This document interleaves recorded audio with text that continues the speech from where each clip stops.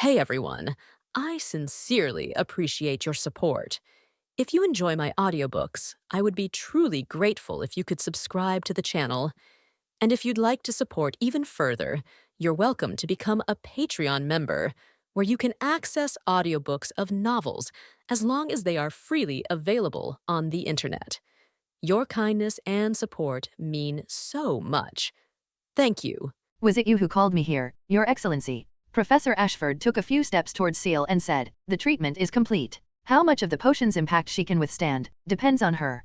Ciel nodded and said, when she wakes up, I will have her send the money to you, triple the amount. Haha, Professor Ashford chuckled and shook his head. The opportunity to complete the reconstitution ritual is rare. I'll just charge for the materials. Thank you, Miss Ciel, for this opportunity. After speaking, the professor turned back, instructed the physicians behind him to leave, and even sent away the ascetic behind Ciel. Soon, the entire sanctuary was empty except for the unconscious Lucy and Ciel and Ashford standing opposite each other. I often hear your name from Adele, Miss Ciel. Please don't mind me addressing you directly by your name. Professor Ashford raised his hand, removed the silver raven mask from his face, and said, I haven't formally introduced myself. My name is Ashford, a professor at the Redemption Society. The old man beneath the silver raven mask looked surprisingly ordinary. His head was bald, with a tuft of white mustache on his upper lip. His face had many dark spots. If seen walking on the street, Ciel might mistake him for some ordinary old man. Except on his bald head, something seemed to bulge beneath the skull, looking like mutated bone growth, almost about to pierce through the scalp. Ciel, Avena Roswell's assistant. Ciel nodded, saying little else. After all, she didn't seem to have any other identity to introduce. Hearing Ciel's introduction, Professor Ashford paused for a moment, then gave an awkward smile and said, haha, Your Excellency is quite witty. Ciel didn't speak, waiting for the other party to initiate the topic. He was a third-tier reborn from the Redemption Society. His respectful attitude now probably meant he needed something from her. Actually, my willingness to come here this time was indeed due to one matter. After a few exchanges, Professor Ashford roughly figured out the girl's personality. She was the type who preferred directness. Facing such a person, he just needed to state his needs. Whether it could be accomplished depended on the other party's consideration. You should have heard, it's quite shameful to say, I was Sherlin's mentor. Ashford shook his head somewhat helplessly. I was always engrossed in new research and neglected the discipline of my disciple, leading to such consequences. I bear a share of responsibility for this incident. I made a special trip this time mainly for one thing. Ashford paused here, but couldn't discern Ciel's thoughts from her expression, so he had to continue. I would like Your Excellency to persuade Adele to return to the Redemption Society. Seemingly worried Ciel wouldn't agree, he quickly explained. Adele is very talented in medicine, especially alchemical pharmacology. Staying at the Redemption Society would allow her talents to flourish more. Moreover, at the Redemption Society, her safety would be better protected. Didn't we see in that Administrator Kitty's spiritual notebook that she actually wanted to investigate Adele? If she could return to Ensues with me, she would receive more protection, which would also benefit her academic research. If Your Excellency is willing to help me with this, after Adele returns to the Redemption Society, I will pay you 2,000 pounds as remuneration, plus a personal favor. What do you think? 2,000 pounds plus a favor from a third-tier transcendent? It sounded like a good deal. But Ciel just shook her head and said, unfortunately, Mr. Ashford, Adele's decision to stay or leave is entirely up to her own will. I have no reason, nor the right, to interfere. Hearing Ciel's reply, Ashford took a deep breath. After a long pause, he finally said, then I apologize for the disturbance. Your Excellency Silva will likely wake up soon. If there are subsequent treatment issues, feel free to contact me for a follow-up consultation anytime. I should be staying in Baron City for a while longer. Professor Ashford put his mask back on, turned towards the secret passage, and sighed inwardly. Adele's friends, why is each one harder to communicate with than the last? That Roswell young lady, needless to say, her face is as cold as ice, and she has absolutely no interest in pounds. 2,000 pounds. That's 2,000 pounds? Enough to buy a country villa outright or a fairly spacious house in Ensues city center. Not to mention my personal favor. Yet both of them ignored the money. Their indifferent attitude made Professor Ashford begin to doubt when his favor became so worthless. Am I still third tier? Professor Ashford's figure quickly disappeared into the secret passage. The entire underground sanctuary was left with only Ciel and the unconscious Lucy. Ciel lowered her head, recalling Professor Ashford's words. It seemed the professor's main purpose here was to persuade Adele to return to the Redemption Society. Did the higher UPS of the Redemption Society also see some potential in Adele? And the notebook mentioned the professor looking for Adele. He was likely unrelated to her misfortune. But why did disaster strike immediately after encountering him in the simulation? Could it be that the person arriving here wasn't the key? Who she met wasn't the key? The key was the act of establishing contact with a transcendent? Ciel quickly recalled the mind map she drew in the inn earlier.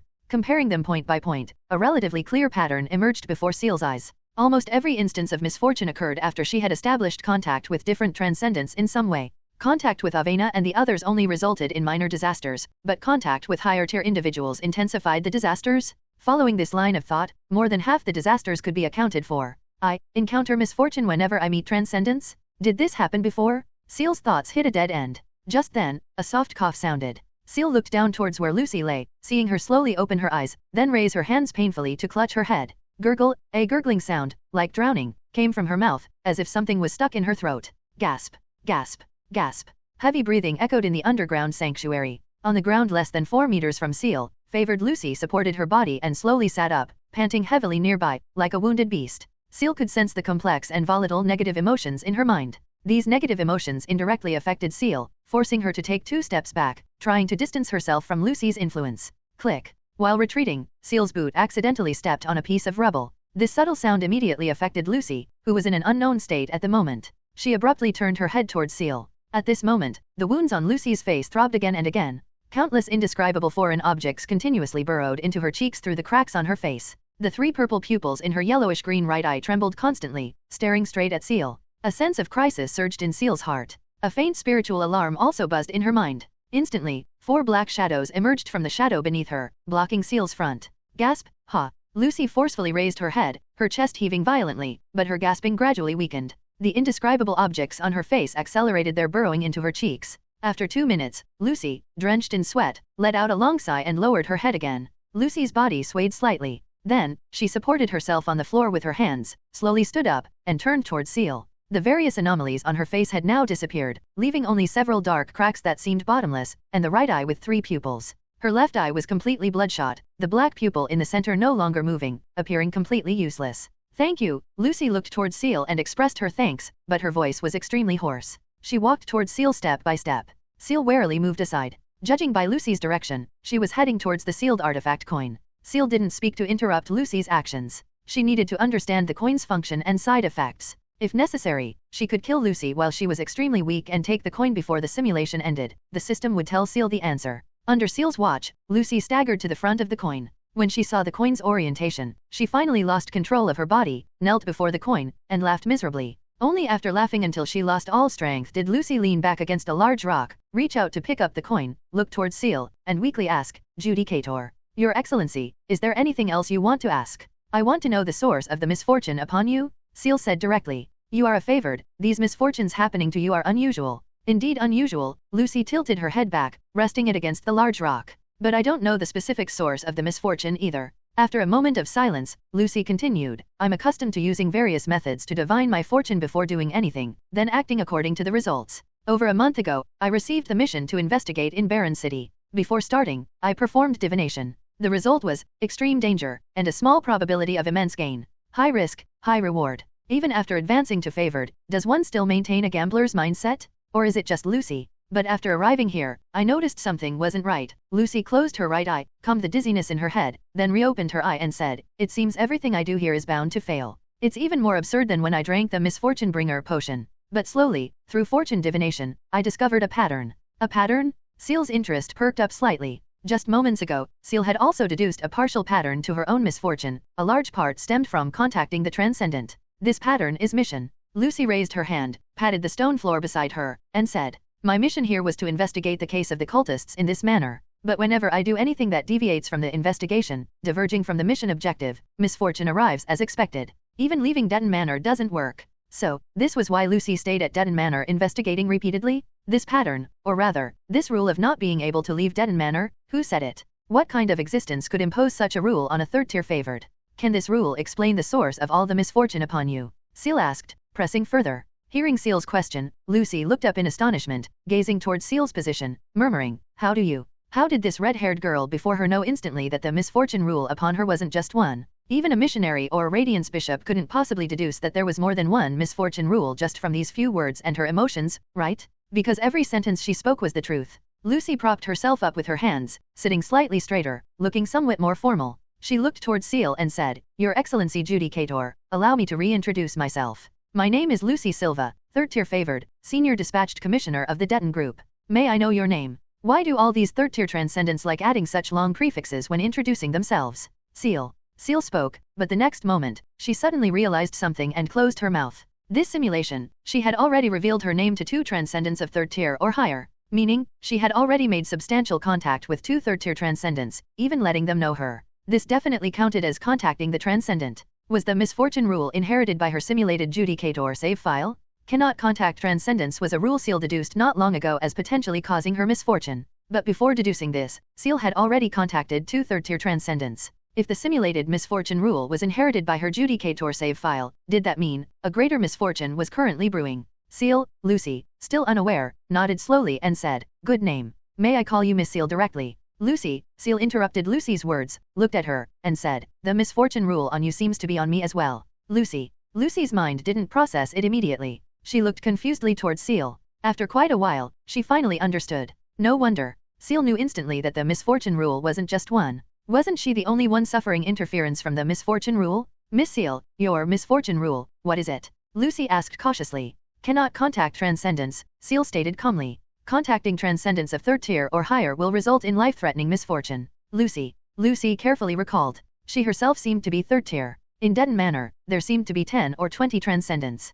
Professor Ashford who came just now was also 3rd tier. Lucy's previously relaxed mood immediately tensed up again. She shrank back, but behind her was stone with no room to retreat. She looked at Ciel before her and said tremblingly, "Miss Ciel, can we talk next time? Why don't you head back first? Lucy will definitely visit another day, send someone to deliver a thank you gift." Lucy seemed to think of something. She raised her hand, pointed to the coin lying nearby, and said, "If you don't mind, that strong luck coin, I can lend it to you. Its effect is, when tossed landing on the angel side, it converts part of the misfortune into good luck. If it lands on the reverse side, it doubles your misfortune. The side effect is that it can only, and must, be tossed twice daily. Even if not tossed, it will automatically toss itself twice at the final deadline each day, with the result taking effect on the holder the next day, even if not carried. If you encounter a situation you absolutely cannot resolve, you can try tossing this. Don't come over Just as Ciel took a step towards the coin, Lucy shrank back as if seeing some creature from the other side, completely lacking the awareness of a 3rd tier favored. Strong luck coin.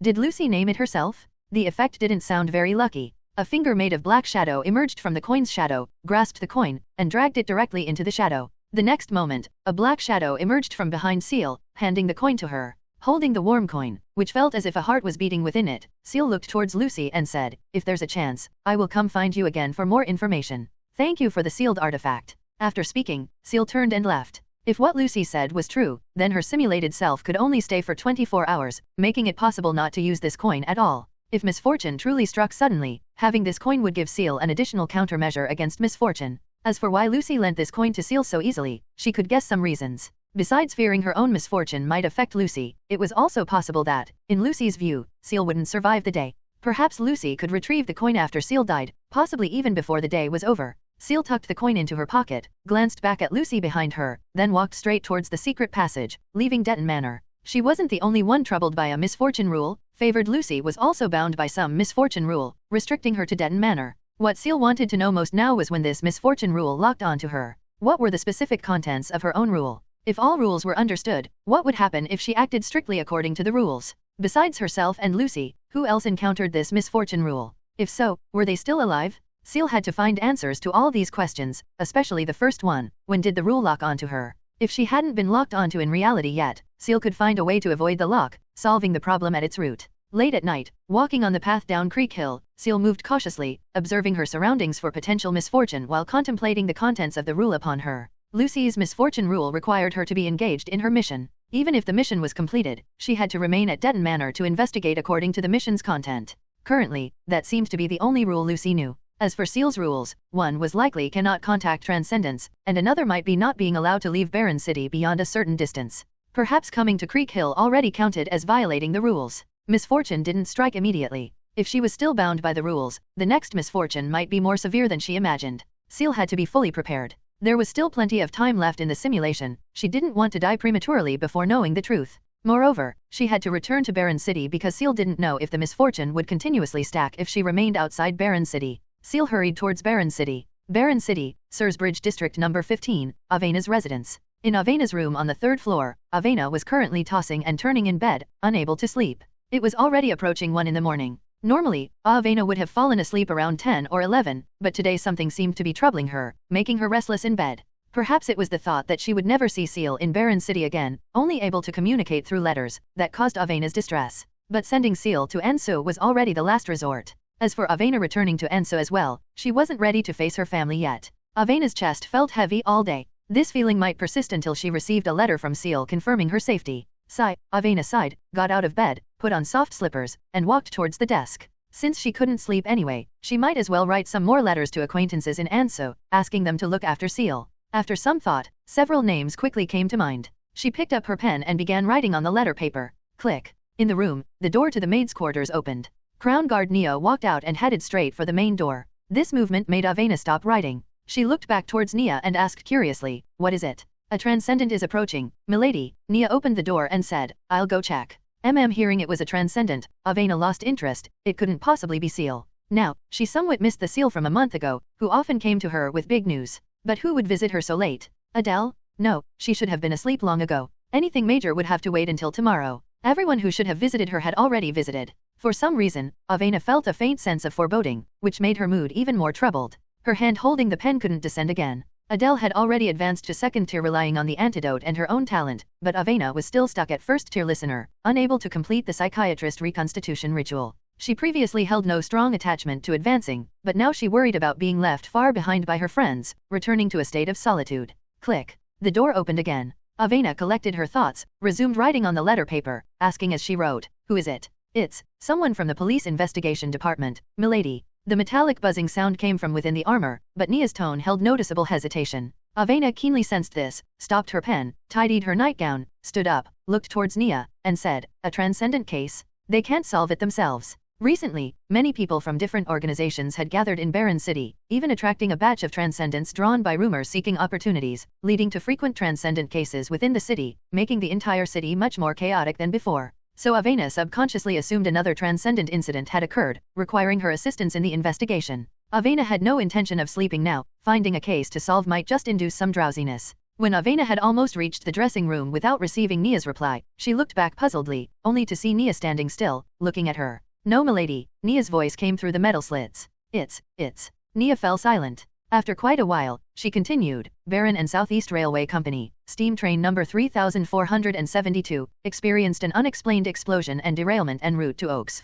Currently, missing persons 34, deaths 291. Police forces from Barren City and surrounding areas are still being dispatched towards the railway. That detective came to report this matter to you." Hearing Nia's words, Avena felt dizzy. She blinked, took a deep breath, and said, "Number 3472, isn't that?" "Yes, it's the one Miss Ciel and her sister took." Nia nodded slowly. Avena controlled her facial expression, subconsciously raising her left hand to cover her mouth, but her fingers only touched her lips before moving down to her chin, as if contemplating. But before her left hand touched her chin, it rose again wanting to adjust glasses, only to find empty air. She wasn't wearing glasses now. Finally, she supported her left elbow with her right hand, her left fist pressed against her upper lip. After a moment, she looked up towards Nia and asked, "Did they find Ciel?" Although Avena tried hard to maintain composure, anyone could hear the uncontrollable tremor in her voice. It was she who suggested Ciel leave Barren City for ensues. For a moment, Avena felt as if her vision was shrouded in black mist. Even with Nia standing before her, it was as if she saw nothing. She wasn't even sure what Nia said afterwards, or if she spoke at all. "Let's go to the railway tracks." Avena looked up, about to walk out of the room, but was held back by Nia's hand on her shoulder. "Change your clothes first, milady." Nia practically half-pushed Avena into the dressing room. Nia's heart was also heavy at this moment. Although she hadn't interacted much with Ciel, she could sense Ciel was a good person, very generous towards friends. Knowing she carried inexplicable misfortune, Ciel would reduce the frequency of meeting friends to avoid them being accidentally harmed by the misfortune. But now, the misfortune on Ciel had become increasingly intense. Some disasters encountered had reached a level where even Nia couldn't guarantee protecting Avena completely. For example, this train explosion and derailment. If Nia and Avena were also on the train, Nia might be unharmed, but she couldn't guarantee protecting Avena at the moment of explosion.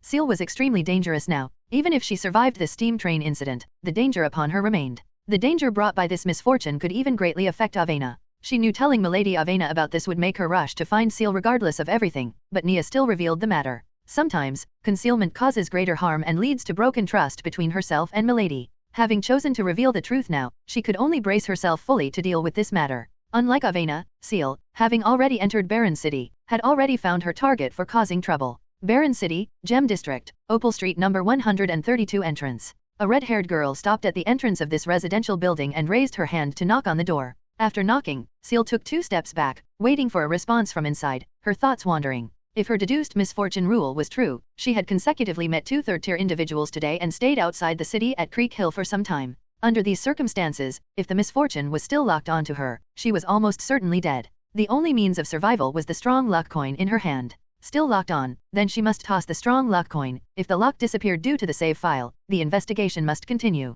Anyway, the conditions for misfortune accumulating on her were already numerous. It was either death or tossing the coin. Might as well investigate a few more people before the misfortune arrived. The next target Ciel selected was that Divine Advent Church Archbishop, Tara, who was hiding in the Gem District. Her knowledge was vast, perhaps she knew something. The simulated Ciel just hadn't contacted this Archbishop much due to the survival task, avoiding detection that might implicate herself and deviate the simulation process. Moreover, Tara was from the Divine Advent Church. Even if misfortune struck and affected Archbishop Tara, Ciel wouldn't feel any guilt. Consider it eliminating a public menace. Ciel waited at the door for a short while. Soon, footsteps sounded from inside, but as the footsteps approached the door, they suddenly stopped. Immediately after, a white shadow shot out fiercely from the door crack, lunging towards Ciel. A black shadow leaped up directly from beneath Ciel, wielding a burning hand axe, chopping directly at the white shadow, but the white shadow caught the axe handle directly with its bare hand. Heretical mongrel. You dare investigate me? The door was pushed open violently. A petite girl with waist-length, ink-green curly hair glared fiercely at the uninvited guest at the door, muttering curses under her breath.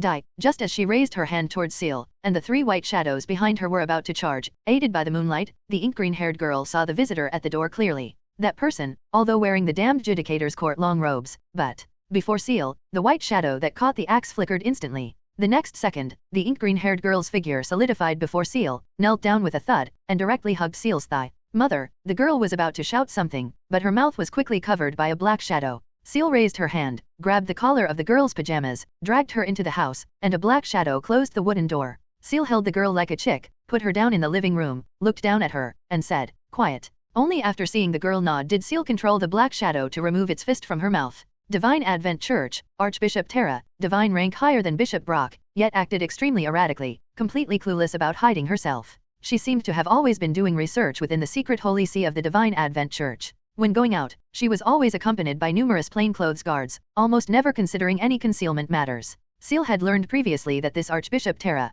who looked younger than herself, was actually 36 years old. It was unknown what encounter or transcendent illness kept her in a lowly appearance. At this moment, Tara knelt on the floor, looking up blankly at Ciel's face and the black shadow behind her. After a while, tears actually streamed down. Mother Goddess, so you went to retrieve your own power? No wonder you didn't visit Tara these days. Oh Mother Goddess, I am willing to offer everything, Tara sobbed, actually starting to kowtow before Ciel, muttering half-understandable prayers. No wonder the simulated Ciel wrote in the notebook that communicating and conversing with Tara was completely impossible. She was a thorough, most extreme, most fanatical cultist. If not for the reaction of the sealed divine servant on Amy's back towards Ciel, Tara might have already killed Ciel and forcibly kidnapped Amy back to the secret holy see of the Divine Advent Church. Shut up. Tara's rambling annoyed Ciel. She directly interrupted Tara's speech, looked at her, and asked, I need to ask you some things. You just need to answer my questions, no need to say anything beyond the questions. As you command, great, respected, omniscient Mother Goddess. Tara knelt upright on the wooden floor, straightened her slender waist, and looked up piously at Ciel.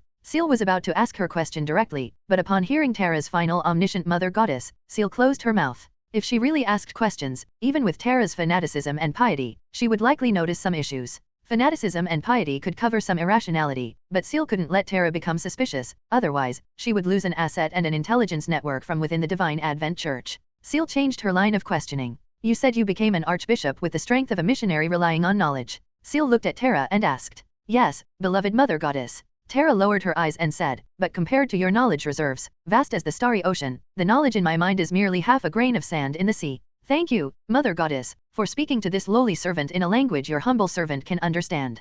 Grateful. Then let me test you. Ciel's mind quickly spun. Within this star system, on this planet, if a person suffers misfortune as punishment for violating rules, what might they have encountered? It must be violating the doctrines of the Divine Advent Church, defying the grace of the Mother Goddess. Only then would they suffer your punishment? Mother Goddess above, misfortune will surely follow him for life. Tara stated firmly. Ciel, is communication even possible? Do you know what happened in this city? Ciel decided to take a detour. I know, Mother Goddess, Tara slowly said. At Denton Manor, they gloriously sacrificed themselves, summoned the divine servant, awakened part of your memory. Unfortunately, the forces there are chaotic. We couldn't hold funerals or recite eulogies for those brothers and sisters. Dead group, that favored named Lucy Silva, do you know her? Ciel continued asking. Of course, Mother Goddess. She is a key target of our attention, though we haven't found an opportunity to preach our faith in the Mother Goddess to her. Tara looked up at Ciel and continued. But recently, she seems to have encountered some trouble. Perhaps we can take this opportunity to make her mend her ways, abandon victory and defeat and so-called destiny, and embrace faith.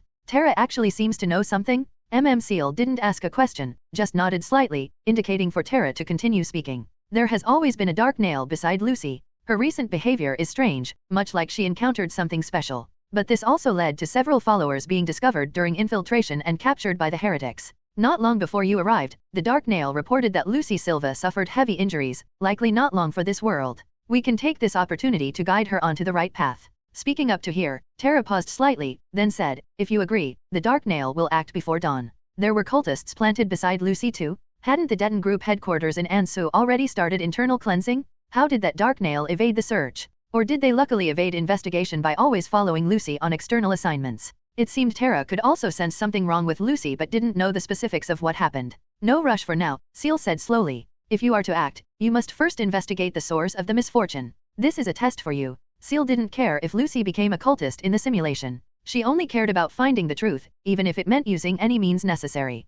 Yes, Mother Goddess. Hearing the word test, Tara took a deep breath, stood up immediately, bowed towards Ciel, and said, your humble servant will investigate immediately. After speaking, Tara quickly turned around and ran directly outside. Before Ciel could speak, she had already rushed out the door. After about 10 seconds, the wooden door was slowly pushed open, and Tara slowly edged back in. I'll change my clothes, Mother Goddess. Ciel had wanted to remind her she hadn't changed out of her nightgown yet. Before noon tomorrow, I will come check the results. Ciel stepped forward, patted Tara's shoulder, and said, this is key to me retrieving my power and memory. Feeling Ciel's encouragement, and hearing her words now, Tara felt as if injected with adrenaline, even her breathing became heavy. I guarantee completion of the mission. Tara finished speaking, then rushed upstairs. By the time she changed her clothes and ran back down, Ciel was no longer in the room. Mother Goddess, left? She stepped forward, walked to where Ciel had stood, took a deep breath, slowly raised her hands, and wrapped them around herself, as if hugging the air. Mother Goddess's scent, so warm. Even Mother Goddess's words, her expression, her demeanor, were like a spring breeze. Although greatly different from the approximate characteristics of the Mother Goddess Tara had imagined and analyzed, considering the incomplete recovery of power and memory, it was acceptable. Honestly, Tara preferred the Mother Goddess's current form. After all, the appearance she analyzed and translated from ancient texts was somewhat too sacred and indescribable. After calming her excitement slightly, Tara quickly walked out the door, heading swiftly towards the outskirts of the city under the night sky. At this moment, Ciel was walking on Opal Street. She opened the system to check the remaining time, then ran towards Gem Avenue, planning to follow Gem Avenue all the way to Sursbridge District, heading to Avena's home. Avena was likely asleep at this point, but Ciel's time was limited. She could only sacrifice a bit of Avena's sleep time. She needed to find Nia before misfortune struck, tell Nia in an open area to inform Avena, asking Avena to tell her the address of Apold from the royal family. Misfortune could strike suddenly at any time, she had to cherish every second. The previous shadow horse had already exhausted all its energy and dissipated. Now Ciel could only run there herself. Letting the shadow carry her wouldn't be much faster, but the consumption would be significant. Tara had already gone to assist her in investigating the source of the misfortune. If she could survive until noon tomorrow, she might learn something from Tara. Having a loyal subordinate indeed brought Ciel many benefits. At least when she couldn't be in two places at once, they could help investigate some matters. Unfortunately, Tara wasn't stable. Ciel didn't dare contact her in reality yet. After all, Tara's loyalty wasn't to her, but to the Mother Goddess. Until she could confirm complete control over her, Ciel wouldn't interact with her in reality. Suddenly, Ciel keenly sensed the sound of horse hooves at the end of the street. She slowly slowed her pace, hiding her figure in the shadow of a residential building. Who? Driving a carriage so late at night? To avoid potentially encountering transcendence or arousing suspicion, Ciel planned to wait quietly for the carriage to pass. But when she saw the warhorse clad in silver armor ahead, Ciel paused for a moment. Nia's warhorse? Then the person sitting in the carriage was most likely Avena. When the carriage's silhouette appeared in Ciel's vision, as expected, she saw the silver suit of armor behind the warhorse. Such a coincidence? Ask now? At this moment, Nia, controlling the warhorse, also noticed the transcendent hidden in the shadows watching her, but Nia made no move, intending to pass directly. Someone from the Judicator's court. Why would they appear in the Gem District? Weren't all the cultist properties here already confiscated? Nia cracked the whip, speeding up the warhorse. At this moment, inside the carriage, within the shadow where Avena sat, an arm burning with black flames emerged. Inside the carriage, Avena sat on the soft cushion, staring blankly out the window, her eyes unfocused, gazing towards an unknown direction. She didn't even notice a black shadow slowly emerging from her own shadow, sitting down beside her. Clang! Suddenly, the carriage stopped abruptly in the middle of the road. Bright silver illusory armor lit up around Avena. At the same time, the carriage door was yanked open by Nia. She grabbed Avena's arm, pulled her behind herself, and raised her sword in her left hand, aiming at the terrifying black shadow. "May I ask what business your excellency has?" The cold metallic buzzing sound came from the gaps in the armor. Nia's silver armor shimmered fluorescently, ready to activate defenses at any moment. An enemy? Only then did Avena slowly react. She raised her hand, adjusted her gold-rimmed glasses, and looked at the black shadow inside the carriage. "Ciel." Just looking at the silhouette-like black shadow, Avena couldn't help but blurt out, "Ciel?" Nia observed the black shadow in front. Looking closely, the body shape was indeed somewhat similar, but this black shadow was entirely wrapped in a black long robe, and its hair was curly. This didn't look like Ciel at all. Most crucially, Ciel wasn't even a transcendent. Previously, Ciel had intended to follow the physician path, starting to devour various theses. Before leaving, she hadn't even started drinking potions yet. And this black shadow before her, the controller was at least 100 meters away, in a position even she couldn't sense. It was at least a second-tier judicator. For Milady to mistake this black shadow, merely similar in body shape, for Ciel, was somewhat too deeply obsessed. If Ciel's body was truly found later, perhaps she could contact Adele, ask her to pull some strings at the Redemption Society to find a psychiatrist to check on Milady. At this moment, the black shadow sat on the seat inside the carriage, the legs beneath the shadow-long robe swaying gently. It didn't answer Nia's question, seemingly waiting for something. After quite a while, the black shadow extended its hand, its index and middle fingers plunging directly into its own chest. When pulled out again, a piece of paper was clamped between the black shadow's index and middle fingers.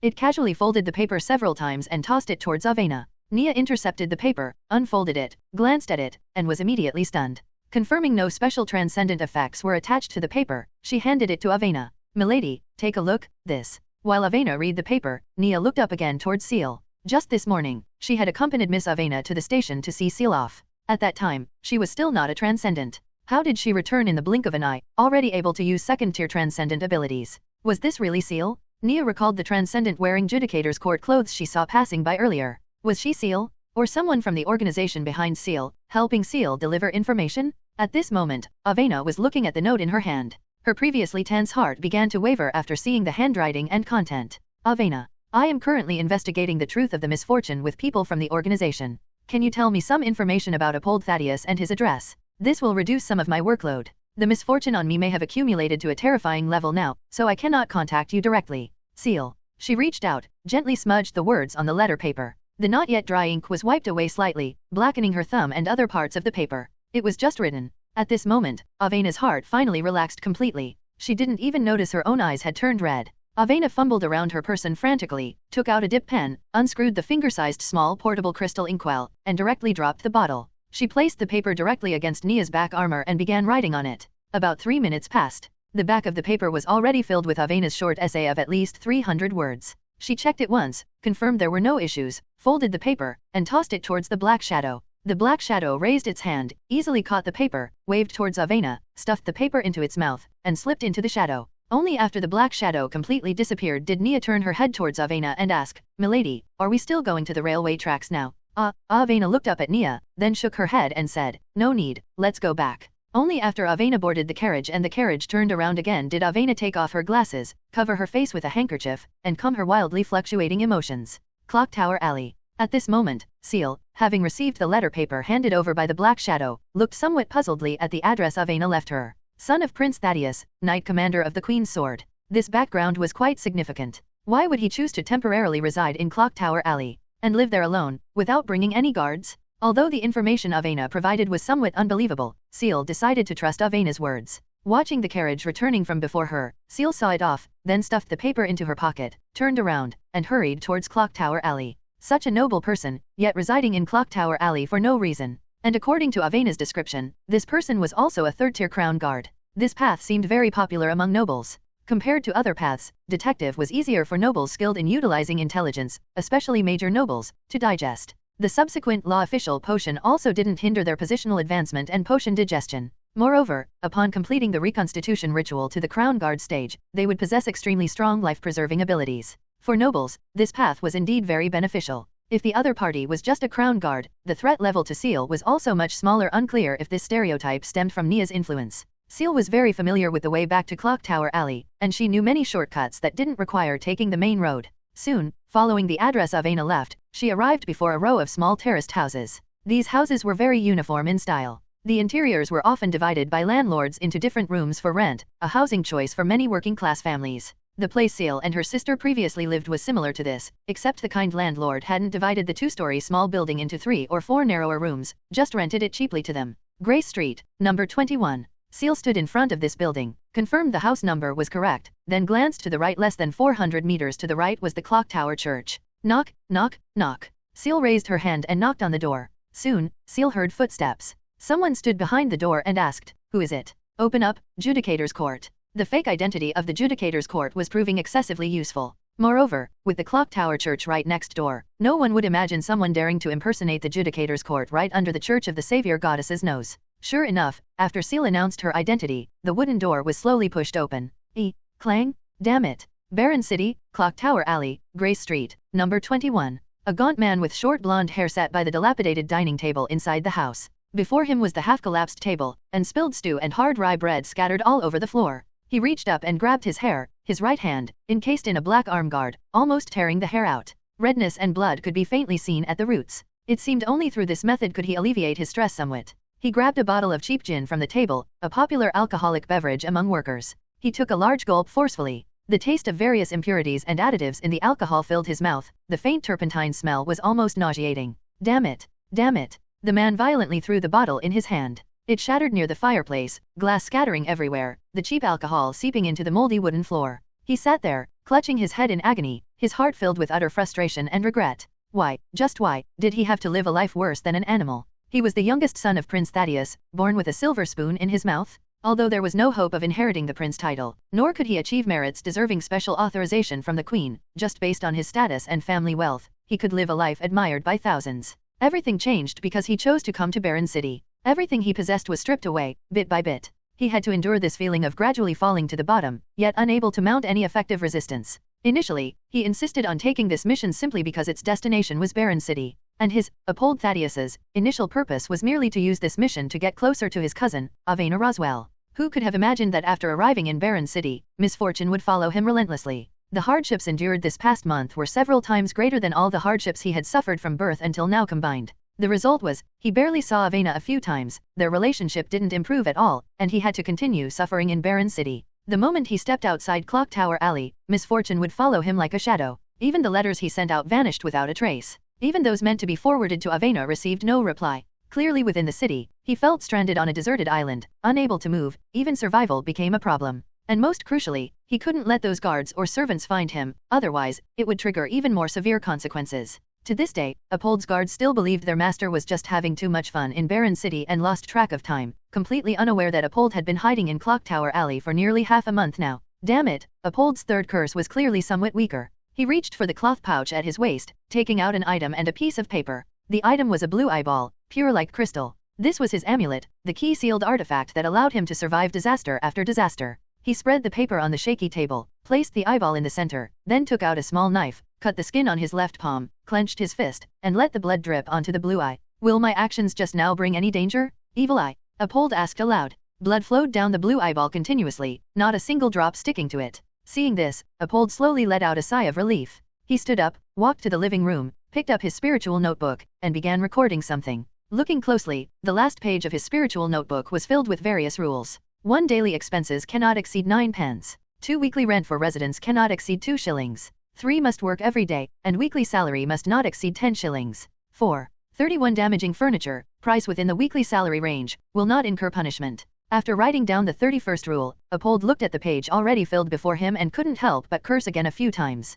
He hadn't even obeyed the law many times, and now he had to obey these damned, godforsaken rules set by who knows who? Failure to comply resulted in inexplicable misfortune. Even with so many rules listed, some unreasonable misfortunes and disasters simply couldn't be correlated, seeming to strike randomly. If he could successfully survive this time, he would definitely find out who was behind this, subjecting him to such humiliation, truly showing no regard for the entire royal family. Actually, Apold had long been unable to endure and was about to use every means possible to end this torment. But one thing held him back from desperately fighting the mastermind behind all this. Because he discovered that when he lived his entire day according to these ridiculous, script-like rules, the whispers in his mind would slightly lessen. Yes, obeying these idiotic rules actually affected his potion. The most direct manifestation was the erosion from the third-tier crown guard. Apold slowly raised his right hand. From his fingertips to his shoulder, his right hand was completely encased in black armor. This was the side effect of drinking the third-tier crown guard potion. But before coming to Barren City, the armor on his right hand had spread all the way to his right chest and towards his heart.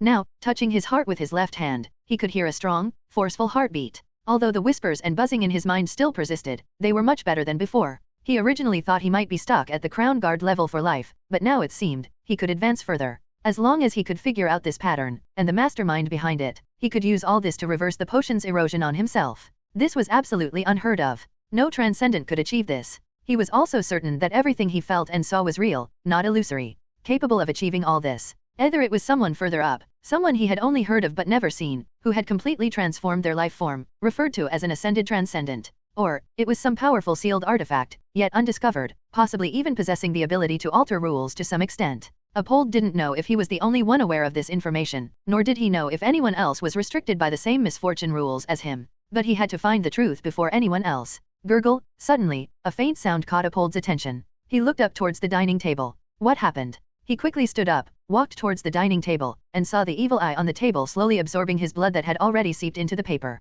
The azure eyeball mixed with the dark red blood. Faint purple blood vessels spread within the eyeball, converging in the center to form a pupil-like core. The core slowly rotated within the crystal, scanned the paper once, then slowly looked up, locking onto the direction of the door. Wait, I wrote a whole circle on that paper, at least 50 or 60 types of misfortune. Why did the evil eye? Knock, knock, knock. A knock sounded at the door. Apold's heart skipped a beat. Was it his guards? Finally tracked him down? Open up, Judicator's Court. The cold voice from the doorway made the veins on Apold's forehead throb. Damn it, it wasn't misfortune arriving. It was fucking death arriving. Apold put away the evil eye, placed it in the cloth pouch, carefully walked towards the door, unlocked it, and slowly pushed the door open a crack, saying, "Hello, Your Excellency." Clang? Damn it. Barren City, Clock Tower Alley, Grace Street, number 21. A gaunt man with short blonde hair sat by the dilapidated dining table inside the house. Before him was the half-collapsed table, and spilled stew and hard rye bread scattered all over the floor. He reached up and grabbed his hair, his right hand, encased in a black arm guard, almost tearing the hair out.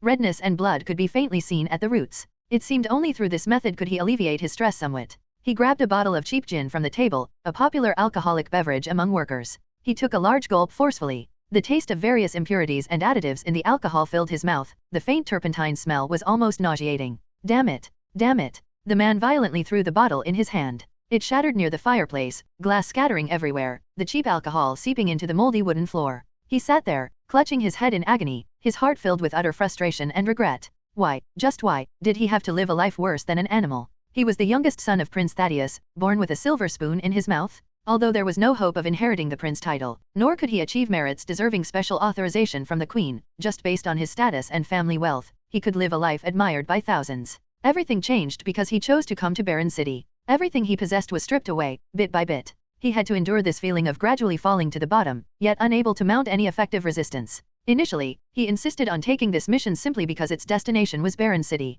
and his, Apold Thaddius's, initial purpose was merely to use this mission to get closer to his cousin, Avena Roswell. Who could have imagined that after arriving in Barren City, misfortune would follow him relentlessly? The hardships endured this past month were several times greater than all the hardships he had suffered from birth until now combined. The result was, he barely saw Avena a few times, their relationship didn't improve at all, and he had to continue suffering in Barren City. The moment he stepped outside Clock Tower Alley, misfortune would follow him like a shadow. Even the letters he sent out vanished without a trace. Even those meant to be forwarded to Avena received no reply. Clearly within the city, he felt stranded on a deserted island, unable to move, even survival became a problem. And most crucially, he couldn't let those guards or servants find him, otherwise, it would trigger even more severe consequences. To this day, Apold's guards still believed their master was just having too much fun in Barren City and lost track of time, completely unaware that Apold had been hiding in Clock Tower Alley for nearly half a month now. Damn it, Apold's third curse was clearly somewhat weaker. He reached for the cloth pouch at his waist, taking out an item and a piece of paper.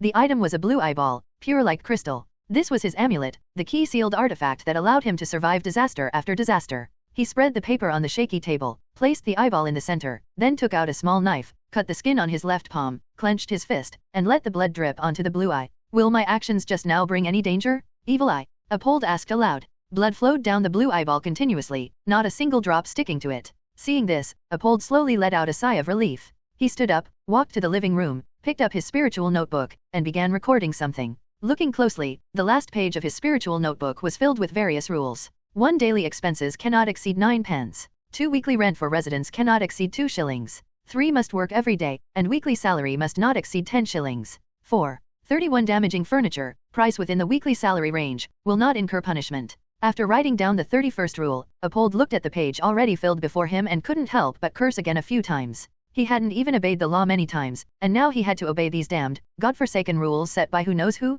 Failure to comply resulted in inexplicable misfortune. Even with so many rules listed, some unreasonable misfortunes and disasters simply couldn't be correlated, seeming to strike randomly. If he could successfully survive this time, he would definitely find out who was behind this, subjecting him to such humiliation, truly showing no regard for the entire royal family. Actually, Apold had long been unable to endure and was about to use every means possible to end this torment. But one thing held him back from desperately fighting the mastermind behind all this. Because he discovered that when he lived his entire day according to these ridiculous, script-like rules, the whispers in his mind would slightly lessen. Yes, obeying these idiotic rules actually affected his potion. The most direct manifestation was the erosion from the third-tier crown guard. Apold slowly raised his right hand. From his fingertips to his shoulder, his right hand was completely encased in black armor. This was the side effect of drinking the third-tier crown guard potion. But before coming to Baron City, the armor on his right hand had spread all the way to his right chest and towards his heart. Now, touching his heart with his left hand, he could hear a strong, forceful heartbeat. Although the whispers and buzzing in his mind still persisted, they were much better than before. He originally thought he might be stuck at the crown guard level for life, but now it seemed he could advance further. As long as he could figure out this pattern, and the mastermind behind it, he could use all this to reverse the potion's erosion on himself. This was absolutely unheard of. No transcendent could achieve this. He was also certain that everything he felt and saw was real, not illusory. Capable of achieving all this. Either it was someone further up, someone he had only heard of but never seen, who had completely transformed their life form, referred to as an ascended transcendent. Or, it was some powerful sealed artifact, yet undiscovered, possibly even possessing the ability to alter rules to some extent. Apold didn't know if he was the only one aware of this information, nor did he know if anyone else was restricted by the same misfortune rules as him. But he had to find the truth before anyone else. Gurgle. Suddenly, a faint sound caught Apold's attention. He looked up towards the dining table. What happened? He quickly stood up, walked towards the dining table, and saw the evil eye on the table slowly absorbing his blood that had already seeped into the paper. The azure eyeball mixed with the dark red blood. Faint purple blood vessels spread within the eyeball, converging in the center to form a pupil-like core. The core slowly rotated within the crystal, scanned the paper once, then slowly looked up, locking onto the direction of the door. Wait, I wrote a whole circle on that paper, at least 50 or 60 types of misfortune. Why did the evil eye? Knock, knock, knock. A knock sounded at the door. Apold's heart skipped a beat. Was it his guards? Finally tracked him down? Open up, Judicator's Court. The cold voice from the doorway made the veins on Apold's forehead throb. Damn it, it wasn't misfortune arriving. It was fucking death arriving. Apold put away the evil eye, placed it in the cloth pouch, carefully walked towards the door, unlocked it, and slowly pushed the door open a crack, saying, "Hello, Your Excellency." The wooden door slowly opened before Ciel, but only opened a crack wide enough for an arm to slip through, then stopped. And from inside came the voice of a somewhat weary, tired man. "Hello, Your Excellency. May I ask what you need?" It was clear the person inside basically didn't want to interact with her. Only out of respect for the name of the Judicator's Court did he open the door this tiny crack. Apold Thaddius, correct. Ciel said slowly. I learned your address from Avena.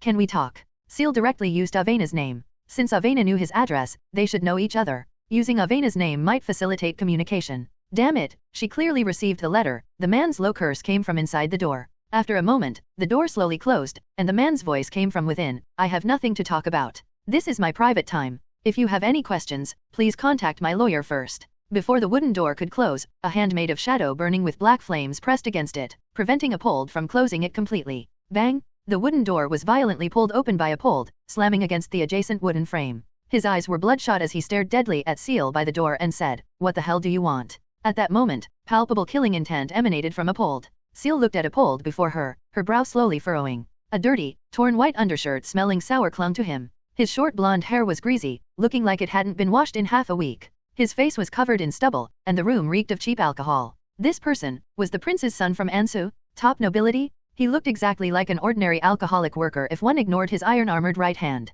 Perhaps this jolt caused the already precarious dining table to collapse. The white candle fell onto the wooden floor, instantly igniting the alcohol that had soaked into the wood. Noticing this, Apold abruptly turned back, quickly grabbed a nearby rug, rushed towards the fire, and directly smothered the flames before they could spread. After a clumsy struggle, the kitchen and dining table area were a mess. Apold slowly stood up from the floor, clenching his fists. Damn it! Damn it! Damn it! He repeatedly cursed, anger burning fiercely in his chest. He had never been so pathetic in front of others. The feeling of humiliation tormented his self-esteem immensely. This small, unlucky misfortune felt like the last straw breaking his back. Apold's fist slowly clenched, the metal armor on his right fist emitting an unpleasant grinding sound. He slowly stood up, turning back to look at Ciel by the door. But he saw that Ciel was currently holding something and reading it. Looking closely, it was his spiritual notebook. Courting Death. Apold's right hand clenched tight, black steel claws emerging from his fingertips. A black throwing knife condensed in his palm, which he violently hurled towards Ciel. However, in his vision, the girl, who was only second tier, didn't even use transcendent abilities.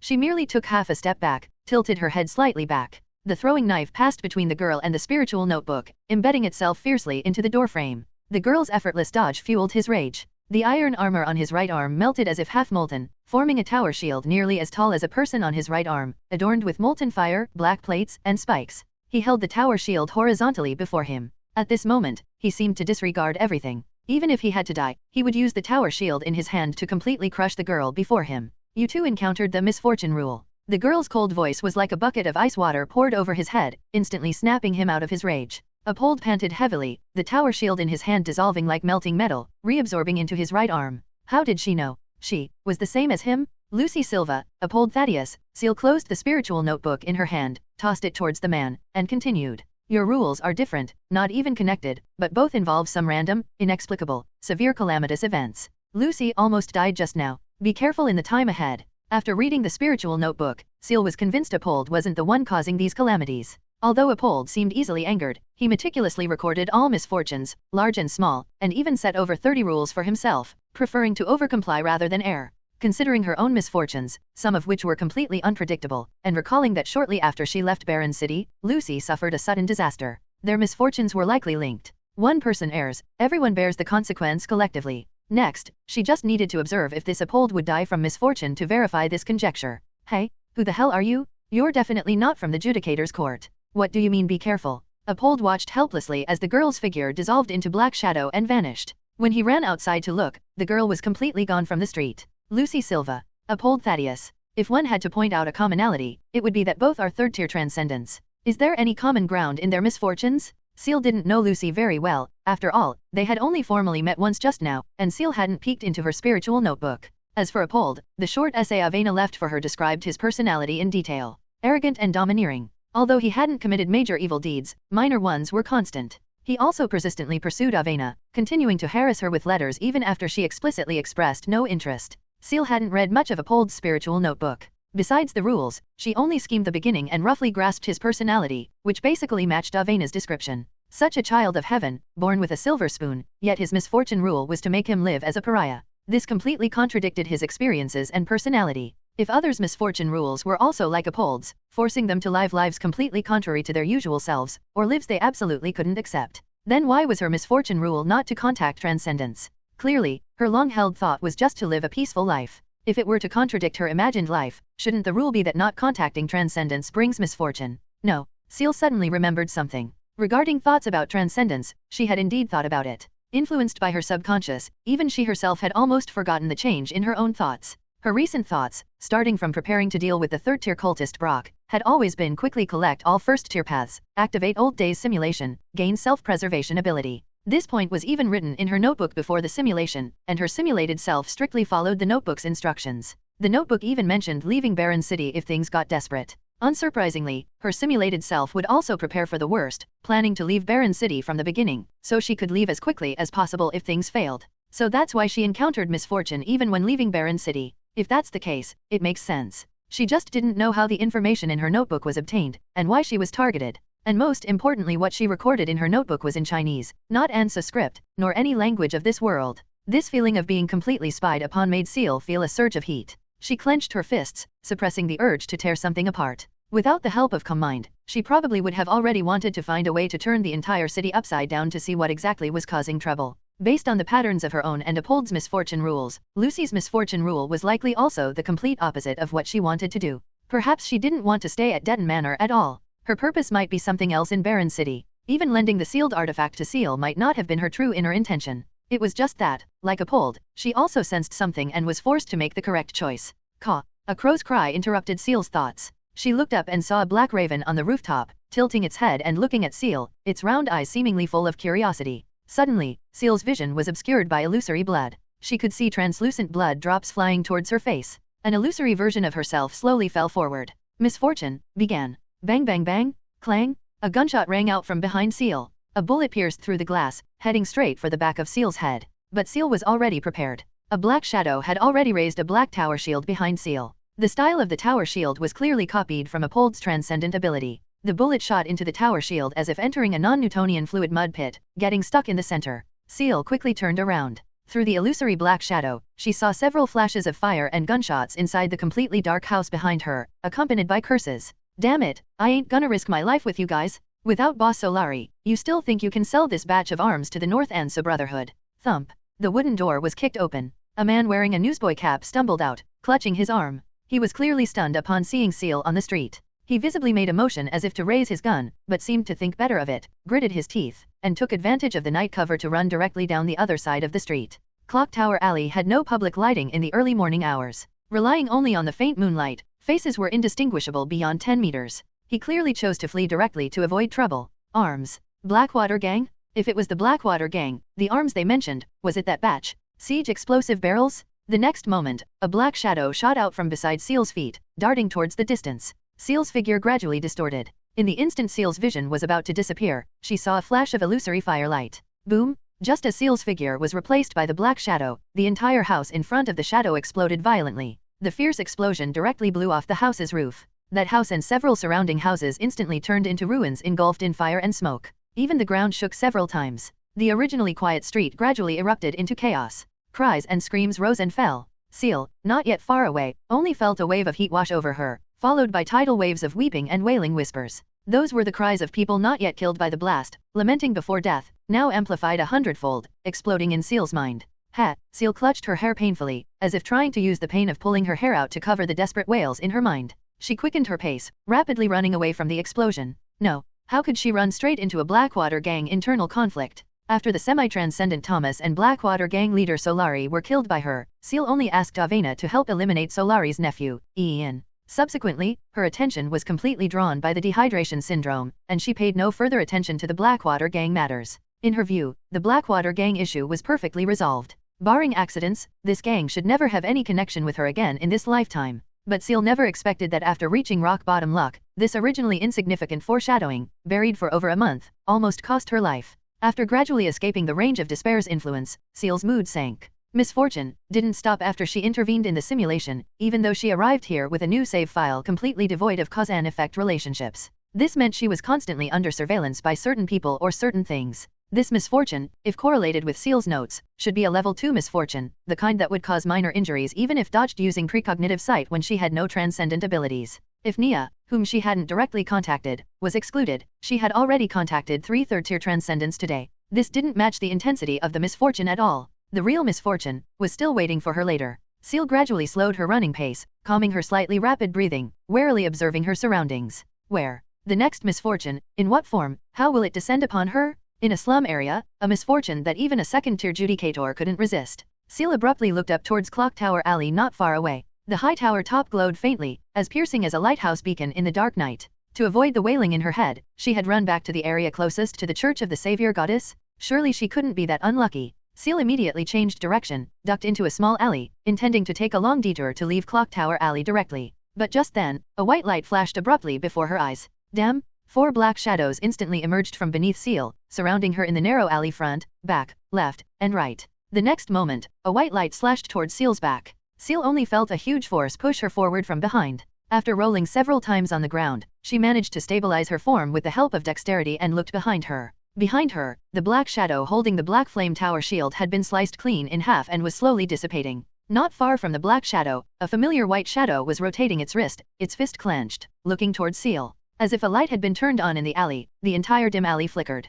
Countless white shadows distorted into view from all directions on windowsills, rooftops, at the end of the road watching Ciel. It's Hugh? But why did she attack her directly? Stabilize her first. Hugh, is that you? Ciel shouted. At this moment, she only hoped Hugh could hear her voice, completely disregarding whether other ordinary people might hear. The shout had an effect. At least the white shadows made no further moves, as if the previous attack was just a test. Tap, tap, tap. Footsteps sounded from the end of the alley. Hugh, wearing magnificent white church robes and a faceless mask, walked slowly towards Ciel. Judicator's Court, is it? Hugh looked towards Ciel and spoke, her tone devoid of any fluctuation. You heard. Ciel didn't answer immediately, just stalled for time, her brain rapidly thinking of escape methods during these moments. Are you referring to starting from Apold? If so, yes. I heard. Hugh spoke calmly, answering Ciel's question. Apold Thaddius is a person of key interest. I've answered your question. Please answer mine. Hugh looked towards Ciel and continued, are you from the Judicator's Court? This was a lie detector question. As soon as Ciel answered, her truthfulness would be immediately judged.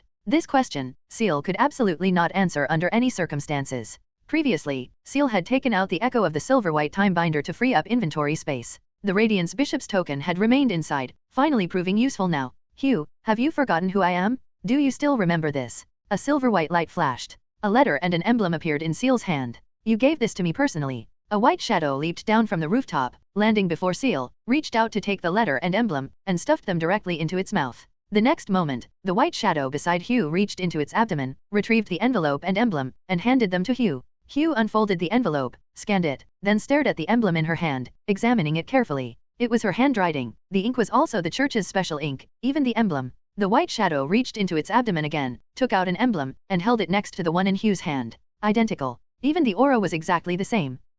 An irrepressible doubt rose in Hugh's heart, making it impossible for her to remain calm. Dehydration syndrome. This was clearly an incident she was fully responsible for, and it was resolved before it even happened. She hadn't even had time to travel to Baron City. Where did this letter come from? Even the spiritual imprint inside the emblem was identical. If both emblems were mixed together now and Hugh had to distinguish them, even she couldn't tell which was real and which was fake. Most crucially, the Judicator opposite her wasn't lying. Could she really be from the Judicator's Court? No, she hadn't met everyone from the Judicator's Court, but Hugh had a list and information on Judicators above second tier. No one on it matched this body type and hair color. And, the girl before her carried a repulsive aura. From her, Hugh couldn't sense any reverence for the savior goddess logically. People from the Judicator's Court should have even more fervent faith. Based on these points alone, Hugh couldn't be convinced. The evidence the girl presented couldn't clear the suspicion surrounding her. She looked up towards Ciel and continued, please present your emblem, Judicator Excellency. Hearing Hugh's question, Ciel's heart sank. If she hadn't conveniently impersonated the Judicator's Court, perhaps she could have bluffed Hugh with the Saintess identity. But now it seemed she had walked right into the line of fire. Perhaps because it involved the Judicator's Court, Hugh showed an attitude that absolutely required proof of Ciel's identity. Truly down on her luck. But Ciel genuinely didn't have time to deal with Hugh now. She still had many things she wanted to investigate. She still wanted to wait until noon to see Tara's investigation report. She didn't want to end the simulation so abruptly. Moreover, Ciel really couldn't produce any further evidence of being from the Judicator's Court. I did indeed refuse to join the Judicator's Court, and I also refused the Church of the Savior Goddess's invitation. Impersonating the Judicator's Court was merely to investigate the abnormal situation surrounding Apold. Ciel took a deep breath, deciding to call for backup. I am from the Roswell family. I work for Avena Roswell. For offending your esteemed church, I will bring apologies and gifts another day. Hugh, standing before her, fell into contemplation. Avena Roswell. Avena's name seemed to actually have an effect. Among Miss Avena Roswell's servants previously, there were indeed heretical spies from the Divine Advent Church. Hugh took several steps closer and said, Miss, please cooperate with the investigation. It will be over soon. Divine Advent Church? Instantly, Ciel understood what Hugh suspected. She suspected her of being from the Divine Advent Church. Bringing up Avena's name, far from dispelling Hugh's suspicion, actually deepened it. Was it the Sadhna emblem in her inventory? Previously, just placing the Sadhna emblem in the inventory could take effect, making cultists with the Sadhna mark prostrate themselves before Ciel. But unexpectedly, people from the Church of the Savior Goddess seemed able to sense the aura of the Sadhna emblem too.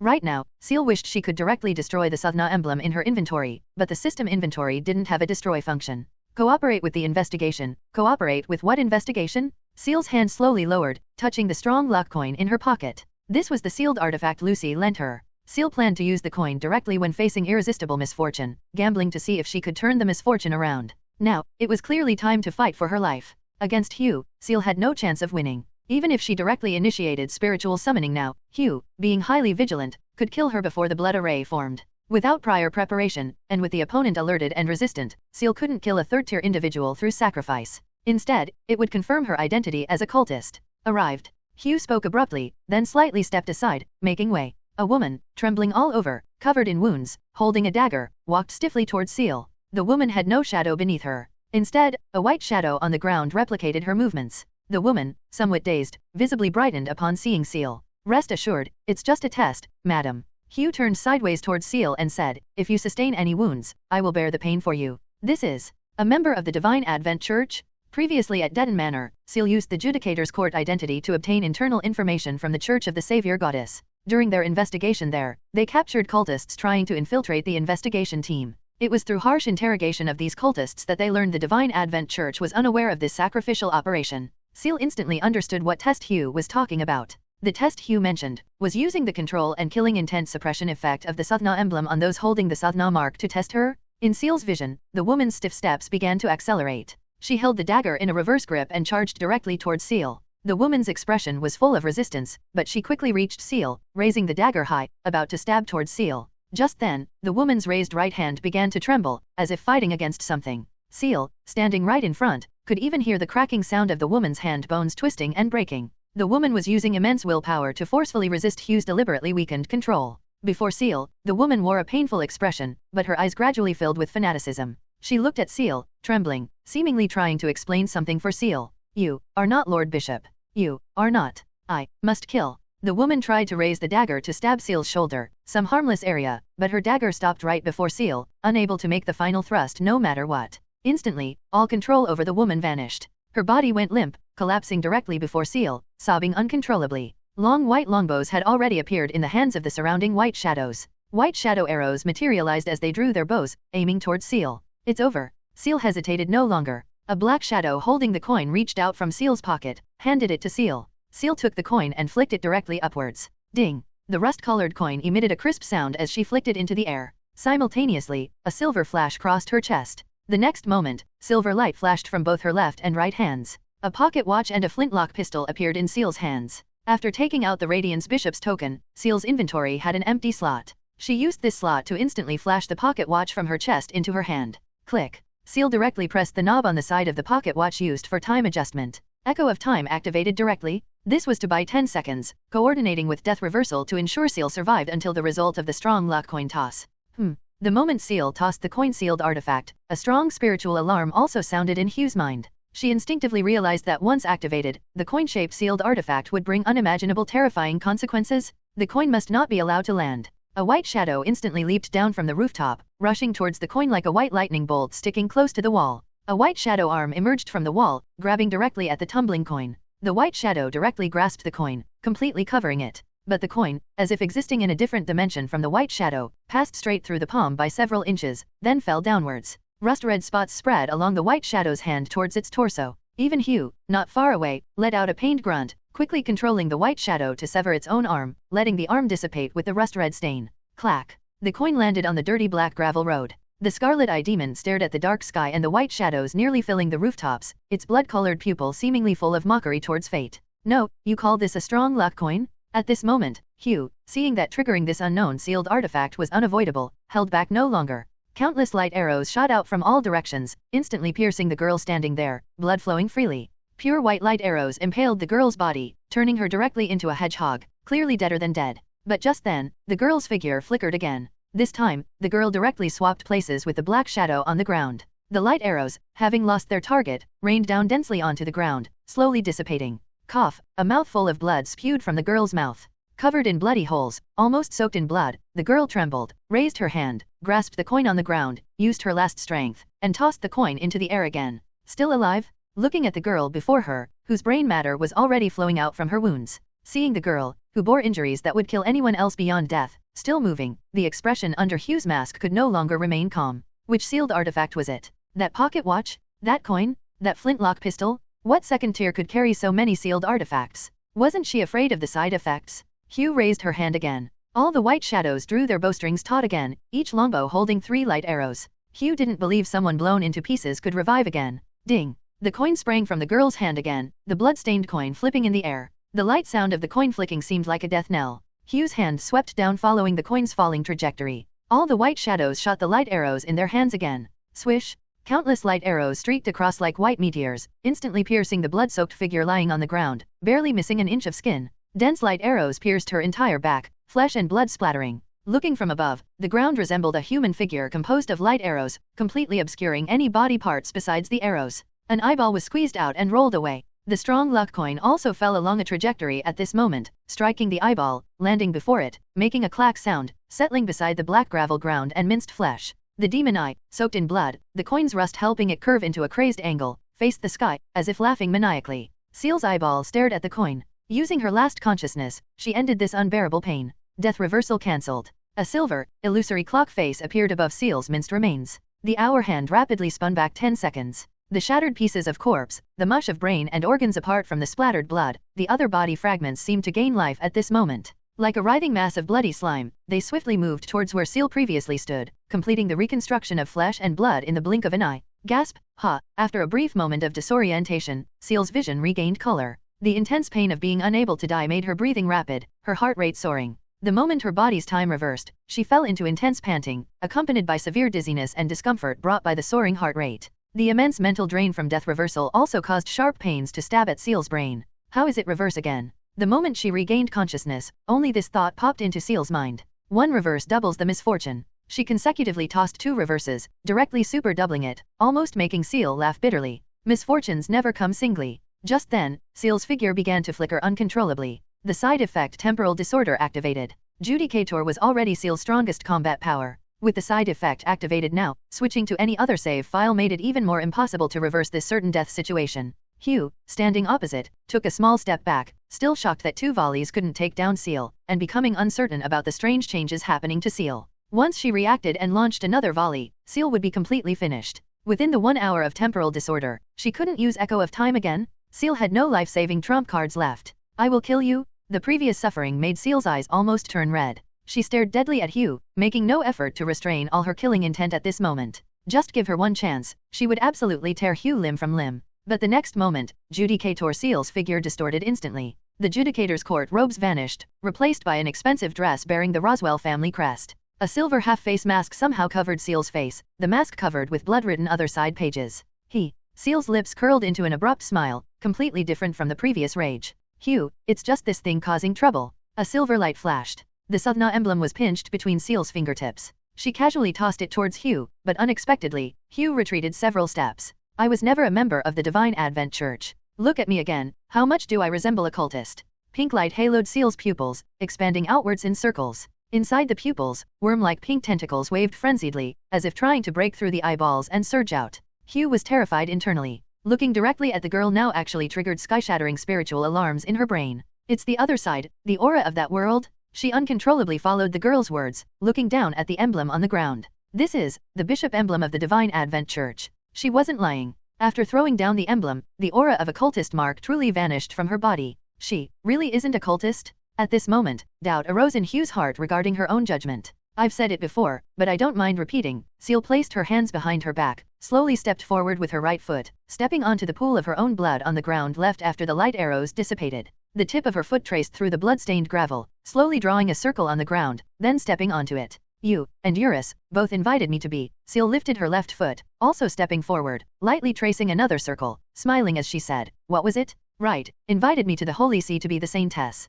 Hugh took a step back, horrified. She wasn't lying? How? This is clearly a lie. I have never met her. Eurus never reported this matter to me either. This is a blatant lie. You must be thinking, this is fake, right? Ciel pressed forward step by step, asking with a light laugh, because all of this happened in a dream. In dreams, I have met you more than once. Right, according to Eurus's words, what was it called? Oracle in a dream. But I don't believe it. Joining the church offers so little freedom. That's why I never contacted you in reality. No lies, no lies, no lies. The red-haired girl's relentless advance forced Hugh back step after step.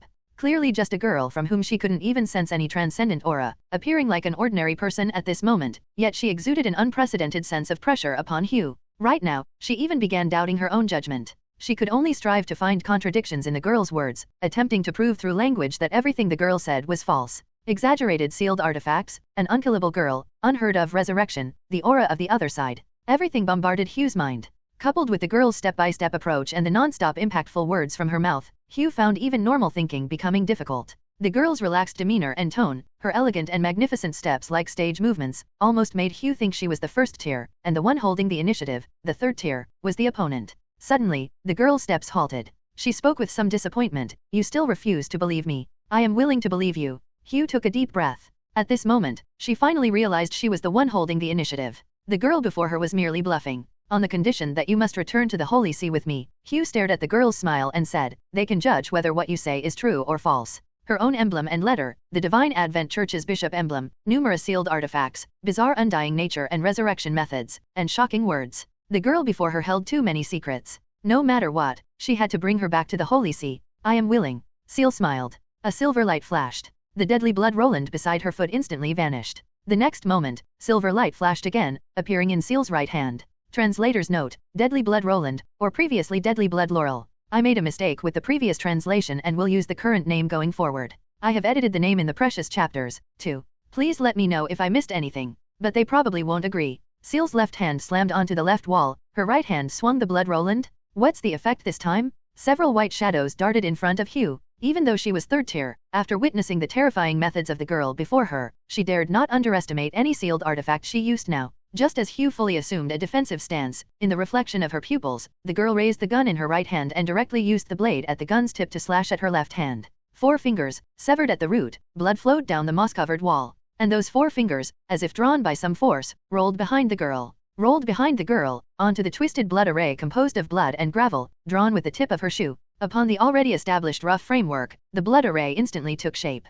The girl's 4 fingers were rapidly drained by blood threads. Those dancing blood threads formed a twisted bloody vortex behind the girl. The girl smiled at Hugh, her back to the bloody vortex behind her, slowly raising her left hand to her face. 4 severed fingers dripped blood. Combined with the intact raised thumb, it looked just like giving a thumbs up. Ciel's thumb slowly turned inwards, the originally raised thumb pointing downwards. The initially relaxed smile on her face gradually turned into mockery, a bit painful. Let's give you a thumbs down. This was instigator Ciel. Even in this situation, she could still joke. Sigh. I really didn't want this. Little left? Quick, get me out of here. The terrifying aura emanating from the bloody vortex made Hugh's scalp numb. She quickly raised her hand, controlling all the white shadows, using almost all her strength, making them draw their bows fully taut again. Not intending to give any reaction time, Hugh made her decision at this moment. Bringing back a corpse, or pieces of a corpse, would suffice. But just before her hand swung down, from within the bloody vortex, a pale hand covered in tumor-like eyeballs abruptly emerged, reached out from the bloody vortex, and covered Ciel's mouth.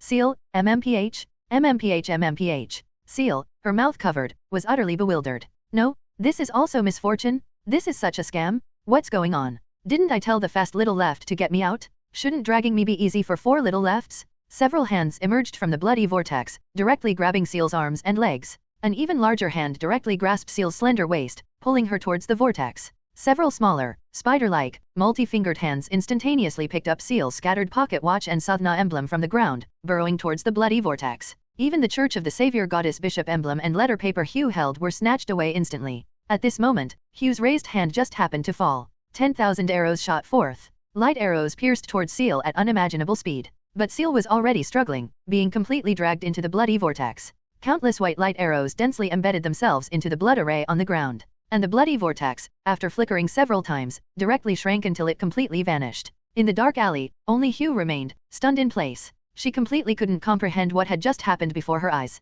Before Hugh, there was nothing, not even blood left behind. Even her own emblem was taken. The moment Ciel was dragged into the other side, 2 gaunt hands pressed tightly against her eyes, completely blocking her vision. Even so, a constant stream of whispers ceaselessly eroded her sanity. The ringing in her mind reached a point where she couldn't hear anything clearly. Ciel felt herself gradually losing control of her body, also sensing her body being dragged rapidly, moving. It was a peculiar sensation. She couldn't feel the wind, nor her own heartbeat or breath, yet she could clearly perceive her body being moved like a kite, swung side to side. But she had no idea where these hands were taking her. The summoned other side creatures. Weren't they supposed to not harm her? Why were they? Ciel's brain struggled to function. Before she could carefully ponder what went wrong, abruptly, she felt a fierce gust of wind from behind. The wind was so violent it felt like it would rip her hair and skin off, like opening a window on an airplane for ventilation. Ciel squinted slightly, but her whipping hair obscured most of her vision. The silver armor mask that had tightly covered her face lost all its abilities upon entering the other side, detaching from Ciel's flesh.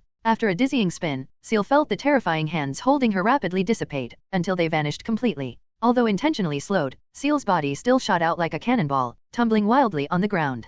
Pain, as if her bones were crushed, radiated throughout her entire body. Cough cough, Ciel coughed up some bloody fragments of internal organs, her whole body trembling, completely devoid of strength. Lying on the ground like a corpse for several minutes, Ciel's figure flickered. Instigator Ciel's form became illusory. Her long red hair began to turn grey-blue. All her injuries and fractured bones fully recovered in an instant. Ciel abruptly sat up from the ground, but her eyes remained tightly shut, daring not to open them. However, at this moment, the previous buzzing whispers in Ciel's ears hadn't dissipated, but at least Ciel regained some ability to think, just feeling somewhat dizzy and muddle-headed. Did I leave the other side? Ciel raised her hand, touched the ground, felt the sensation of stroking grass. Grasping downwards firmly, she could touch the soft soil beneath the grass. Only then did Ciel confirm she had indeed left the other side. She slowly opened her eyes and looked around. Surrounding her was an empty wasteland. She seemed to be on a high slope with some sparse grass. Looking into the distance, she could see the faintly lit city skyline at the edge of her vision. This place is Mother Goddess, Ciel murmured. Did I get thrown directly out of the city? Ciel supported herself and stood up, patting the dirt off her palms.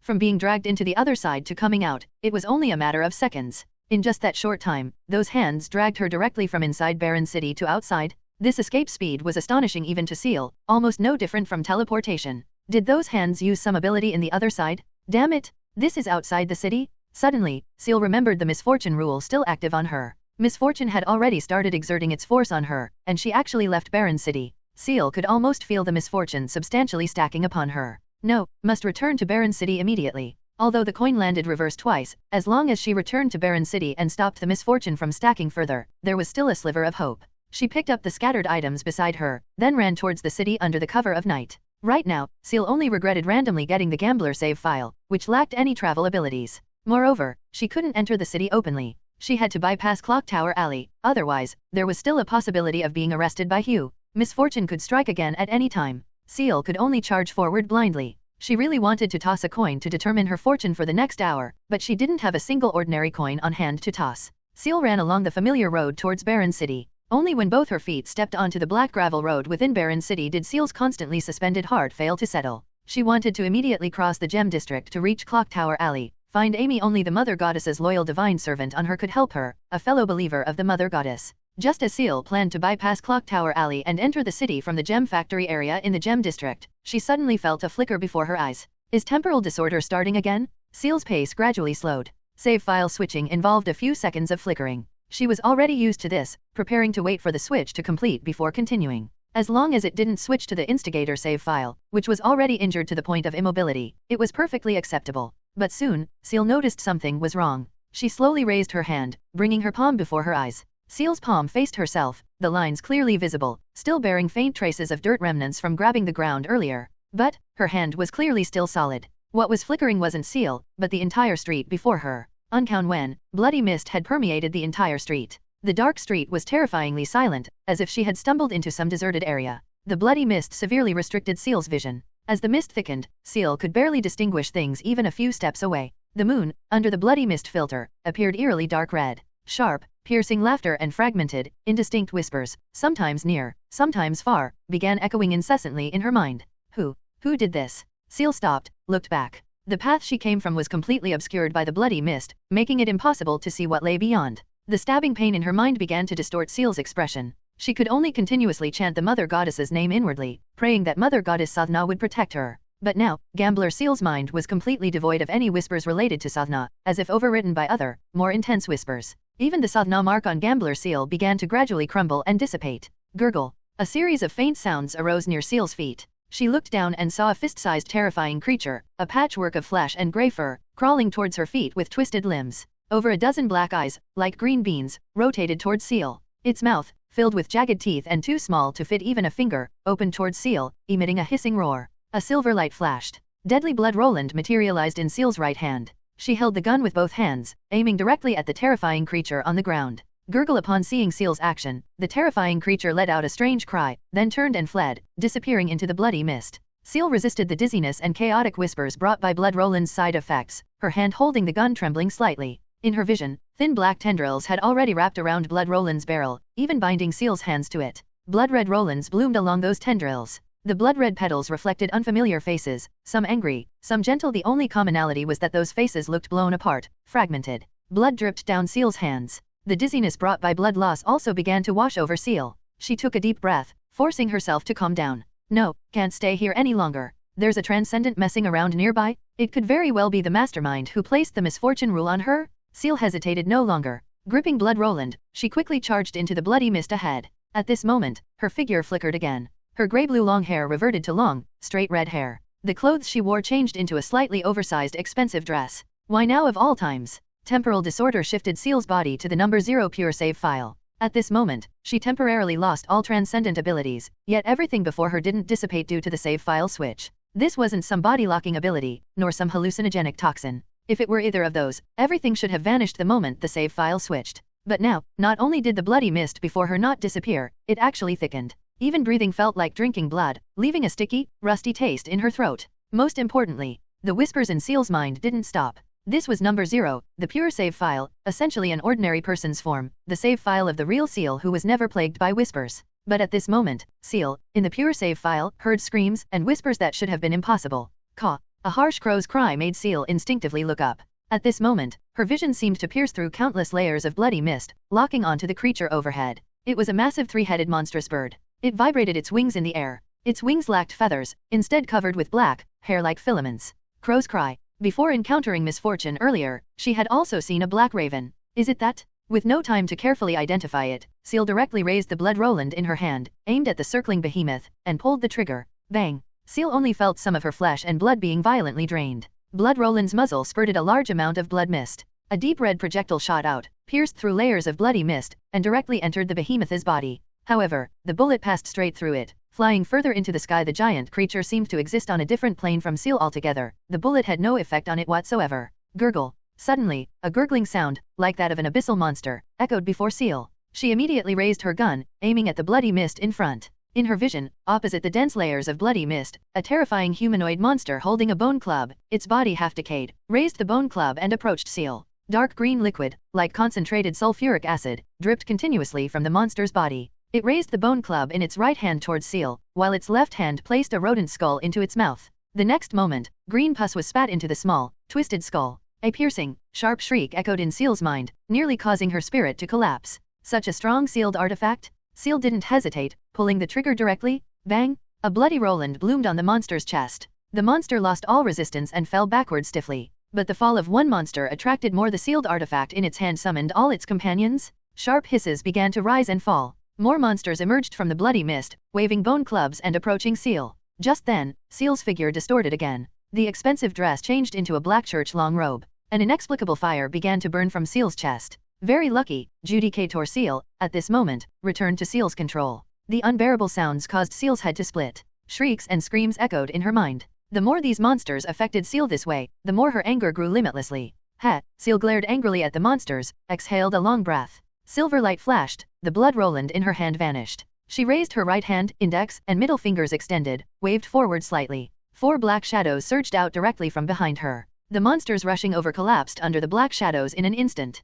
Pus-like liquid, seemingly poisonous, flowed from their bodies onto the black gravel ground, emitting sizzling white smoke. The deaths of these monsters didn't make Ciel feel any better. Instead, a larger scale of tragic howls exploded in Ciel's mind. Under the shroud of bloody mist before her, more monstrous shadows began to emerge from the darkness. Those terrifying creatures, like demons and ghosts, ran wildly, roaring furiously, attempting to torture Ciel to death in this manner. Not enough. In the dark alley, a police officer weighed the cloth bag full of silver shillings in his hand and said, "Don't you know what kind of commotion you caused just now? Get lost, I can't take this money." "Hey, Bert." A man took 2 steps forward and lowered his voice, "What I gave before wasn't just this. Back off, kid." The police officer drew the baton from his waist, pressing it against the other man's chest. "You screwed everything up. You're out, understand?" "Fuck." The man cursed under his breath, then raised his hand intending to take back the money bag, but his outstretched hand was quickly blocked by the baton. He raised his head angrily towards the police officer named Bert and said furiously, "You said you couldn't handle this, Bert. What do you mean by this?"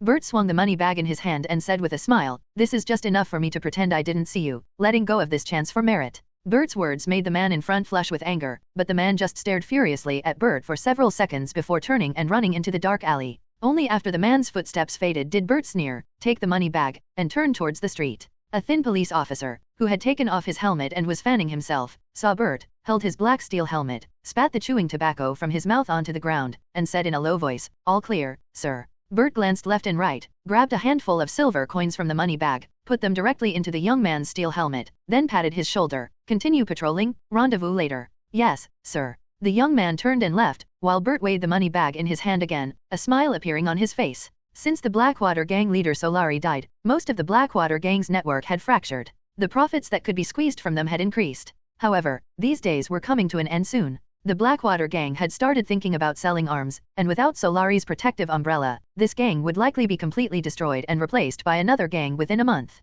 Before they died, better squeeze out as much as possible. Bert walked down the street, swinging the baton back and forth in his hand, humming a tune, seemingly in a good mood. But soon, his steps halted. He raised the lantern in his hand and looked ahead. In his line of sight, not far away, a beautiful young woman was staggering forward, her steps unsteady, looking extremely drunk. Oh, appearing in Clock Tower Alley at this hour could only mean she was a poor resident of Clock Tower Alley. As long as he could ask for her address, Bert could roughly guess her identity and situation. Miss, need help?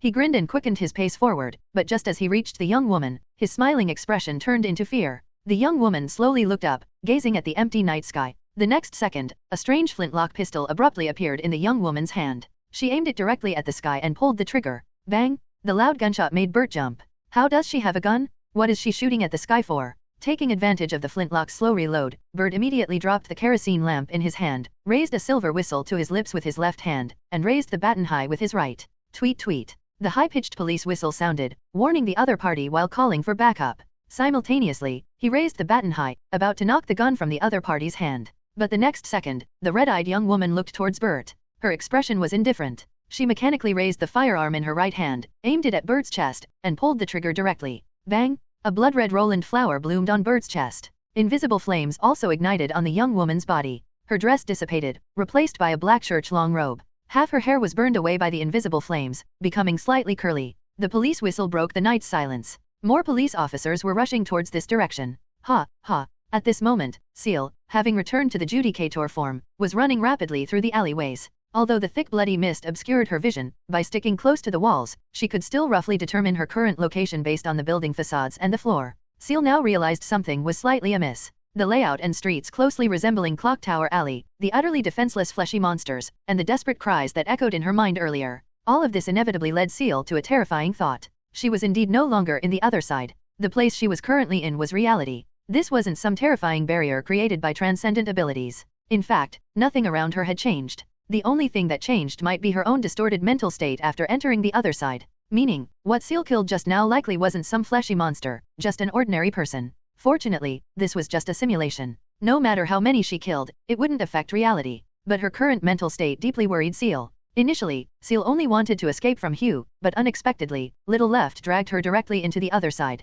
Although Little Left consciously shielded Ciel's sight and hearing, her spirit still suffered severe contamination. Unlucky, unlucky, unlucky. The misfortune wasn't over yet? But why? Her mental state had already affected what she saw and heard, yet she could still maintain rational thought. Was it the function of ComMind? No. If ComMind could work, her simulated self in the first deep simulation wouldn't have gone mad directly. Ciel could only follow her vague memory, using the gravel-paved ground as reference, running away from Clock Tower Alley. The road layout hadn't changed, but the street lights were noticeably more numerous. Ciel wanted to identify her current location from the street signs, but found she couldn't read the words on them at all. In her eyes, the words on the street signs looked like they had been run through an AI, completely distorted and rearranged into shapes Ciel couldn't comprehend. Fortunately, the gradual appearance of glass display windows allowed Ciel to roughly determine that she had reached the area connecting the Gem District and Clock Tower Alley, the location of large jewelry processing factories. As long as she kept running straight along the road, she could pass through the Gem District and reach A. Ciel's thoughts stalled slightly. No. Without the cultist mindset of the gambler save file, Ciel would no longer limit her potential help to the Divine Servant.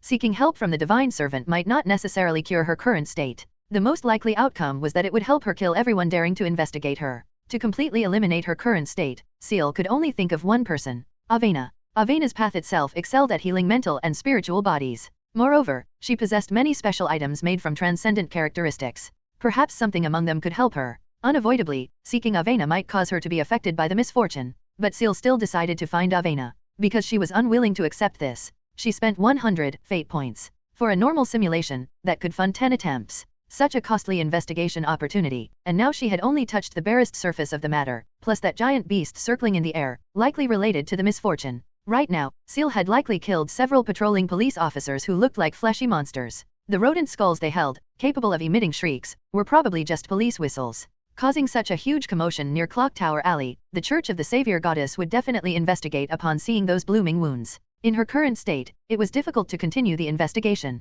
She had to get Avena to help her heal somewhat, and ideally, eliminate the impact Ciel had caused. If Avena in the future days simulation was harmed because of this, she would find ways to compensate for the guilt after returning to reality. Soon, Ciel confirmed her goal, following the stone-paved road, running all the way towards Sursbridge district. While running, Ciel occasionally looked up. That long-haired monstrous raven still circled above her head. The bloody mist couldn't obscure its figure, yet Ciel had no way to deal with it. Deadly Blood Roland's attacks couldn't hit it. The Black Shadow's attack range couldn't reach it. It just circled unscrupulously above Ciel's head, seemingly waiting for the next opportunity to strike. At least from Ciel's observation, she didn't sense any intelligence from the giant raven. It also didn't seem to care that Ciel could see it. Perhaps it was merely a projection of something. Soon, Ciel ran to Sursbridge district, reaching the outer perimeter of Avena's residence. She leaped directly over the fence and ran towards the inside of the house. That Ciel managed to run here successfully could only be attributed to the era's underdeveloped communication and significant information lag. Perhaps the personnel at Clock Tower Church had only just learned about the strange shooting incident near Clock Tower Alley and hadn't even started investigating yet. Buzz. A pale blue honeycomb barrier materialized not far in front of Ciel, causing her to slow her steps. This was Nia's barrier. Seeing this barrier, Ciel's suspended heart relaxed slightly. With Nia around, if danger arose, she could likely escape with Avena. At least Avena's safety could be somewhat ensured. In Ciel's eyes, a suit of silver-white armor leaped down from the window, landing steadily at the entrance without making much noise, as if the heavy armor were made of paper. Seeing the silver-white armor, Ciel breathed a sigh of relief. This meant she hadn't gone to the wrong place. It was hard to imagine. This suit of armor was the most normal thing Ciel had seen since entering the city. The buzzing sound of vibrating metal friction came from the gaps in Nia's armor, but it only sounded harsh to Ciel, completely unable to discern any words from the metallic sound. Nia. Ciel tried calling out, but found Nia had already reached for the sword and shield on her back. It seemed not only could Ciel not understand what the other party said, but even her own words couldn't be accurately conveyed, not even just calling a name. Ciel didn't even need to try writing. She could guarantee that anything she wrote would appear as meaningless gibberish to others, possibly even negatively affecting Nia's fragile spirit. After thinking it over, Ciel couldn't come up with any effective communication method and had to resort to basics. She raised her hand, pointed to her own head, then shook her head. Then, her right hand rose at a 45-degree angle, pointing towards Avena's room, followed by tapping her own temple again with her index finger. My mind has problems, need Avena's help to heal. This was the meaning Ciel wanted to convey. This obvious gesture was clearly understood by Nia, but perhaps as a precaution, Nia's right hand began to glow red, the silver armor on her hand starting to melt and reshape. Soon, two pairs of silver, shiny handcuffs connected by chains appeared in Nia's hand. Nia tossed the manufactured silver handcuffs to Ciel, who caught them with her hand. Ciel understood Nia's meaning. Nia sensed something was wrong with her and decided to impose some restrictions, preventing Ciel from suddenly attacking and injuring someone, leaving Nia unable to protect Avena in time.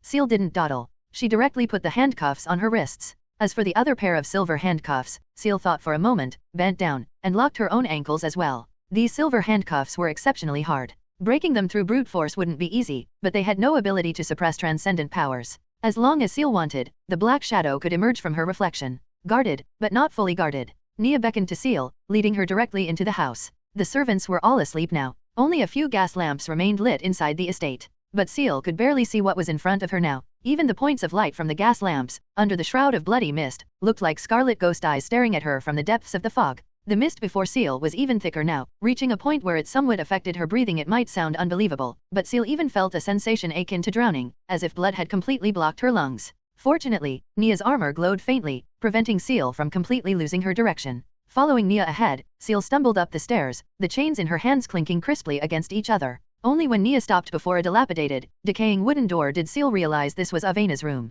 This time, should be around 3 or 4 in the morning. Nia slowly pushed open the door. Ciel seemed to think of something, took a deep breath, and closed her eyes. Now, anything Ciel saw would undergo bizarre transformations. Both people and objects lost their original appearance in her eyes. Realizing this, Ciel really didn't want to see people she knew turn into some kind of monster in her eyes. Ciel walked forward a few steps with her eyes closed, stopping only when she stepped onto the soft wool carpet. Beside her ears, gurgling, obscure language sounded continuously. It seemed Nia was communicating something with Avena. After about 10 seconds, Ciel felt her hand, hanging down in front of her, being taken by a soft hand, leading her forward. Soft hand? A trace of doubt arose in Ciel's heart. The monsters she saw earlier didn't even have the concept of hands. Most were just jumbled insect limbs or tentacles, with some withered bones at most. Could it be they just looked different, but felt the same? Ciel couldn't resist squeezing the warm palm holding hers. It indeed felt like a human hand. Led by Avena, Ciel sat down by the bed, gently pushed by a soft force to lie down slowly. Perhaps because she had closed her eyes and no longer saw the bloody mist, Ciel's heart gradually calmed down.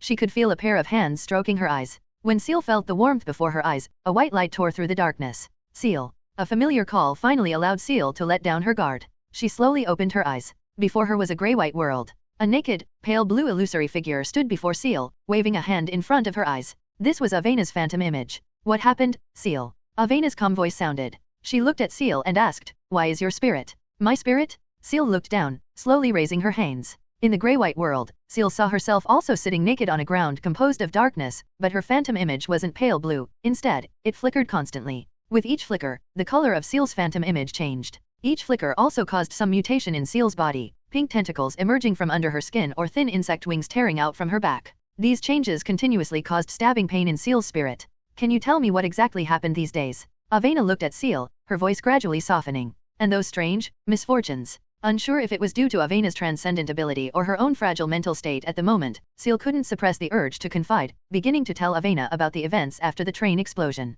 The bizarre rules of not contacting transcendence, not leaving Baron City, impersonating the Judicator's court, investigating the misfortune, Lucy Silva trapped in Denton Manor, Apold forced to abandon all his glory and wealth. The consecutive misfortunes, the strong luck coin landing reversed twice, the pursuing church of the savior goddess Radiance Bishop Hugh, the short distance travel through the other side. While recounting all this, Ciel's spirit and consciousness were in a normal state. She deliberately omitted parts about the system and the stopwatch, recounting everything that happened today that could be told. With each event Ciel recounted, she felt her mental stress visibly easing. Even the constant stabbing pain had transformed into a barely perceptible dull ache. After finishing everything, Ciel felt a cool sensation spread from her brain throughout her body, like having a basin of ice water poured over her head on a hot summer day. Ciel instantly felt immense pressure relief, her thoughts becoming active again. Is this the soul healing ability of a listener? She hadn't felt much when unconscious before, just felt very comfortable. But now it seemed this was the correct way to use the listener ability. At this moment, Avena, sitting opposite Ciel, listened to Ciel's account, her mood sinking bit by bit.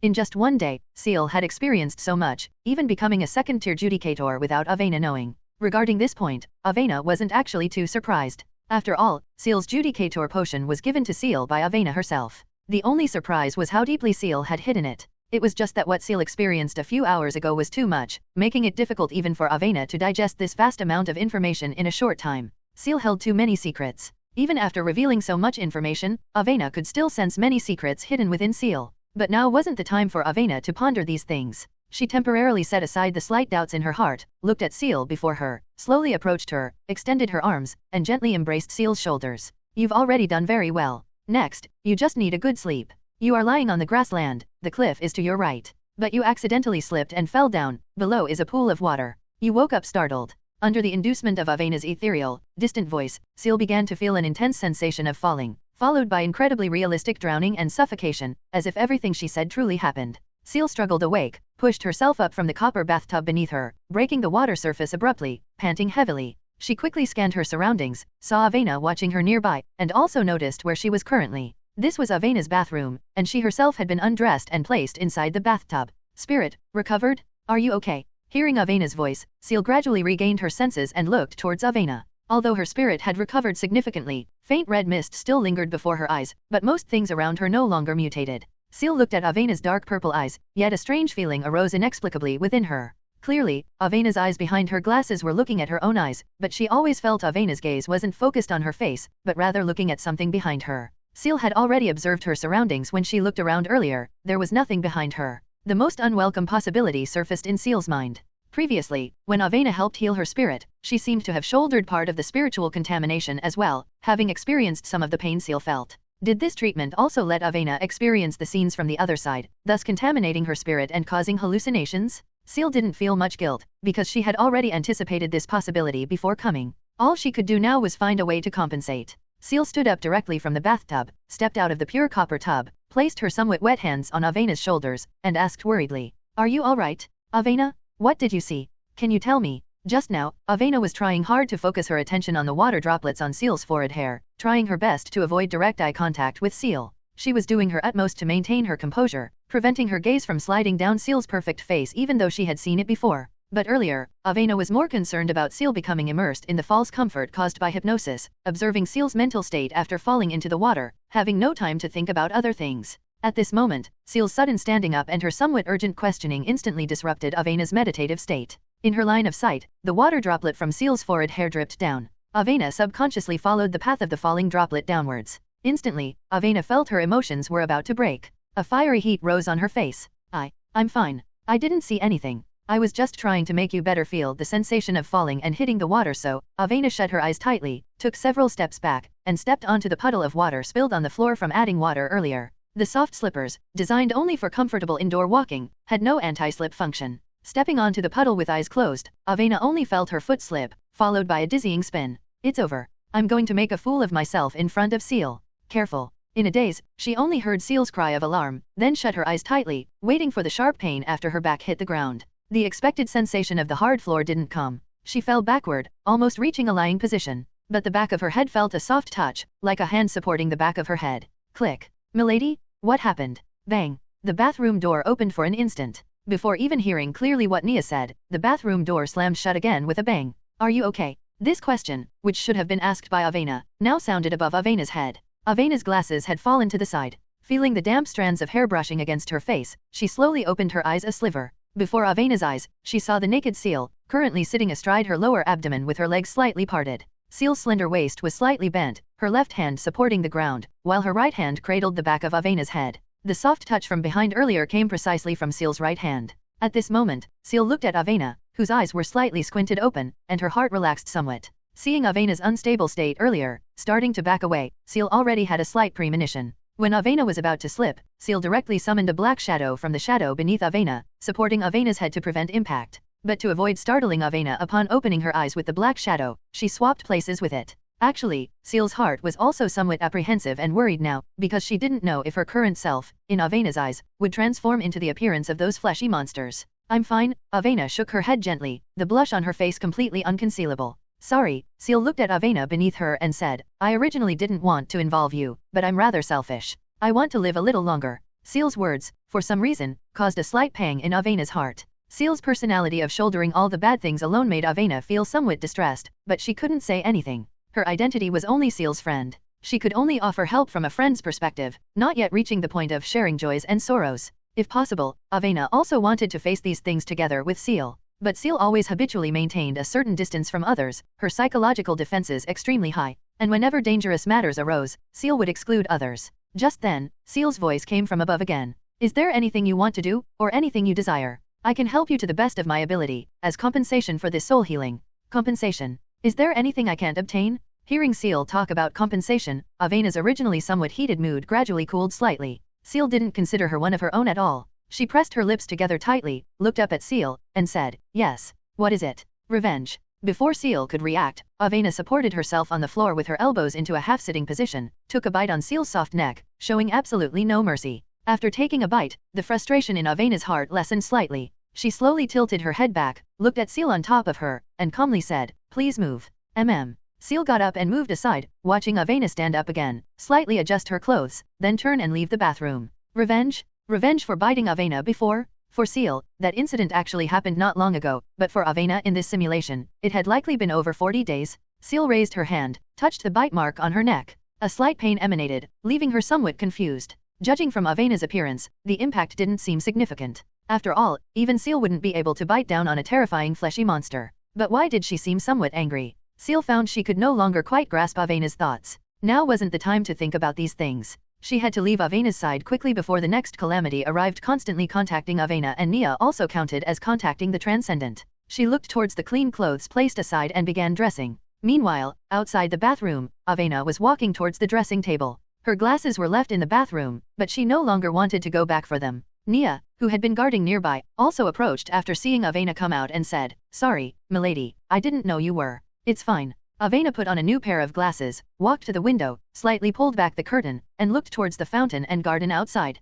In Avena's vision, faint blood-red mist shrouded the entire estate. Even the water jets from the fountain were tinged with some blood color. Avena looked up. She saw a blurry dark red shadow circling above the estate, like some ominous sign. Had Ciel been enduring contamination several, even tens of times stronger than this all the way here? How on earth did she manage to persevere? Nia, have the investigation department intervene in the case of the police officer's death at the junction of the Gem District Industrial Area and Clock Tower Alley. Don't let any other organization interfere. Avena spoke, instructing Nia. The death of a few police detectives wasn't a major issue, especially the corrupt ones in the Clock Tower Alley area. Firing a shot randomly wouldn't even kill an innocent person. Yes, I'll notify someone immediately. Nia nodded and quickly left the room. She had to quickly relay the information and return to Milady's side. Nia instinctively felt that Ciel had too many secrets recently, making her too dangerous. She feared arriving a few steps too late might result in Milady encountering misfortune, or simply being abducted. Avena watched the raindrops gradually falling outside. Her previously chaotic mood had now settled, and simultaneously, a trace of shame arose in her heart.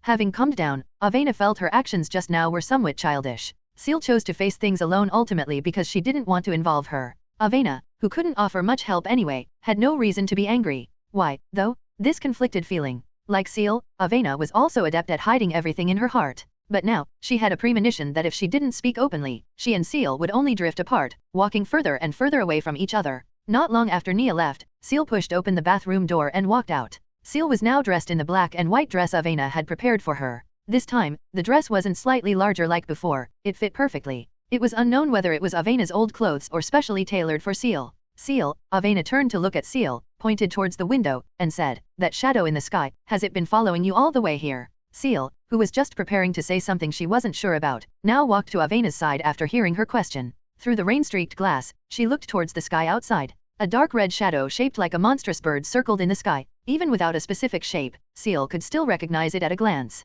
Yes. Ciel nodded, then said, "Sorry, Avena, I must leave quickly, before the next calamity arrives." Ciel. Avena spoke, interrupting Ciel's words, asking directly, "Can you tell me in detail about the true form of the shadow you saw, Avena? I hope there aren't too many reservations between us, Ciel." Avena looked into Ciel's eyes and said, "I want to help you." Ciel remained silent for a moment, then nodded gently. When Avena mentioned the shadow in the sky, Ciel already knew Avena's spirit had also been contaminated by the power of the other side. The impact had already been made. She could only be thankful this was a simulation. Avena in reality wouldn't be affected in any way. At the same time, Avena's words also brought a trace of warmth to Ciel's heart at this moment. Even knowing what Ciel was facing, Avena still felt no fear or other negative emotions. Words might deceive, but negative emotions couldn't fool a judicator. Although Ciel very much didn't want to involve Avena and the others in this matter, constantly seeking ways to resolve it alone, she fell into a cognitive bias in the process. Ciel didn't need to bear too much moral or psychological burden. She could completely use the simulation, employing any trickery or violence to obtain results, then deduce a solo solution process from the results, instead of constantly increasing the difficulty for herself like before.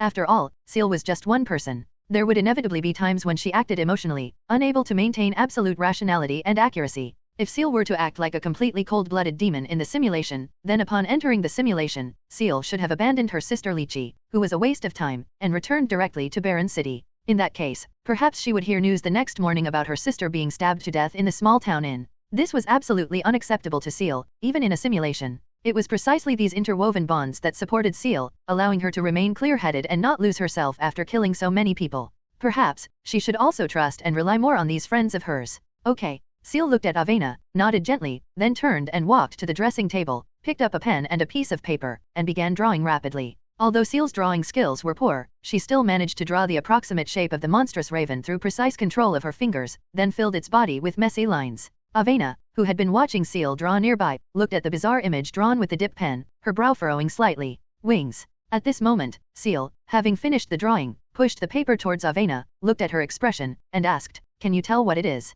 Complementing the drawing, Ciel slowly recounted her true feelings when she saw the monstrous raven, along with more specific features and imagery, including its wings that lacked feathers and were covered in long, hair-like messy threads. As someone who spent almost all day immersed in the library, Avena indeed knew more about the transcendent than ordinary transcendence. I can roughly imagine its appearance. Based on the features you described, we can basically rule out it being a transcendent or a monster mutated from a mad transcendent. Avena raised her hand, pushed her thin gold-rimmed glasses. The delicate chain at the edge of the frame swayed gently. She lowered her hand, gently tapped the monster's wing with her index finger, and said, "You should also know, apart from transcendence of the ascetic and avenger paths mutating to show wing features, transcendence of other paths do not exhibit wing features upon mutation." "I don't know." Ciel still nodded, letting Avena continue. "From your explanation earlier, being enveloped by it causes misfortune. But this is actually unlikely," Avena continued. "Transcendent abilities and sealed artifacts also have range limitations. If this were a transcendent ability, it couldn't possibly take effect after you left the city. Even a misfortune bringer or favored cannot achieve such long-range locking, unless it's a grade 4 or higher sealed artifact."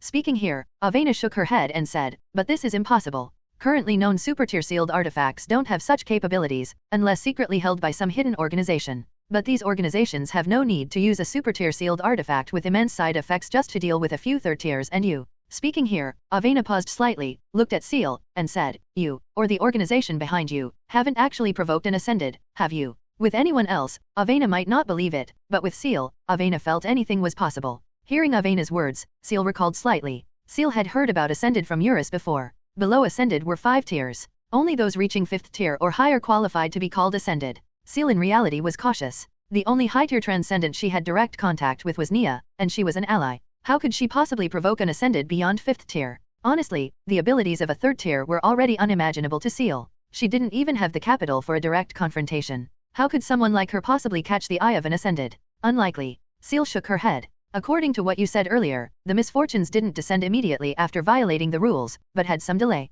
Avena looked at Ciel and said, "I suspect that on the train when you left Baron City, there was a transcendent, or someone holding a sealed artifact. After causing your misfortune, they went back to cause Lucy's misfortune, then concocted Apold's disaster chronologically. This is entirely feasible. But I don't understand why someone would do such troublesome things just to make you obey some ridiculous rules." Avena frowned deeply, finding it increasingly unreasonable the more she thought. Someone capable of perfectly evading Nia's detection on the train, possibly even stalking several 3rd tiers long-term without being discovered. Someone with such abilities, if not Ascended, must be close, right? There were 10,000 ways to kill them silently, but why choose this method? Unless, could it be not human? Ciel's question interrupted Avena's thoughts. Ciel's idea coincided with Avena's. But after careful consideration, Avena still shook her head. Unlikely. This is almost impossible. Hearing Avena's words, Ciel somewhat understood. From the beginning, Avena had been negating her own ideas because those ideas lacked rationality, thus being directly excluded by her. Including the investigation of the incident, the word rational also heavily influenced Avena's judgment and thinking.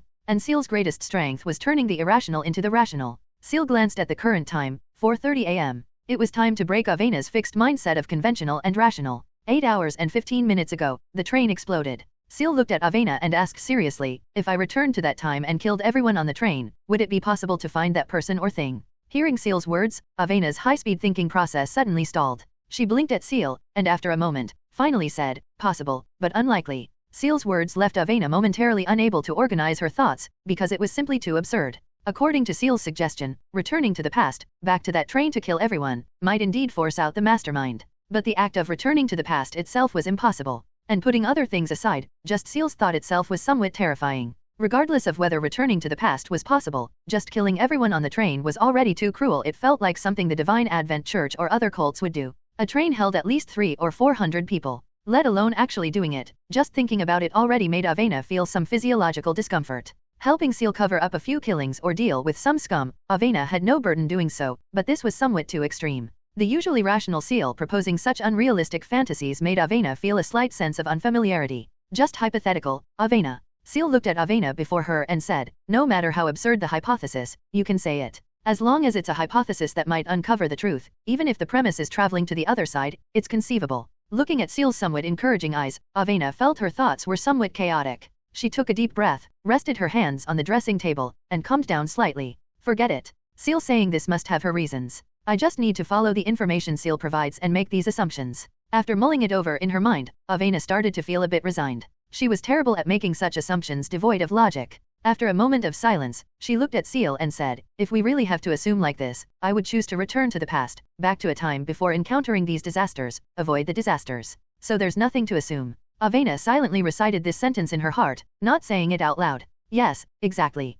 Ciel nodded, smiled, and continued. "I thought so too. But returning to a past where I wasn't locked by the misfortune rule would make it harder to find the real culprit behind it. Most crucially, I haven't determined yet when exactly I was targeted. But this point, I should have a way to resolve." Listening to Ciel speak so reasonably made Avena somewhat stunned, making it sound so real. "So, Avena, what method do you think is most likely to find the mastermind now?" Ciel looked at Avena and asked. Having someone to discuss these matters with indeed broadened Ciel's thinking. Even if it didn't broaden her thinking, it allowed Ciel to reorganize her own thoughts, which was very helpful. Hearing Ciel's question, Avena took another deep breath, decided to abandon so-called rational thinking, and said, "If it were me, I might gather everyone affected by the misfortune rule together and see what happens. Although this might double the misfortune, gathering together might reveal commonalities among the individuals, and might also directly draw out the mastermind." As Avena spoke, she closed her mouth. Because she saw Ciel's eyes light up slightly, she wouldn't really think. "Good idea, Avena." Ciel nodded and said, "But what method can make them willing to gather? After all, both are 3rd tier. Lucy's side is manageable. She's currently severely injured and hasn't recovered yet. We can just tie her up and take her." But if we take Lucy directly to Clock Tower Alley to find Apold, it will definitely attract Hugh from the Church of the Savior Goddess. Seeing Ciel actually start analyzing the feasibility of this matter, Avena began to panic slightly. Ciel couldn't be serious, right? Does she really want to gather everyone affected by the misfortune rule? Although unsure of the consequences, just thinking about it made Avena feel immense danger. This will definitely lead to death. But she also knew clearly that Ciel wasn't the type to seek death. Apold sighed, I have a way to get him out. Avena looked into Ciel's eyes and said. Lucy's sighed, you can only rely on yourself. But there's one condition. For your safety, Nia and I will go together to the place you specify, but we will only watch from afar. If you are in danger, I will have Nia intervene. At this moment, Nia, who had just finished instructing the messenger on the first floor, inexplicably shivered. Her entire iron frame clanked against itself, emitting faint sounds. Boom! A flash of lightning tore through the night sky, emitting a deafening roar, illuminating the stacked cloud layers above Baron City. Lucy leaned back in the VIP lounge of Denton Manor, looking towards Baron City in the distance. The clouds there churned, thunder roared loudly, like a hurricane bearing down. But Baron City was just an inland city. Light rain was common, but thunderstorms of this magnitude were rarely seen, perhaps once in decades. Acid rain, however, was plentiful. Lucy reached into her pocket, retrieving a small, exquisite rectangular snuff box inlaid with fine gems and enamel. She gently tapped the outside of the box, causing the fine tobacco powder mixed with some transcendent materials inside to gather in the semicircular tray at the center of the box. Then, she pushed open the lid, lightly pinched a pinch of snuff with her right hand, and brought it under her nose. In this era, snuff was one of the most popular social items in Anso high society. Not only were snuff boxes increasingly exquisite and expensive, but edicts were even issued in neighboring countries regarding the proper way to take snuff. That red-haired judicator should be dead soon. Then the strong luck coin would return to her in an extremely coincidental manner. Getting rid of the sealed artifact wasn't that simple. However, giving this item to the other party could be considered repayment for saving her life. Lucy felt she had a clear conscience. If she truly died, it could only mean her luck wasn't very good. Hurry up and end this day. Lucy currently had 2 hours of rest time. At 6 in the morning, she had to appear punctually in the underground sanctuary for those unnecessary investigations, otherwise, calamity would strike again. She still hadn't figured out why, despite clearly following the rules, she still encountered an absurd calamity a few hours ago. Sigh. Lucy gently kneaded the snuff, half lying on the sofa, took a deep breath. Just then, a knock sounded abruptly at the door. Knock knock knock. Open up, Judicator's Court. Cough cough cough cough cough cough. Lucy choked so hard she almost couldn't catch her breath, coughing violently, tears streaming down her face. No, sister, are you serious? Do you know how dangerous you are right now? You still came? Lucy hastily closed the snuff box, stood up, casually wiped her tears and nose with a handkerchief, quickly walked to the door, and opened it. No, Your Excellency, who are you? When Lucy saw the shorter, white-haired little figure wearing black robes at the door, she was stunned. Whose kid is this? Why is there another, even smaller, little one? Are all of you in the Judicator's Court like this? Gussie Ashwood. The girl looked up expressionlessly at the bewildered Lucy. Her black-gloved palm opened before her. An exquisite black-silver pendant slid down her palm, finally caught by the black chain wrapped around her fingers, swinging gently below her palm. The moment she saw the emblem, Lucy straightened her back and asked in a low voice, "May I ask if you are here to?" At this moment, Lucy, seeing the other party's serious expression, already faintly sensed their purpose. She was different from the Judicator's Court member who just happened to save her. Her expression looked like she was genuinely here to cause trouble for her. Moreover, she also looked somewhat more professional than the previous Judicator girl. You should be aware of the cooperation matters agreed upon between Denton headquarters and my church. Gussie spoke smoothly and quickly. The cultists at Denton headquarters have been thoroughly cleared out. Now, we begin investigating all employees of all other branches. You are the manager here, correct, Lucy Silva. Please cooperate with the Judicator's Court's investigation. As expected. After this incident, the headquarters had been scrutinizing every employee, rooting out many people from the Divine Advent Church, even capturing members of other hidden religious groups. This storm finally reached her. But this Judicator before her, looking at her always made Lucy's eyelids twitch, giving her a bad premonition. Her premonitions were usually accurate. Yes, I am the manager here, Lucy Silva. Lucy spoke, deciding to temporarily stabilize the Judicator before her. She said, "You may conduct any investigation on my employees. However, I apologize, it is inconvenient for me to undergo investigation recently." Gussie's tone rose slightly, her voice seemingly filled with dissatisfaction, as if she were about to explode and kill someone the next second. Lucy also knew that to avoid the other party, she had to provide a reasonable explanation, otherwise, the other party might directly resort to force and conduct a lie detection test. "You can see for yourself, Your Excellency Gussie," Lucy said, "I suffered fatal injuries, misfortune encountered while investigating the cult of the Divine Advent Church. My current physical condition requires proper rest. Moreover, your colleague, the Judicator Excellency who saved me, she was already able to save me. Doesn't this prove I don't need additional scrutiny? A Judicator came before?" At this moment, Tara, under the alias Gussie and disguised hair color, felt a trace of cold sweat break out on her back. How come I don't have this intel? The Nail didn't report this to me. At least before today, no judicator had come to Baron City or Detton Manor. Could it be they just arrived coincidentally not long ago? That's terrible timing. Where is she? Where? Tara didn't panic, calmly continuing, I need to understand the details with her.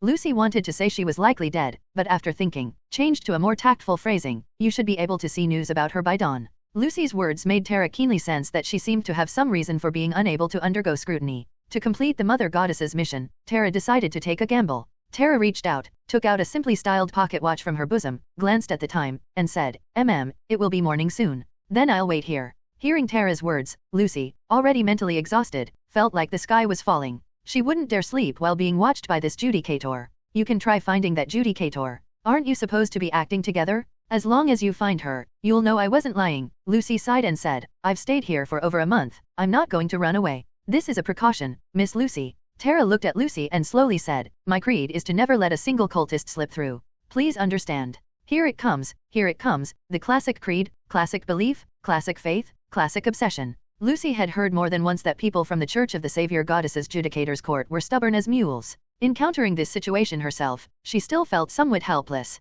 Your Excellency Judicator. At this moment, a flicker of anger rose in Lucy's heart. She said, I respect you, hence I address you as Your Excellency. I do not object to your investigation. You may investigate other employees first, instead of disturbing me like this during my rest time. I am a Senior Investigation Commissioner of the Detton Group. If you wish to investigate me, please present the group's official document. Thank you. Towards the end, Lucy's tone was clearly somewhat impolite. She was, after all, a core member of the Detton Group, not someone who could be pushed around by an investigator from any random organization. Here. An envelope sealed with golden chip wax was produced by the judicator before her and handed over. Lucy looked at the letter, stunned for a moment. They actually have it? Lucy took the envelope, tore it open directly, unfolded the letter paper. The letterhead was indeed addressed to her. Information, date, seal. All the information was there. The attachment in the envelope even included an Eye of Order contract with the main text redacted, to prove the girl's words were true. Sigh, Lucy turned helplessly, walked towards the inside of the room, and said, please come in. Ask whatever you want, quickly. Tara walked into the room, turned and closed the door, then sat on the sofa opposite Lucy. Then I'll ask directly. Tara looked at Lucy before her and said, all damage assessment, compensation, and investigation should have ended long ago. May I ask why you haven't returned to report to the Detton Group yet? Recently, the Church's investigation has also stalled. If you provide vague answers, I have reason to suspect the Divine Advent Church has received your protection. Hearing Tara's blunt question, Lucy's brow slowly furrowed. She looked at Tara before her and said, you can ask your church members. Since arriving in Baron City, apart from the banquet initiated by Prince Apold, I haven't taken a single step out of Detton Manor. They can all see I've been investigating in the underground sanctuary constantly. I practically live there. Everyone who has rotated shifts in the underground sanctuary can testify for me. If you cannot provide evidence for your baseless speculation, then this prejudiced conversation is already unnecessary. Although Lucy's face was pale and her breath weak, at this moment, her sharp aura was no longer concealed, revealing itself, her eyes like sharp blades piercing towards the judicator before her. Lucy was like this. Like the previous red-haired judicator, although similarly cold in tone, she saved Lucy and didn't pry excessively into her privacy, thus earning Lucy's respect. But this one before her wanted to suppress her with sheer presence from the start. Lucy obviously wouldn't concede. Prejudiced. Tara leaned back slightly, resting against the sofa. The goddess never taught me that. Tara snapped her right finger slightly. The main door opened. Two ascetics escorted a man with a cloth over his face inside. What are you doing? This is a group employee. A cold glint flashed in Lucy's eyes. The pupil in her right eye began to swell and split, dividing into two. Her hand had already reached for the cloth pouch at her waist. You two go back to your duties. Tara waved her hand. The male and female ascetics released the man, bowed slowly towards Tara in a church salute, then turned and left the room, closing the door behind them. Simon, are you all right? Lucy quickly stepped forward, cut the ropes binding his hands with a short dagger, then removed the blindfold from the man's face. This man named Simon was one of Lucy's capable assistants. Although timid, he was efficient. Lucy had most of her documents and letters written by him. But what Lucy didn't expect was that Simon, usually timid, had an unusually calm expression after being tied up and brought over. This gave Lucy a bad premonition. Next, I won't say a word, Tara gazed at the man and calmly said, ask him yourself. The moment of the Mother Goddess's test has arrived, child. Tara stood up, walked towards the window, looking at Baron City's thunderclouds and heavy rain. Unsure if it was her imagination, those thunderclouds seemed to be swirling and approaching. What happened to you? Simon, they didn't do anything to you, right? Lucy raised her hand, about to help Simon up, but at this moment, Simon's eyes gradually filled with fanaticism. He directly reached for his waist, pulled out a revolver already loaded with bullets, and quickly pulled the trigger towards Lucy. Bang! The moment the hammer struck the primer, the bullet exploded directly within the cylinder. Shattered fragments flew straight towards the man named Simon's carotid artery, instantly tearing it open. The remaining fragments scattered, but luckily, not a single piece landed on Lucy. Gurgle, a mouthful of blood coughed out from Simon's mouth. He tightly clutched his wound, drew the small knife from his waist, and staggered back several steps. Long live Sadhna! Simon let out a roar, then plunged the small knife directly into his own heart, piercing through. Looking at the former subordinate lying dead in a pool of blood, Lucy, kneeling where she was, only felt waves of dizziness. He was from the Divine Advent Church? Right beside me all along? I actually never noticed? Seemingly unconvinced, she searched Simon's belongings. Only when she found a secret letter Simon wrote to the Divine Advent Church did she finally fall silent. Lucy stood up somewhat dejectedly, slumped onto the sofa, remained silent for a long while, then asked, "Do you have anything else to ask?" Lucy's words lacked the previous imposing manner. She was now extremely weary, just wanting to quickly send this judicator away. Tara had now completely seized the initiative in the conversation. A corner of her mouth curled up as she gradually guided the topic towards the misfortunes Lucy recently encountered. As Tara heard more and more details, her brow also began to furrow slightly. She stayed here because of misfortune rules, ignoring distance, ignoring formations, even unable to find the person or sealed artifact behind it. And besides her, there was another judicator who encountered the same misfortune rule. The Church of the Savior Goddess and Detton Manor had almost no connection. The most recent cooperation was only due to the major commotion here in Barren City. Rules against one's will, terrifyingly intense misfortune, others experiencing the same. Tara vaguely remembered seeing similar descriptions in some scripture once, but she had to return to the Divine Advent Church's library to confirm.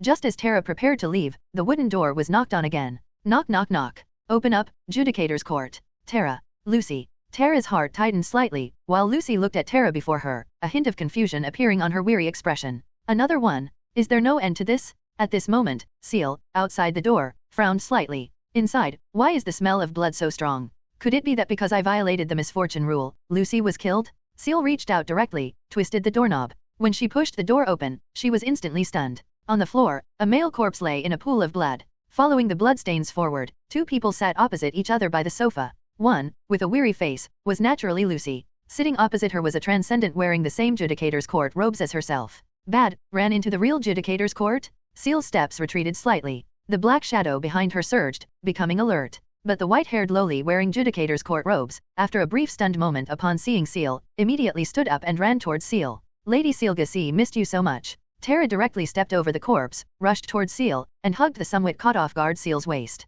Mother Goddess, please forgive me? This is just to conceal my identity? Tara buried her head against Ciel's front, rubbing constantly, until Ciel reacted and pushed her away. Only then did a look of satisfaction and faint disappointment appear on Tara's face. At this point, Ciel also reacted. The lowly before her was Tara. After all, their body types were similar, and their level of perversion wasn't much different. Sometimes Ciel even began to suspect, were all people from the Divine Advent Church this perverted? Either licking shoes or hugging people. How's the investigation going? Ciel looked at Tara and inquired, casually closing the door behind her. Lucy, however, looked at Ciel's face in terror, as if seeing some kind of monster. Only when Ciel turned her gaze towards her did Lucy ask, trembling slightly, "Your Excellency, did you roll heads twice? That luck is too good, isn't it? The strong luck coin's probability isn't fixed. 1 heads and 1 tails is the high probability event. 2 tails. Ciel replied with a smile. Please leave the manor. No, please let me leave Detton Manor. I voluntarily leave Detton Manor. Lucy, who had been stuck in Detton Manor for nearly a month and a half and had almost exhausted all her mental energy today, cried out in despair. Don't worry, I came specifically to take you away. Several black shadows emerged from behind Ciel, and Ciel continued speaking from behind them. Our misfortunes are linked. You can't escape. Instead of thinking about how to escape, perhaps think about how to fight back. Unlucky? So unlucky? Lucy almost fainted, her face filled with despair. Today was her unluckiest, most desperate day, definitively. Outside Barren City, under the torrential rain, Lucy wore a straw hat, braving the downpour, walking towards Barren City. Beside her, 2 figures completely shrouded in black robes followed her, one on the left, one on the right. A gust of wind blew past, sweeping the straw hat off Lucy's head. She instinctively raised her hand to press the brim, but grasped only empty air. The flying straw hat seemed like the last straw that broke Lucy. She stopped, looked up at the swirling clouds in the sky. She looked up, large raindrops hitting her face, sliding down her cheeks. It was already impossible to tell if it was rain or tears. Let's go, almost there. Sensing Lucy stop, Tara spoke before Ciel, walking up to Lucy. Told you to bring an umbrella, you didn't believe me. Lucy turned her head stiffly, looking at Tara, whose clothes were already tattered and torn in several places. After a moment of silence, she said, "If I had held an umbrella, that lightning bolt just now would have struck me, right? This isn't ordinary lightning." Tara's expression turned serious. She looked towards Ciel and piously said, "This is a test from the goddess for me. Lucy, then when the lightning strikes me later, can you help me accept the test?" Tara, "No." Lucy sighed and continued walking forward. Her current state was terrible. She couldn't resist these two Judicators' court members at all. Let alone her. Even if all the investigators from various factions currently at Denton Manor banded together, they might not be able to defeat these two plague gods. After all, most were first-tier or ordinary personnel. Actually, if she really wanted to resist, even in this severely injured state, two second-tier transcendents couldn't hold her back. Mainly because before coming out, Lucy had performed a divination using tarot cards. Although she only used the simplest single card spread, the card she drew prompted her to follow the Wheel of Fortune. This card indicated that although the situation seemed dire, the Wheel of Fate was turning, and things had a chance to improve. The problem Lucy currently faced was also interpreted by this card. Not desperate and helpless, a turn of luck might bring new hope and fortune. Lucy's pace gradually slowed.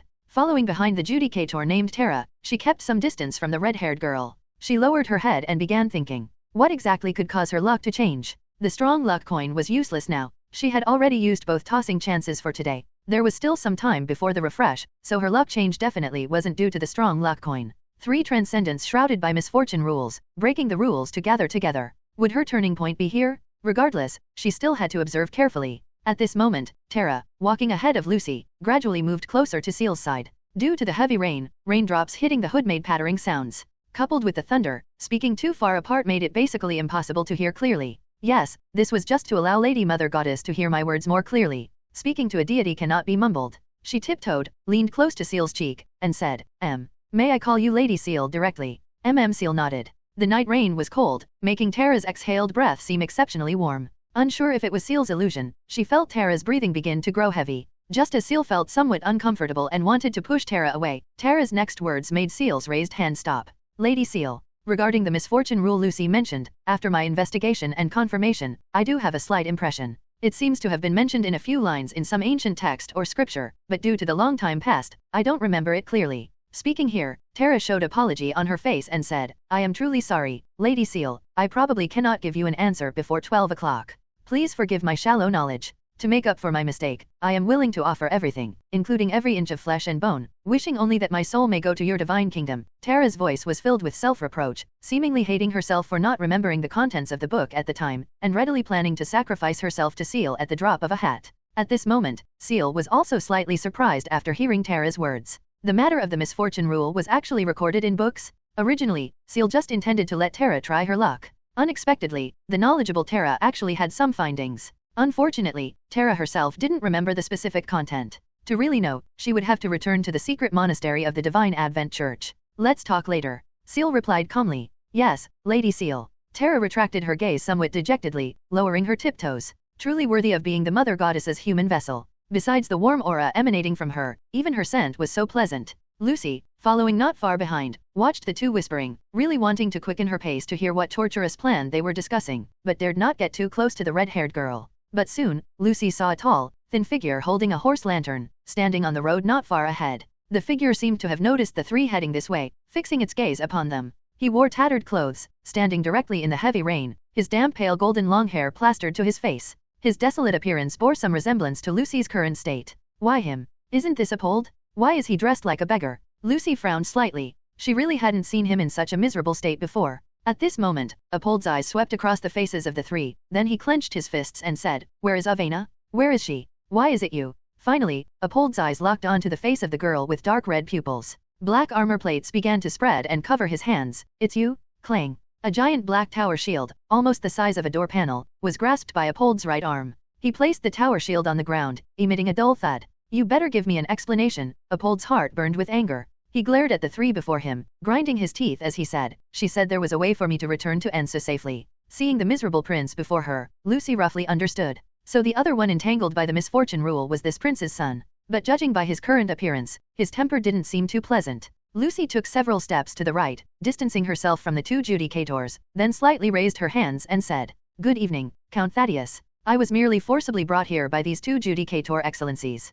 I am unaware of what happened." Lucy quickly dissociated herself from the two Judicators to avoid being implicated. At this moment, the four people stood facing each other from three directions. The atmosphere grew increasingly tense. Apold looked towards Ciel and slowly said, "People from the Church of the Savior Goddess came looking for me to confirm. You are not from the Judicator's court at all. What exactly is your purpose?" Boom. A bolt of lightning tore through the night sky, striking the center point between the four, instantly piercing and scorching the barren earth and turf. Almost everyone felt a tingling numbness that made their hair stand on end. Not from the Judicator's court? Lucy frowned slightly, looked towards the red-haired girl, then slowly shifted her gaze, locking onto the white-haired girl's face. Not Judicator's court. Almost instantly, everything that happened earlier connected in Lucy's mind. She took a deep breath. She slowly took out a silver shilling from her pocket, tossed it into the air, caught it, then slowly opened her hand. A queen's head with a laurel crown faced the ground, while the image of a crown and shield faced the night sky. Tails. Almost instantly, she flicked the silver coin directly towards Gussie, simultaneously shouting, "Gussie."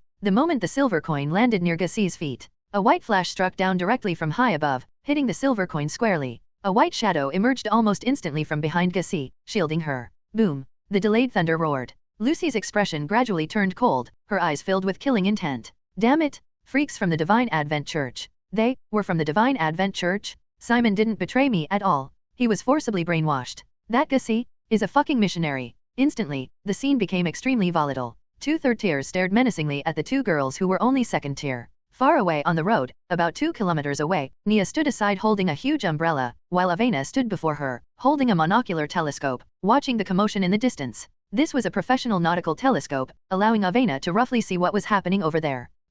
Why are they arguing? Nia, what did they say? Avena asked while adjusting the telescope's magnification. They know Miss Ciel was impersonating the Judicator's court. Nia paused slightly, then continued. Lucy is cursing the lady next to Miss Ciel as a freak from the Divine Advent Church, implicating Miss Ciel as well.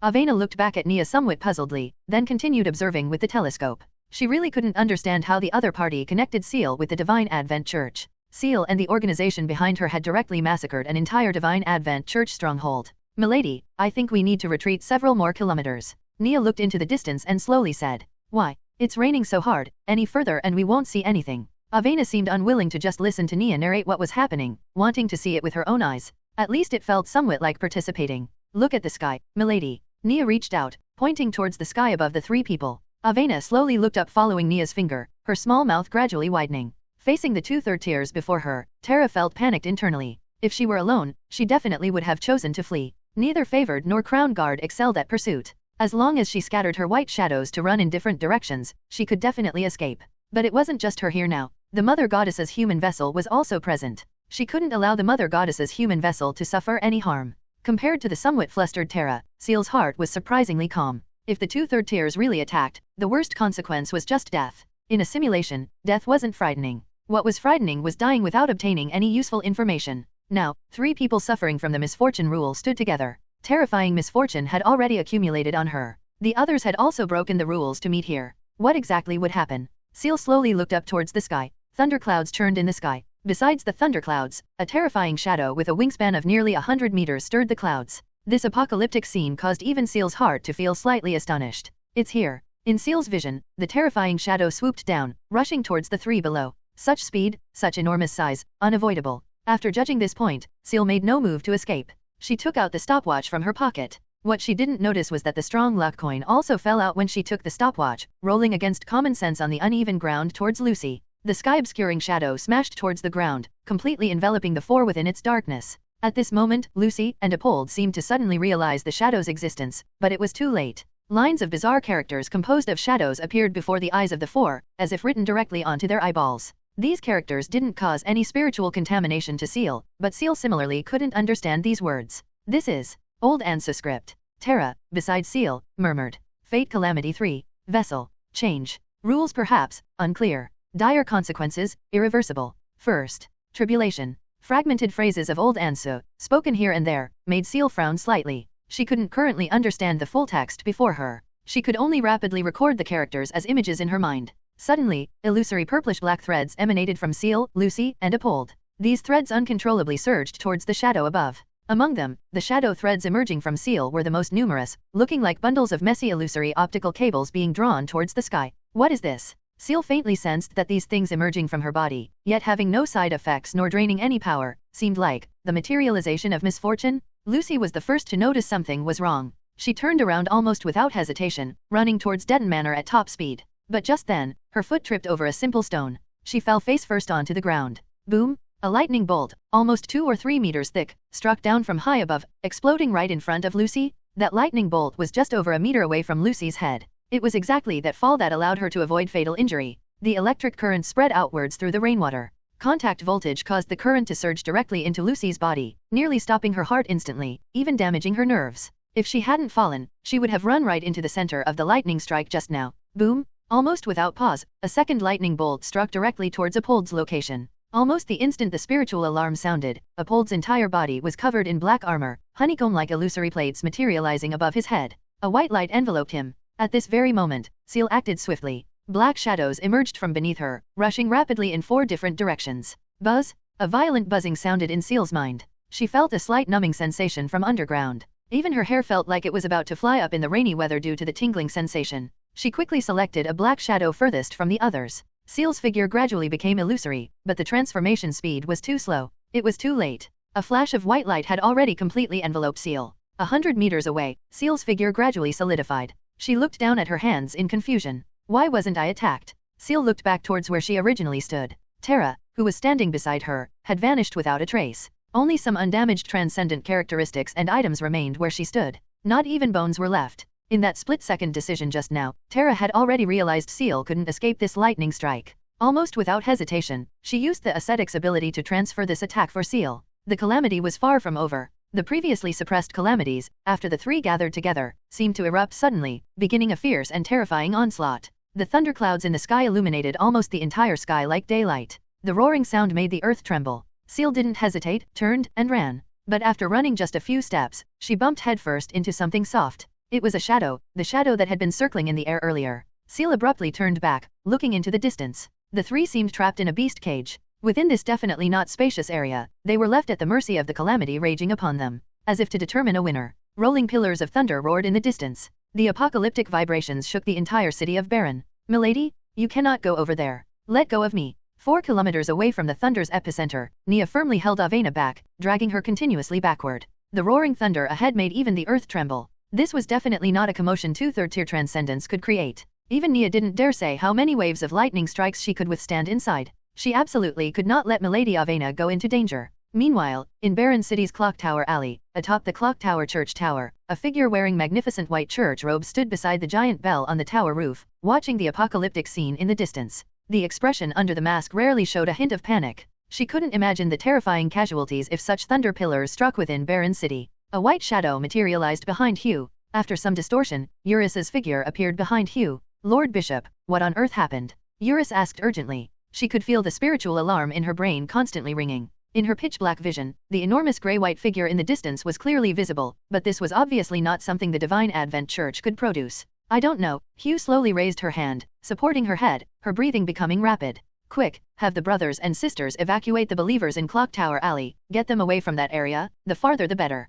"Yes." Eurys's figure vanished again. Compared to Radiant's Bishop Hugh, Eurys's perception of the crowd's suffering was far less acute. Eurys could still move around Clock Tower Alley for now, temporarily. Not long after Eurys's figure disappeared, a white shadow also emerged behind Hugh, running towards the lightning formation. Immediately after, Hugh's figure also vanished from the spot. Whether for these believers who worshipped the goddess, or to prevent other innocent lives from suffering, she had to go see what exactly was happening over there. The lightning formation was simply too close to Clock Tower Alley. If she didn't go, no one in the entire Clock Tower Alley, perhaps even the entire city of Baron, could handle this situation. "Goddess protect." Hugh, whose figure was rapidly flickering, silently prayed to the goddess in her heart. Lychee, startled awake from her sleep. Amy, hastily moving the flowers and plants in the garden indoors amidst the heavy rain. Adele, stopping her experiment, removing her silver raven mask to look out the window. Right now, looking at the scene in the sky, they all shared a common person they worried about. Boom! And at this moment, Ciel had no mind left to consider others. Furious lightning continued to flash around her, with increasing frequency. Under the immense vibration of the thunder, Ciel's hearing was also severely damaged. The originally roaring thunder was now just a buzz in her ears. Fortunately, after the first lightning strike was blocked by Terra with her life, Ciel had already found a partial pattern to these strikes. Before a strike descended, an extremely strong numbing sensation would come from the ground. And after Ciel's hearing was damaged, this sensation became even clearer. By dispersing the black shadows to different locations within this enclosed space, leaving enough time for switching shadows, Ciel had already dodged over a dozen thunderbolts. In contrast, the other two only had a few lightning pillars aimed at them, completely incomparable to Ciel's ordeal. Favored Lucy dodged several lightning bolts narrowly, each time only inches away from death, every step thrilling, yet she managed to avoid each one without mishap. Crown Guard Apold, however, was more direct. His entire body of pitch-black armor was wreathed in lightning. His iron frame was almost burned red-hot, some parts even showing cracks. But he just directly held the tower shield above his head, tanking almost all the lightning strikes. However, his entire body was completely paralyzed, unable to move even a fraction. No. If this continues, my spirit and spiritual body will be consumed to the point of extreme exhaustion. Ciel, having already used death reversal once, had consumed a large amount of spirit. She worried that if her spirit and spiritual body continued to be consumed like this, her real self would also suffer irreversible mental damage. If she really couldn't hold on, she had to consider ending it early through suicide. At least now, she had obtained some information and remembered those old ensues characters. If she could bring them back to reality for Avena to translate, and then start another simulation to have Terra return to the Divine Advent Church's monastery to seek answers, Ciel would be one step closer to the truth. While thinking, Ciel once again felt that hair-raising electric sensation. No, this endless cycle can't continue. In a flash, Ciel's figure dissipated ahead of time.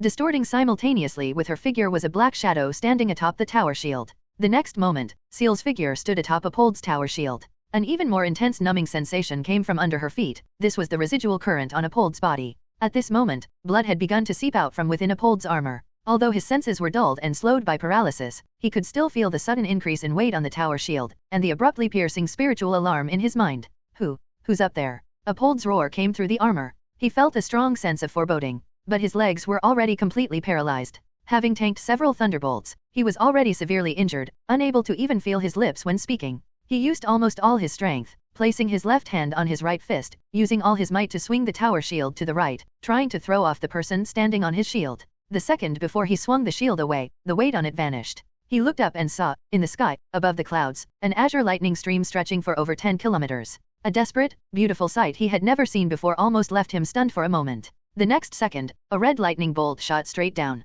Before he could even think, red light flooded his vision. Boom! A massive red pillar of lightning struck Apold, engulfing him in red light. Lucy, who happened to witness this scene, watched the red flash in shock. The next moment, a violent tremor and shockwave struck. Following that were red lightning bolts spreading rapidly outwards from Apold's position like a tree canopy on the ground. These lightning bolts covered almost the entire area. Both Lucy and Ciel were unable to avoid them. After being pushed to the edge of the shadow barrier by the shockwave, they were hit by the red lightning on the ground and briefly lost consciousness. In a dark space, fragmented old ensues characters appeared before Ciel's and Lucy's eyes again. These characters, completely different from modern ensues script except for the numbers, made both simultaneously puzzled, but Ciel understood. The number preceding the word tribulation had changed from 1 to 2. An unknown amount of time passed. A scorching sensation gradually roused Ciel. She slowly opened her eyes, her consciousness gradually returning. Did I fail? Back in reality? Her body no longer felt the touch of cold rainwater, only warm, fierce wind blowing past. Even her hair and clothes were completely dry. On the ground was dry earth, not the sofa in Avena's study. No, still in the simulation. Ciel felt her body was no longer under her control, but fortunately, she still had the ability to control the black shadows, not being affected too much. 2 black shadows slowly helped her up. Ciel, bleeding from all 7 orifices, strenuously moved her eyeballs, enduring the dizziness and double vision, looking towards where Apold originally was. Apold's figure was gone. Only a pile of transcendent items and materials glowing with various lights remained there, piled up almost to calf height, a pile of relics. Apold was dead. And at this moment, not far from Apold's corpse, a huge fire tornado was rapidly forming, sucking everything around into it, including the relics Apold left behind. The fire tornado continuously climbed higher, rapidly expanding under the hurricane's force. Likely within 10 seconds, the entire field would be covered by it. Suddenly, Ciel felt a cold sensation on her throat. She slowly looked down. Blood flowed continuously down her neck, but she no longer felt any pain. Ciel's figure gradually faded and dissipated. The next moment, she appeared 10 meters away. Supported by the black shadows, she looked towards where she was previously. Lucy, holding several blades between her fingers, stood less than 3 meters from where Ciel had been, watching Ciel. I understand. Lucy panted heavily, but couldn't suppress the grin spreading across her lips. She reversed the blades between her fingertips, finally clamping them between her index and middle fingers. This is a trial, a gamble given to me by fate, a trial given to me by fate. Lucy was covered in blood, but it couldn't conceal the madness in her eyes. Apold is out. And you, fake judicator miss? You should rest too. Ding. Amidst the fierce wind, the strong luck coin was tossed into the sky by Lucy. It seemed unaffected by the hurricane, falling vertically onto the back of Lucy's hand, standing upright. Then, Lucy's fist slightly turned. The upright strong luck coin fell towards Lucy, the rust-red eye angel gazing at the sky. Her sealed artifact had its usage limit removed, and she could control its falling direction. Why? Ha ha ha ha. Ha ha ha. I won again. I can control it now. Lucy no longer had the strength to throw the blades again, and her mental state was extremely crazed. It was difficult to assess how much sanity she retained. Even the previous wounds on her face had reopened, the things previously stuffed inside gradually emerging. The fire tornado was rapidly approaching. Ciel believed that soon, both she and Lucy would suffer damage from the fire tornado, and Ciel, with her throat cut, clearly wouldn't last longer than Lucy, who seemed to still have the strength to laugh out loud. Apold is out? Ciel certainly knew, because she was the one who did it. She also knew how the condition for the second tribulation was met. One of them had to die. Lucy probably figured this out too, which was why she directly slit Ciel's throat with flying knives when she woke up earlier than Ciel. But Ciel wouldn't die so easily. She wanted to see the end more than anyone. Click. The black shadow behind Ciel pressed the stopwatch in its hand. Echo of time. The next moment, the black shadow directly entered Ciel's shadow, controlling Ciel, beginning to walk quickly towards Lucy in an extremely stiff manner. Lucy noticed, tightening her grip on the flying knife. When Ciel walked up to her, she stabbed directly towards her chest. Goodbye. In many ways, you are my benefactor. Lucy panted heavily, grinning wide. But soon, her smile gradually faded, because she saw Ciel, whose heart she had just pierced, stiffly raise her hands and grab her wrist.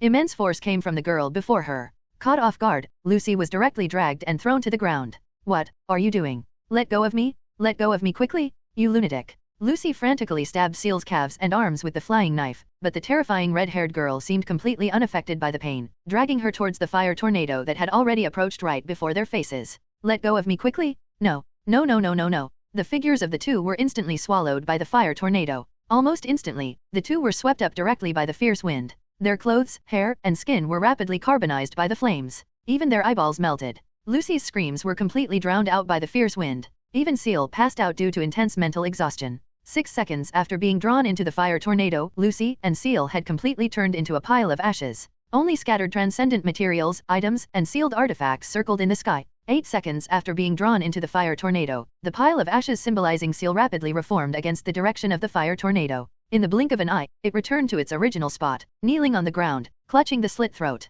Boom. 9th second, the center of the fire tornado exploded. A ball of fire broke through the barrier, blasting outwards in all directions. The various debris swept up were also thrown to the edges, breaking through the shadow barrier, scattering outwards. The barrier shattered. But Ciel, under the impact of the shockwave, flew tens of meters, all her bones shattered, completely unable to move. She lay on the ground, her already dimmed eyes watching the raindrops falling anew from the sky, praying she would live until the side effect temporal disorder activated. Adele is already second tier, why didn't I think to ask her for more potions? This was Ciel's thought at this moment. She had to keep herself thinking constantly, even about trivial matters. It's finally over. Ciel fought against the intense urge to sleep. Even when raindrops fell into her eyes, she didn't dare close them. She had a premonition that if she closed her eyes, she would never open them again. But things went contrary to her wishes. In Ciel's eyes, a series of already completely blurred old ensues characters appeared again. Ciel couldn't see the others clearly, but the three at the very end, Ciel saw crystal clear. Third tribulation. Ciel lay weakly in the pool of blood.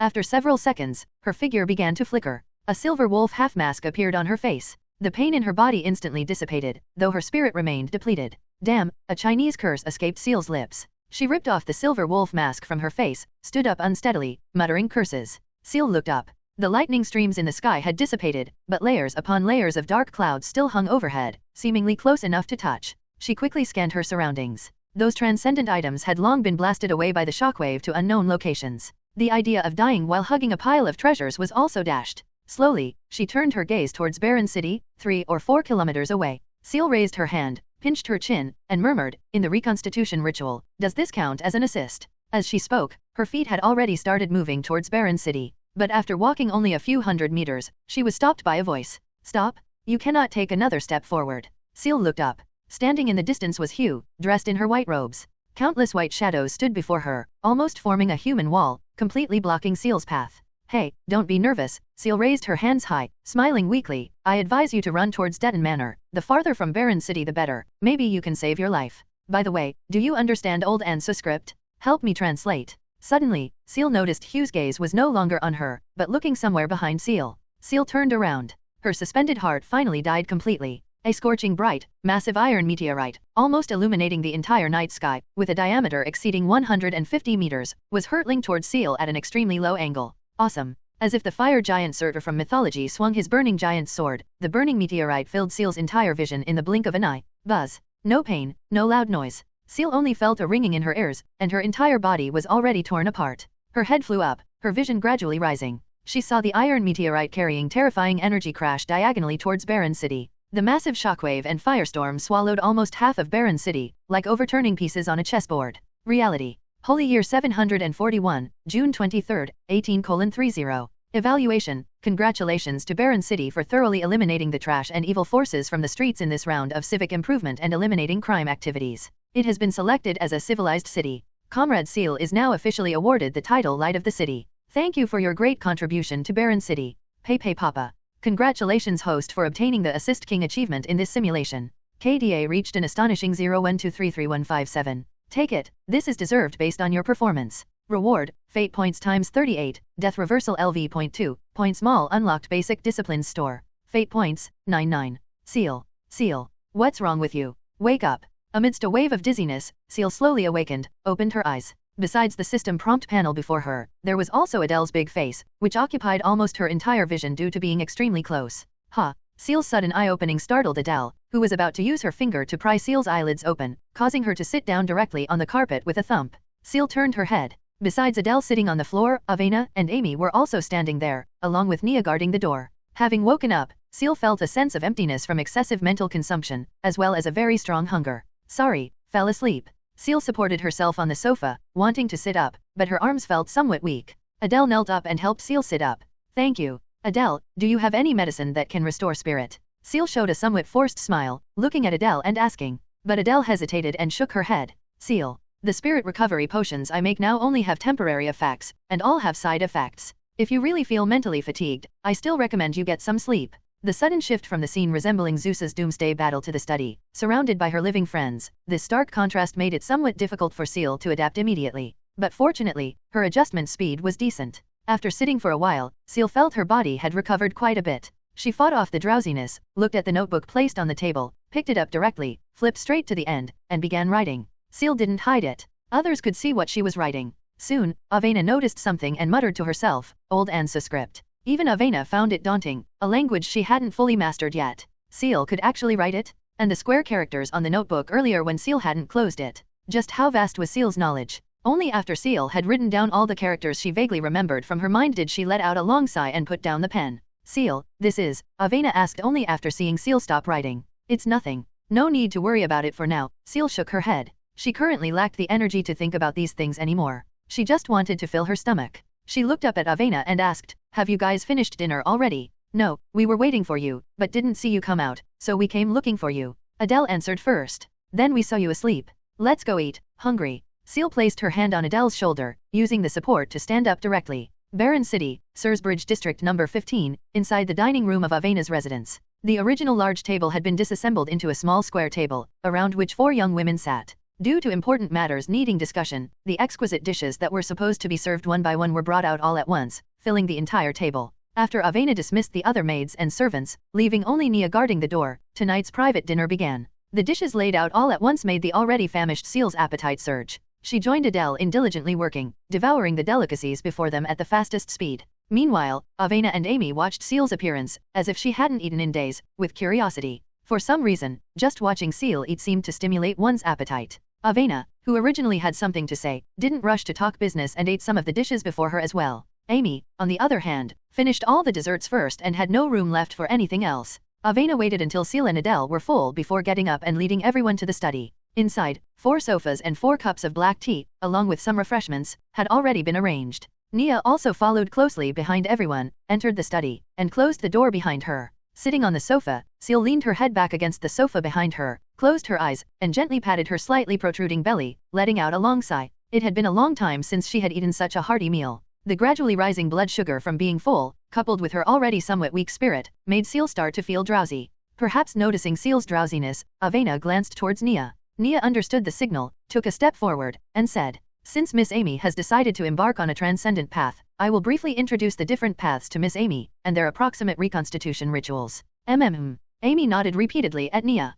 This was her purpose for attending the banquet today, she had been looking forward to it for a long time. Ciel, drowsy at the moment, didn't open her eyes, because this scene had already been recorded in the simulation's notebook and read by her. The path Amy ultimately chose was gardener. However, Ciel didn't say it beforehand. This was also to let Amy learn more about the transcendent realm, as she was the main focus today. Previously, through information Ciel collected herself, combined with information provided by Avena, Ciel had roughly figured out most of the paths, but there was still one whose name remained unknown. 15-1. Ascetic and Avenger, closely related to the Church of the Savior Goddess. Listener and instigator, adept at healing or manipulating minds. Led by the Deaden group, adventurer and gambler, who wager life and death. The Redemption Society's physician, and their arch-nemesis Poison Master. Avena's family path, almost exclusive to nobles, detective, and its extreme opposite, assassin. And the very artistic-sounding blood painter and musician. The rest were coroner, gardener, and butcher, which Ciel found almost no connection to. These were all the first-tier paths Ciel knew of. Ciel had already obtained many of the potions, but some things, even the Deaden group dared not sell.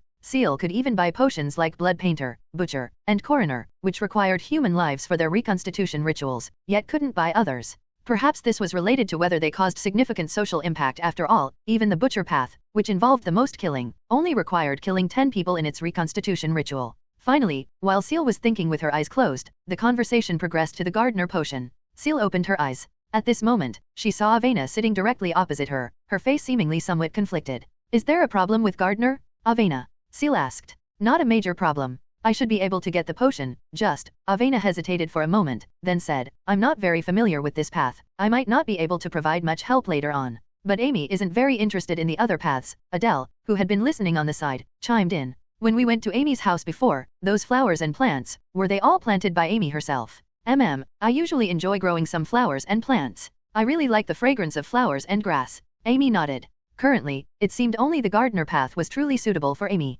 Compared to others, Amy was a true novice in the transcendent realm. Before this, she was just an ordinary, innocent noble lady. Having her complete any other reconstitution ritual seemed unrealistic. Even the seemingly simple listener required certain talent and delicate thoughts, and even Avena couldn't quickly digest the subsequent paths. Fortunately, Amy seemed very interested in the gardener path. However, the potion price mentioned by Avena made Amy slightly gasp.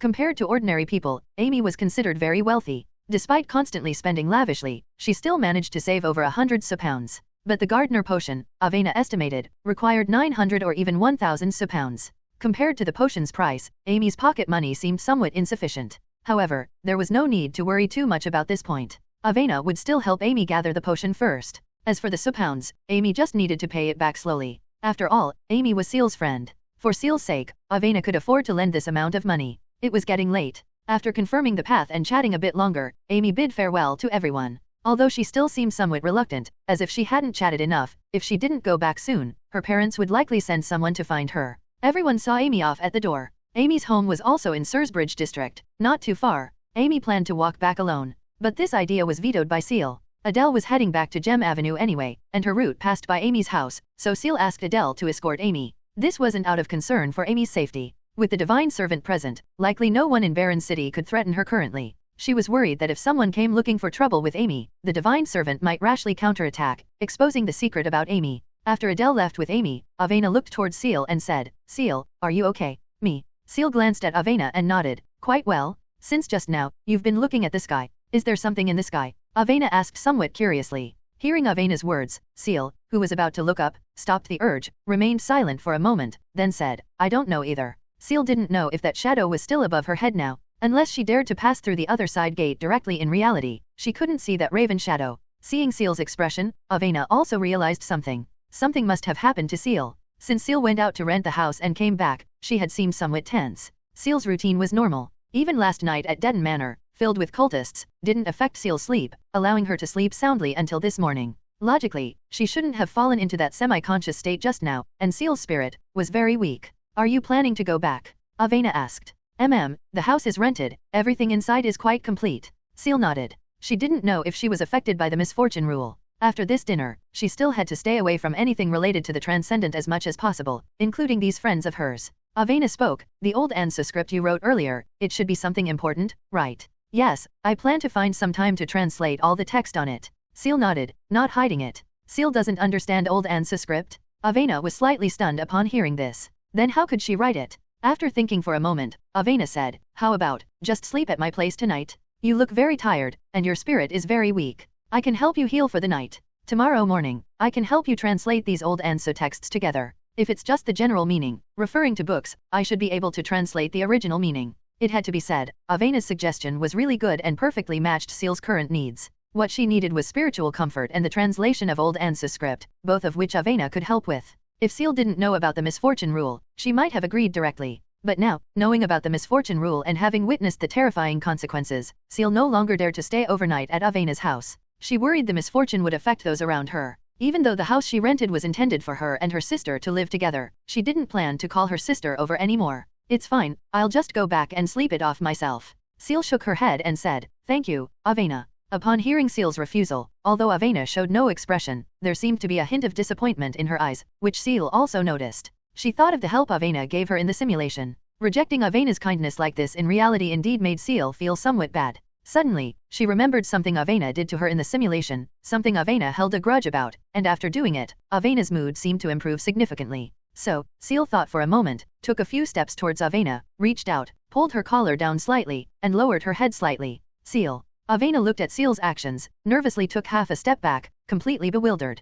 Previously, to avoid Sharon's suspicion, "I bit you." Ciel looked into Avena's eyes and said, "You can bite back." Ciel's words seemed to trigger some memories in Avena. She looked at Ciel's slender, fair neck, a faint blush appearing on her cheeks. Avena bit her lip lightly, pretending to be calm as she said, "No need, that was just a necessary situation, I didn't take it to heart." "Really?" Ciel blinked, looking into Avena's eyes. Avena's gaze didn't waver at all, as if what she said was the truth. Then why did Avena in the simulation hold on to this matter for a whole month and a half? Ciel almost forgot about it after just a few days. Then it could only be understood that Avena only remembered it when she was angry. Thinking about it, after a month, the friend fee of order contract should expire. Perhaps only then would Avena truly make a move against her. "All right." Ciel released the hand holding her collar, tidied her clothes, and said, "If you want to bite back, you can anytime. I'll leave first." "Ciel," Avena seemed to think of something and said, "On the 25th, someone from the royal family is coming over. There might be a banquet then.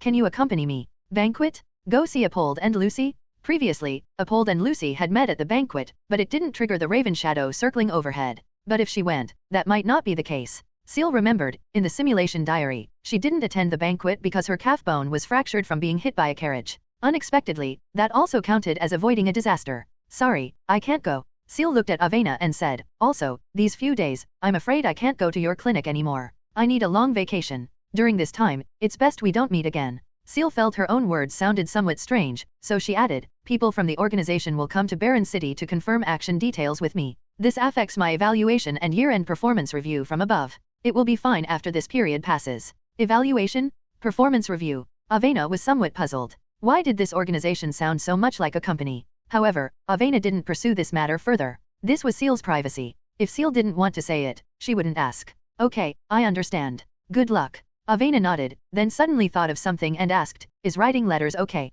"Should be okay." Ciel's words were also somewhat uncertain. "Can you copy those few lines of old ensues script for me? I'll translate them tomorrow and mail the letter to you." Avena pointed at the canvas bag Ciel carried and asked. Regarding Avena's suggestion, Ciel naturally couldn't ask for more. After letting Avena copy it, she received several bottles of calming potion made by Avena. These potions didn't have much effect on healing the spirit, but could help Ciel get better sleep. Finally, Avena had the butler prepare a carriage to send Ciel back. After bidding farewell to Avena, Ciel boarded the carriage. In the carriage, Ciel couldn't help but start dozing off. The comfortable soft cushions and faint fragrance in the carriage made her eyelids heavy. Upon finally returning to the rented number 71 Gem Avenue, Ciel took out the key from her canvas bag, opened the door, locked it from the inside after entering, staggered upstairs to the second floor, opened the master bedroom door, and directly collapsed onto the new bed the landlord had replaced. Here, Ciel felt relatively at ease. After all, her simulated self and sister lived here for almost a month without anything happening. Ciel placed the canvas bag on the nearby table, took out the calming potion Avena gave her, pulled out the wooden stopper from the bottle opening, followed Avena's instructions, poured a few drops directly into a glass of water, then drank it down in one gulp. Soon, lying on the bed, Ciel felt a heavy wave of drowsiness. She finally stopped resisting the biological instinct to sleep desperately and fell directly into a deep slumber. June 24th, 7:44 a.m. Ciel, lying prone on the bed, let out a soft moan. She turned over, stretched her arms, slowly stretched, then opened her eyes. A night of undisturbed sleep restored Ciel's energy. The somewhat harsh sunlight made her rub her eyes. She slept too hastily last night and seemed to have forgotten to draw the curtains. Ciel, rubbing her eyes, sleepily looked towards the window. A black object silhouetted against the sunlight made Ciel's originally relaxed spirit instantly tense up. She quickly flipped over and sat up, staring intently at the black raven at the window, tilting its head as it watched her. It was almost as long as her forearm. The tips of the raven's huge wings supported the ground. It calmly met Ciel's gaze, without the slightest avoidance. The next second, a silver light flashed in Ciel's hand. Deadly blood Roland was already held by Ciel, aimed directly at the raven before her. But just as Ciel was about to pull the trigger, the raven before her abruptly vanished, as if it had never appeared. Misfortune rule began. Based on the timeline from the simulation notes, Lucy and Apold should have arrived in Baron City last night or even earlier. Today is the 24th. Her simulated self encountered Apold and Lucy separately at the clinic with Avena on the 24th. They didn't appear at the same time, which avoided the disaster. Did the misfortune rule only start locking onto her today? If she had immediately taken her sister and left Baron City after waking up in the simulation yesterday, would none of this have happened? Silver light flashed in Ciel's hand. The gunblade disappeared from her hand. Her thoughts were chaotic, her heart filled with regret. What she didn't know was that long before Lucy was still in Ensues City, a raven had already locked onto Lucy, though Lucy was completely unaware. And she herself was likely targeted unknowingly long ago. Only when others were drawn to Baron City did the game officially begin. Ciel quickly adjusted her mentality, not dwelling further on this matter. Since it had already happened, it meant she had no choice. All she could do was strangle the disaster in its cradle before everything happened. Right now, Ciel had more information than the other two, possessing a first-mover advantage they lacked. Ciel had to end all this before the other two reacted.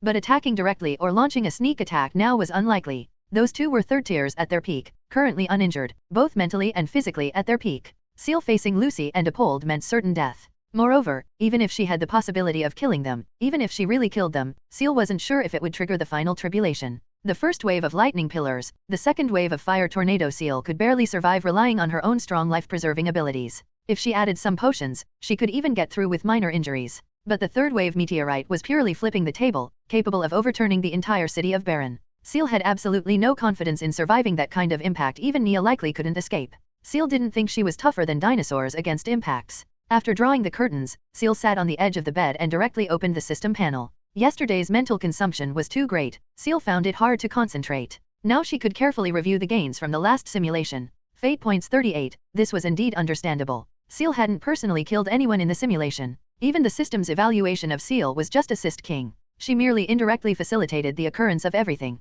However, spending 100 fate points for one simulation but only gaining 38 was indeed not cost-effective. Ciel now had 99 fate points. It was hard not to suspect the system deliberately stuck it just before 100, preventing Ciel from simulating beyond 30 days. But even if she had 100, Ciel absolutely wouldn't dare spend it all directly. She needed to leave room for error. Ciel looked at Death Reversal LV.2. After upgrading to LV.2, the description of Death Reversal changed slightly. Death Reversal LV.2, when you are about to die, clear all negative states, consume a large amount of spiritual power to forcibly maintain a near-death state for a short period. If spiritual power is exhausted before escaping the near-death state, then death occurs. If the host is annihilated during this period, consumes a large amount of spiritual power to exist as a pure spiritual body for a period, then dissipates automatically after some time. After leveling up, even annihilation allows survival for a period. Ciel didn't know what this pure spiritual body was yet. At least, it didn't seem very useful to Ciel, and it still consumed a large amount of spiritual power. Ciel's current spiritual power couldn't withstand such consumption. Temporarily skipping this, Ciel looked at the third reward she obtained. Point Small unlocked Basic Disciplines store. Ciel exited the skills interface and opened the Point Small. The items displayed in the mall were still the ones Ciel obtained in previous simulations. In the last simulation, she was directly blasted to smithereens, not even clothing fragments remained, so naturally, nothing new was added. However, Ciel found a new tab on the far right of the filter list, labeled Basic Disciplines. Generally, the system rewards based on what she did in the simulation. Opening Basic Disciplines, what did she do in the simulation? Ciel directly opened the Basic Disciplines tab. 3 sections appeared before Ciel's eyes. Basic Disciplines. Medicine, learnable 1 fate point. Law, learnable 1 fate point. Gardening, learnable 1 fate point.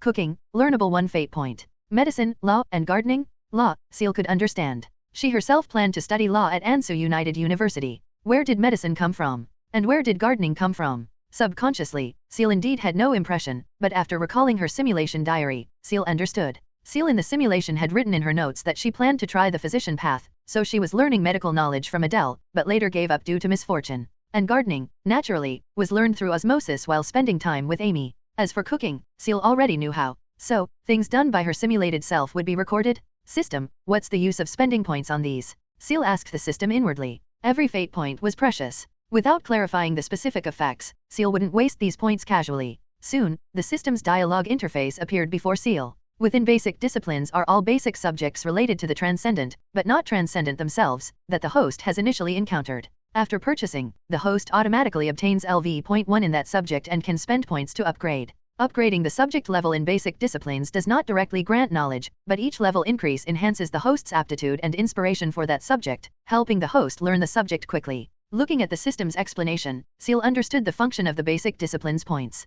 Basic disciplines contained basic knowledge unrelated to the transcendent. Spending points could improve Ciel's comprehension and learning ability in that subject. Meaning, if Ciel wanted to quickly advance in the physician path during a simulation, she just needed to level up the medicine subject, and she could learn the knowledge required to become a physician at an extremely fast speed. This could accelerate the speed at which she completed reconstitution rituals for other paths. Although not apparent now, Ciel could feel this was a very useful ability. This could allow her to quickly complete some reconstitution rituals that would otherwise require a lot of time, such as physician, which required a solid medical foundation, or blood painter, which required good drawing skills, and musician, which required singing, rhythm, and music theory. However, basic disciplines only included subjects related to the transcendent. Why was cooking included? Ciel thought carefully but couldn't find any corresponding path. Whose path relies on cooking? Could it be the one from the 15-1 that she still didn't know? Or was it a subsequent path for some existing ones?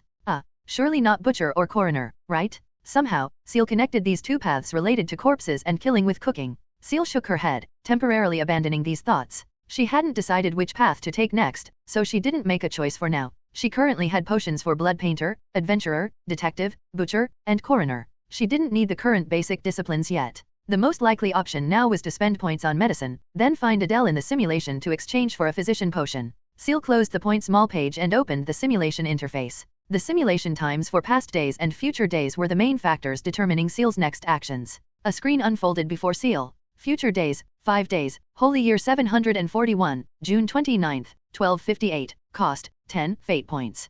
Past days, 24 days, Holy Year 741, May 31st, 855, cost, 10 fate points. Old days, cost, 10,000 fate points. 5 days later, 24 days ago. The number of days for past days simulation didn't exceed 30, so it only consumed 10 fate points. 24 days ago, what could I do to break the situation? 5 days later. The preparation time left for her simulated self was somewhat tight, plus the restriction of the misfortune rule. Knock knock knock. Just as Ciel was thinking, the sound of the doorbell ringing and knocking came from downstairs. Who? Ciel stood up, hands hanging by her sides, ready to summon Deadly Blood Roland at any moment. She walked downstairs, reached the living room, stood behind the door, and asked, "Who is it?" "Miss Ciel, sorry to disturb you. I am Milady Avena's butler. There is an urgent letter here that needs to be delivered personally into your hands." An old but resonant voice sounded from outside the door. Ciel opened the door, saw the old butler standing there, nodded at him, then reached out and took the thick envelope handed over. "From Avena? Is this the translation of those few lines of old ensues script?"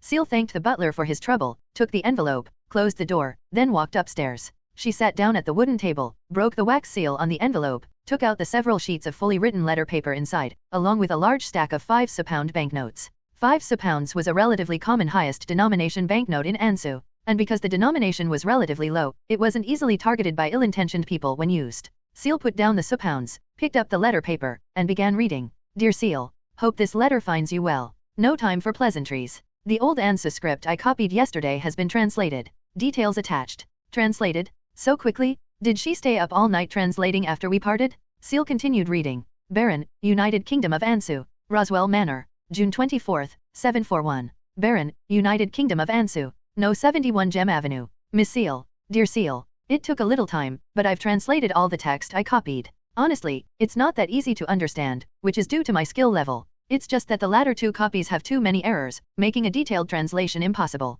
If you feel the translation isn't quite right, may I mail the copied attachments to Ansu? I know a professor specializing in old Ansu script. She can do better than me. Ciel continued reading downwards. Below were some analyses Avena herself made for each word. Avena also pointed out many errors in Ciel's writing, even detailing the translations of each word in different regions and interpretations by scholars from different periods, spanning several pages. The final attached translation was Avena's own polished version of the entire old Ansu text. This amount of work didn't seem like it only took a little time, as Avena wrote in the letter. Avena clearly put a lot of effort into consulting numerous resources, possibly even staying up all night to produce this translation. After all, Avena herself hadn't studied old Ansu script extensively, making the workload seem even greater. This serious and rigorous translation, like an investigation report, was indeed a significant help to Ciel. Unknowingly, Ciel once again owed Avena a debt of gratitude. As for how to repay this debt, Ciel already had an idea. Avena's potion path was stuck at the second-tier psychologist. Clearly, Avena digested the prerequisite first-tier listener very smoothly, yet she couldn't overcome the hurdle of psychologist.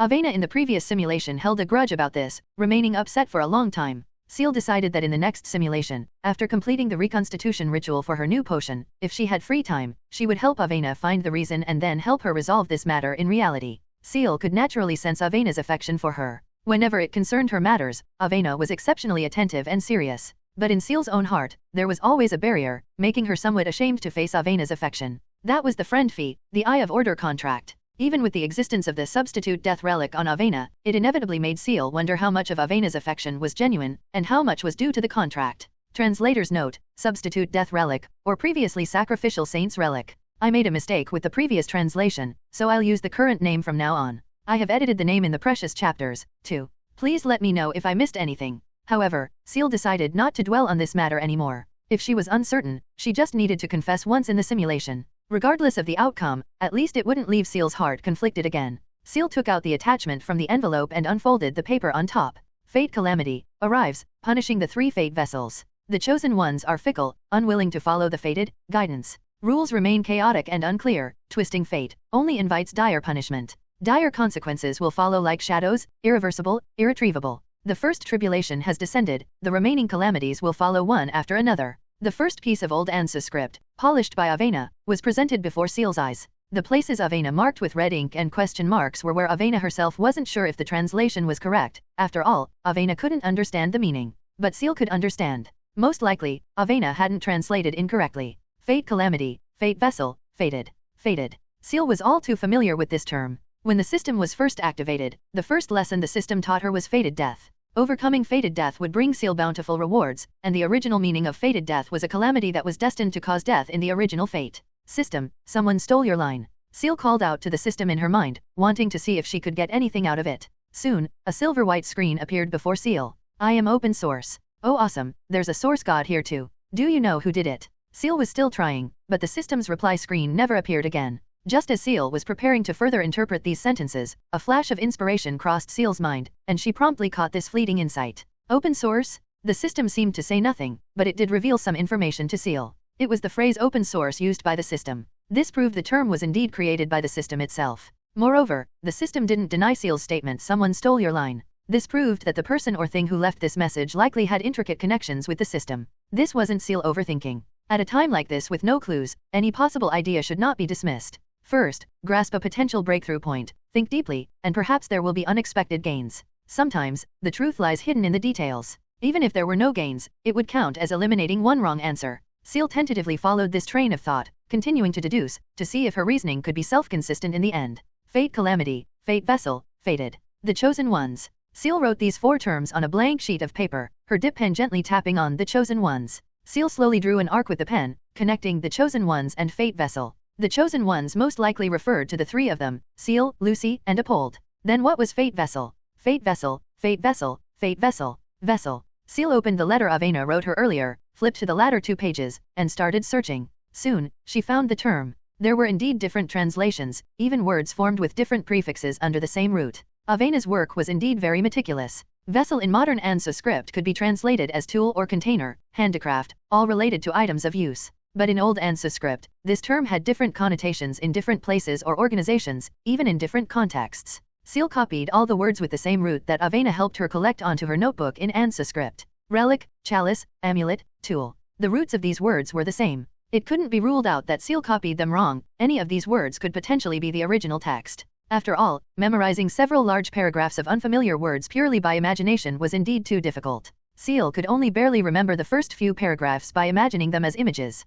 After carefully comparing the analyses and translations of these words, Ciel fixed her gaze on the word relic. Relic was an ancient Old Ensues vocabulary term, referring to items of religious or historical significance. In the context of fate vessel, it could refer to ancient and mysterious divine artifacts. Ancient and mysterious divine artifacts. Can I interpret this as powerful sealed artifacts? Then the meaning of fate vessel, could it be sealed artifact related to fate? If that's the meaning. Ciel looked again at the prompt translated and polished by Avena. Fate calamity arrives, punishing the 3 fate vessels. Something is punishing 3 fate-related sealed artifacts. No, need to connect it with the chosen ones below. For a moment, Ciel felt like she was back when she first started learning ensues script, as headache-inducing as learning English in her previous life. Is it fate-related sealed artifacts held by the chosen ones? Fate-related sealed artifacts. Sealed artifacts. Fate-related. The first thing Ciel thought of was the strong luck coin in Lucy's hand. If any sealed artifact had a strong connection to fate, Ciel would definitely vote for the strong luck coin. And at the end, that sealed artifact, clearly on her person, returned to Lucy's hand on its own as if bound to her. During the fire tornado disaster, the strong luck coin in Lucy's hand changed, breaking the twice-daily limit, and could adjust the coin's landing point according to Lucy's will. This was an extremely terrifying breakthrough and evolution. I can control it now. Ciel remembered the phrase Lucy said crazily when the fire tornado expanded. This was a fate-related sealed artifact bound to Lucy, and Lucy hadn't fully controlled it yet. One person's sealed artifact alone couldn't convince Ciel to accept this version of the guess and translation. Ciel thought of Apold. When Apold followed the misfortune rule, he also gained obvious benefits. His potion digestion became smoother and smoother. He, who basically had no chance at 4th tier, could actually look forward to 4th tier again. This was the reason why he endured such tormenting life and insisted on staying in Clock Tower Alley. Then Apold's fate-related sealed artifact. Ciel remembered when she went to Apold's house disguised as a judicator, the crystal eye on the dining table staring deadly at her, covered in what looked like purple blood vessels. Apold learned so many misfortune rules relying on that sealed artifact he called the evil eye. He could be said to be the one among the three who grasped the rules most completely. Clearly, the evil eye was the fate-related sealed artifact controlled by Apold. Thinking here, Ciel's brow couldn't help but furrow slightly. Lucy and Apold's sides made sense. What about her side? How could it be explained? Where did she get a fate-related sealed artifact? What fate-sealed artifact did she have? Besides Deadly Blood Roland, there was only the exclusive sealed artifact Echo of the Silver-White Time Binder. Wait. Ciel opened the system, looked again at the description of the Echo of the Silver-White Time Binder sealed artifact. Echo of the Silver-White Time Binder, damaged beyond repair, exclusive sealed artifact, bound, more abilities can be obtained as the sealed artifact is repaired. Echo of the Silver-White Time Binder wasn't in its complete state. Who could guarantee that its complete state didn't include abilities related to fate? Combined with the system's earlier mention of open source, Ciel felt her line of thought could connect. First, the term fated appearing before her eyes in the simulation came from the system. This was certain. Ciel could basically rule out that the threat of this misfortune rule came from some organization or powerful individual. Even if they could know about the sealed artifacts in Lucy's and Apold's hands, Ciel could understand that, but they absolutely couldn't know about the sealed artifact on Ciel. Even if they knew, they were in the dark while Ciel was in the light. If they wanted to kill Ciel and snatch the sealed artifact, they could act anytime. There was no need to create such a huge spectacle that was a meteorite. A city full of people. System, is that a fragment of the Echo of the Silver-White Time Binder? Used to repair the Echo of the Silver-White Time Binder. Ciel asked the system in her mind. This time, the system still gave no answer, but Ciel already had at least a 30% certainty in her heart. Usually, when the system didn't answer her, it meant she was on the right track. Only when she went down the wrong path would the system gladly come out to mock her a bit. 30% certainty, enough for Ciel to give it a try. She flipped the notebook to the front pages, picked up the pen, and began thinking. 30% certainty, this probability was already very high, high enough to be worth Ciel going into a future day's simulation once to verify this idea. The crucial point now was, what plan should she use to prove herself right? First, prove her line of thought. Second, try to digest a new potion, earn fate points. Third, find a way for Avena to digest the second-tier potion. This was Ciel's priority list for her next simulation. The importance of the first point was beyond doubt.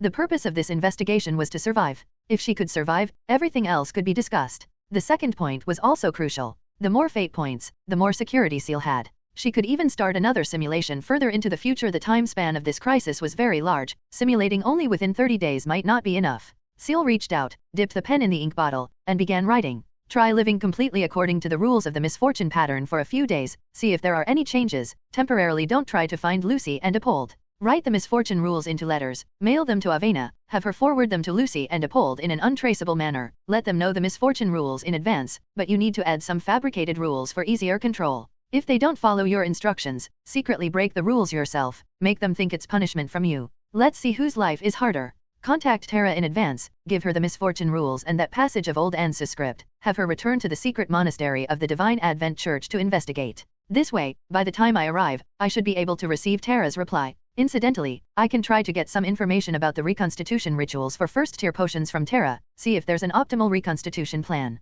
If the optimal plan is obtained and can be implemented quickly, prepare the potion and reconstitution ritual, making it convenient for me to directly complete the ritual and drink the potion upon arrival. Ciel stopped writing, reread the previous text, paused slightly, and added some supplementary notes to the preceding text. Lucy and Apold are both proud individuals, definitely not easy targets. Letters should primarily guide them. You can add some fabricated misfortune rules, controlled by you through rule breaking to reprimand them. These things cannot be thought up in a short time, you need to figure them out yourself. Good luck, my simulated self. Whatever method you use, the ultimate goal is to obtain the sealed artifacts in their hands. This is for verification. Good luck. Ciel put down her pen. Now, she would entrust more detailed content to her simulated self, letting her handle it. After all, that was also herself, their way of thinking wouldn't differ greatly. Moreover, plans she devised out of thin air might not necessarily proceed smoothly during implementation and could encounter many variables. These adjustments had to be made by her simulated self. All she could do was wish her simulated self smooth sailing later. Ciel opened the system and clicked into the simulation interface.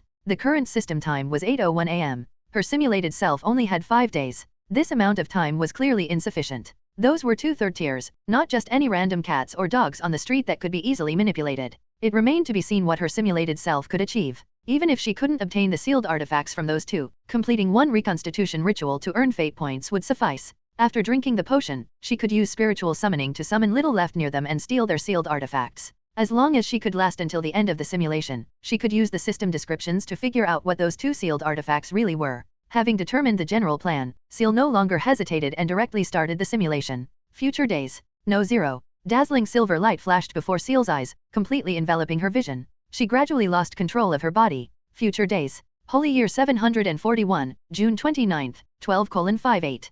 Countdown, 23:59:59. The silver light in Ciel's eyes gradually dissipated, revealing the silver-white system prompt box in her field of vision. The arrival time wasn't earlier. It seemed her simulated self hadn't caused any major trouble. The sky was gloomy. Barren City was experiencing light rain again. Raindrops hit the umbrella above Ciel's head, making pitter-patter sounds. Regaining control of her body, Ciel looked down and suddenly realized she wasn't holding an umbrella at all. She turned her head and saw she was walking on a street in Clock Tower Alley. To her left, a man holding a black umbrella and wearing a dark gray newsboy cap was holding the umbrella for her. Upon noticing her glance, the man lowered his head further, seemingly avoiding eye contact with Ciel. Ciel. What kind of stunt did my simulated self pull for me this time? Ciel looked back. Following behind her were over a dozen men and women wearing black rain ponchos and trench coats. They all wore dark gray newsboy caps. Upon seeing Ciel turn around, they all lowered their heads deeply. Who are you people? One woman wearing a black rain poncho, holding something in her arms, hurried to Ciel's side, extended her hands, and presented a notebook she held to Ciel.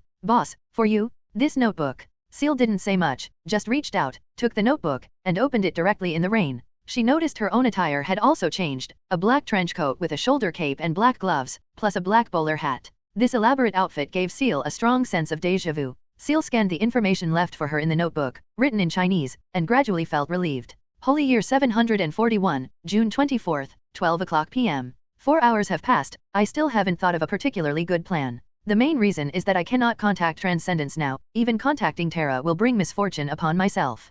Contacting Terra counts as breaking the rules. I want to try if I can use this as a punishment for the other 2. In the afternoon, they will visit Avena. I'd better figure out a solution before then. My previous thought was indeed correct. Without my own faction, having to do everything personally wastes a lot of time. Ciel turned the page and continued reading. Holy Year 741, June 24th, 8 o'clock p.m. In the end, I still decided to contact them via letter as a teammate. Plotting against third tiers is unwise, especially favored Lucy. If she rolls heads twice with the strong luck coin, she might just arrest me on the street. Before absolute luck, all schemes seem laughable. She likes to gamble, but I don't.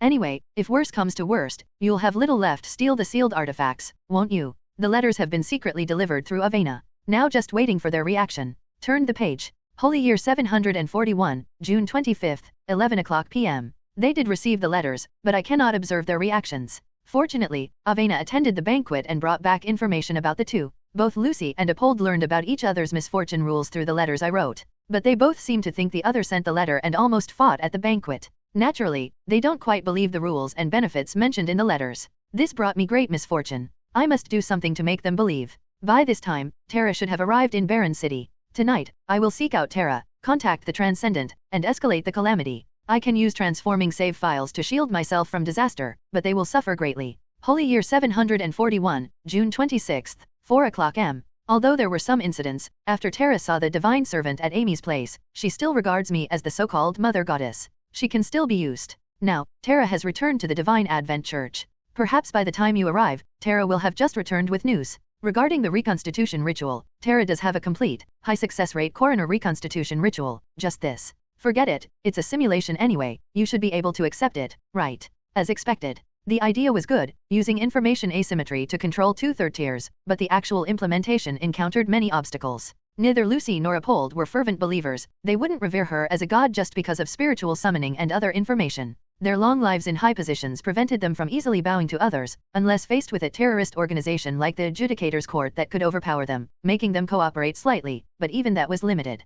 Ciel continued flipping through the pages. Holy Year 741, June 26, 12 o'clock p.m. Avena relayed news that, for some unknown reason, Apold dismissed all his attendants and moved into Clock Tower Alley. Lucy also holed up inside Dedden Manor and hasn't shown her face since. As for why Avena knew, it's because at yesterday's banquet, she once again invited everyone to hold a transcendent salon at Avena's manor. Both of them declined for different reasons. Looks like misfortune taught them a lesson. I don't know what they encountered. Anyway, I was only almost hit by a runaway carriage and then almost hit my head on a rusty nail someone placed on the adjacent wall while dodging the carriage, and it cost me 5 fate points. The next letters are crucial. This step determines whether I can gain their trust and also affects whether I can obtain their sealed artifacts. But there's one thing I'm very curious about. When Lucy followed the rules, she could gradually control the strong luck coin. Perhaps her potion digestion also became smoother. When Apold followed the rules, he also gained the benefit of potion digestion, even allowing his originally mutated body to gradually recover. What about me? Except for contacting Terra that one time, I've barely contacted any transcendents these past few days. Why haven't I felt any changes in my body? Or has the change already happened, I just haven't noticed yet? Perhaps I can consider experimenting. Indeed, Ciel also noticed this problem. Apold and Lucy both gained benefits when following the rules. In contrast, Ciel seemed unchanged, which puzzled her slightly. Was it because she hadn't become a transcendent yet? Did she exploit a bug in the rules, preventing the reward from being distributed? Ciel continued reading downwards. Soon, her gaze locked onto the night of June 27th. Holy Year 741, June 27th, 11 o'clock p.m. Something happened. In the previous simulation, when they only had a partial understanding of the rules and were mostly kept in the dark, they didn't choose to take any action. But this time, with the hints I provided, Apold already guessed some things. One of Avena's suicide messengers was discovered and killed by him. He started using the free time within the rules to act. Just this afternoon, Lucy died at Dedden Manor. I bet her strong luck coin today, June 27th, definitely landed tails twice. But strangely, after Lucy died, the strong luck coin on her disappeared. I am 70% certain Apold took it. Fortunately, he is now in the light, and I am in the dark. He definitely cannot imagine that the other chosen one is just an ordinary person. It's just that Avena's situation might be somewhat dangerous. I have already written to Avena, asking her to take Nia and leave Barren City for a few days to hunt, avoiding any unfortunate incidents. Lucy died first? For a favor to be killed so easily, the only possibility was that her strong luck coin landed tails twice consecutively, causing her to lose all her good luck. Ciel was somewhat surprised that Apold dared to act so directly. Would Apold be punished by the rules? Or was mutual hunting actually permitted within the rules? With such an unexpected event, she definitely couldn't continue providing any clues to Apold, otherwise, she might become the prey herself. Ciel quickly flipped to the next page. As expected, her simulated self decisively gave up providing clues to Apold, instead observing quietly, watching if disaster would suddenly befall Apold or herself. Before letting Avena leave, Ciel asked her for a batch of helpers, all corrupt police officers from Clock Tower Alley. Using these people wouldn't cause any psychological burden. To monitor all of Apold's actions in Clock Tower Alley comprehensively, the simulated Ciel implemented a major plan. After the leader of the Blackwater gang died, the gang was currently leaderless, internally fragmented into several groups, fighting almost daily over territory. The situation with collecting protection fees also worsened, reaching a point where even the Church of the Savior Goddess wanted to intervene. The simulated Ciel used that batch of corrupt police officers to arrest the leaders of the splintered Blackwater gang factions on a large scale, executing them centrally. She then directly took over the remaining remnants, formally renaming the gang the Bloodletter Gang. This way, Ciel could control a major force entrenched in Clock Tower Alley without contacting Transcendence. Members of the new Bloodletter Gang would keep an eye on Apold's movements for Ciel. Such surveillance would definitely be noticed by Apold, it was only a matter of time. However, Ciel didn't need to worry about this issue, because she only needed to stay in this world for 24 hours before leaving. Even if Apold could detect a slight anomaly, it wouldn't have any impact. As long as Ciel used little left to get both sealed artifacts stored on Apold before leaving. However, one point made Ciel puzzled. Apold killing Lucy didn't trigger any misfortune. This made Ciel somewhat worried about the person or thing behind the rules. Could the ultimate goal be like a coliseum, forcing the three to fight to the death, leaving only one survivor? Ciel temporarily put aside her thoughts and looked at the attachment tucked inside the notebook. It was a high success rate reconstitution ritual for Coroner, given to Ciel by Terra. Previously, Ciel had also bought a reconstitution ritual from Dedden Manor. The content of that ritual was very simple. Drink the potion first, then excavate 3 corpses and piece them together. Once the newly stitched corpse regained the ability to move, the ritual could be completed. But the reconstitution ritual Tara gave her, currently before Ciel, was clearly much more complex. It required drinking the potion, then excavating 2 fragmented transcendent corpses for stitching and reconstruction. The final product had to be almost indistinguishable from a normal human. The more exquisitely the stitched corpse resembled a normal human, the faster the potion would digest. What kind of coroner is this? Might as well call it gravedigger or necromancer. Fortunately, this reconstitution ritual didn't require cooking. If guessing based solely on the name, Ciel felt butcher was the most likely path to use cooking knowledge. After all, broadly speaking, the term butcher refers to someone who slaughters, processes, or sells livestock. Ciel closed the notebook in her hand, looked at the group of people following her, and was momentarily stuck, unsure what to say. Judging from their respectful and fearful attitude towards her, her simulated self must have used quite a few bloody methods when dealing with those remnants. The notebook recorded that her residence had moved back to number 44 North South Stone Street in Clock Tower Alley. It seemed she bought it directly using the Bloodletter Gang's funds. The potions and other things should still be there. Ciel didn't speak, just walked towards North South Stone Street according to memory. The burly man beside her quickly followed with the umbrella. While walking, passing by a glass display window, Ciel saw her current appearance. Her long hair behind her was tied into a low ponytail, hanging down her back. A strong gangster vibe practically emanated from her. Taking over the Blackwater gang is one thing, but making everyone wear newsboy caps while she herself wears this trench coat, bowler hat, and ponytail. Baron City really resembles Birmingham. Reborn, I established the Razor Gang on the Shanghai Bund to be Makama, right? She really got carried away with it. But the overall thinking wasn't flawed. Unable to rely on Avena, she could only utilize these ordinary people. With corrupt police backing Ciel, plus the previous bloody cleanup methods, the people below wouldn't dare rebel for some time at least. These people had already been trained by the simulated Ciel, making them easy to command. Within these 24 hours, she would use them to continue monitoring Apold, while she herself had to digest the potion within 23 hours and wait for Tara's intelligence. Finally, reserve 1 hour to steal the sealed artifacts from Apold. If necessary, having Tara disguise herself as Judicator's court to lure Apold away wouldn't be a problem. At worst, let Tara make a heroic sacrifice. It would count as her dedicating herself to the god in her heart. The plan had taken shape in her mind. The next step was implementation. Transcendent corpses were indeed hard to find. If this were a past days simulation, Ciel knew many people who could become corpses. But in reality, they were all dead, leaving the future days simulation Ciel with no corpses to use. If absolutely necessary, she could ask Tara to dig graves at Detton Manor for her. There were many corpses there, perhaps she could even find an opportunity to steal Lucy's body. Unfortunately, Brock's body was completely absorbed, and Kitty's body became the Divine Servant's vessel. Unsure if the Divine Servant counts as a corpse after death. If it counted, plus Lucy's corpse, she would have 1 third-tier transcendent corpse and 1 with a second-tier vessel, a spiritual creature corpse of unknown strength. Such an exaggerated configuration, likely no other coroner could achieve. If stitched together like this, who knows what Ciel would create? Would it have a more positive impact on potion digestion? Perhaps she should ask Tara about this. Counting the time, if things went smoothly, she should have already returned to Baron City. Not many people used umbrellas in the light rain. It was currently the short lunch break at noon, and there were quite a few pedestrians on the road. Many people, upon seeing this procession, quickly moved to the sides of the road, afraid of provoking the plague gods. Just as Ciel was about to reach North-South Stone Street, a figure almost made Ciel stop in her tracks. Apold? Apold, covered in coal dust, having just come out of the coal processing plant, was wiping his face with a dark grey towel while walking towards Ciel, ultimately having his path blocked by the group Ciel led. Must not show weakness. He doesn't know who I am. Ciel made a decision almost instantly. She slowly looked up, swept her cold gaze over Apold before her, her slightly narrowed eyes filled with the indifference and contempt one might reserve for looking at inferior swine. At this moment, Apold was also internally frustrated. Why must he, a third-tier transcendent, work in a factory for over 10 hours? Doing this kind of lowly work infuriated Apold. What infuriated him even more was the mysterious person hiding in the shadows, proactively feeding him intelligence. He initially thought this was all a transcendent gambling game set up by the third-tier favored Lucy, leading him to directly break ties with her.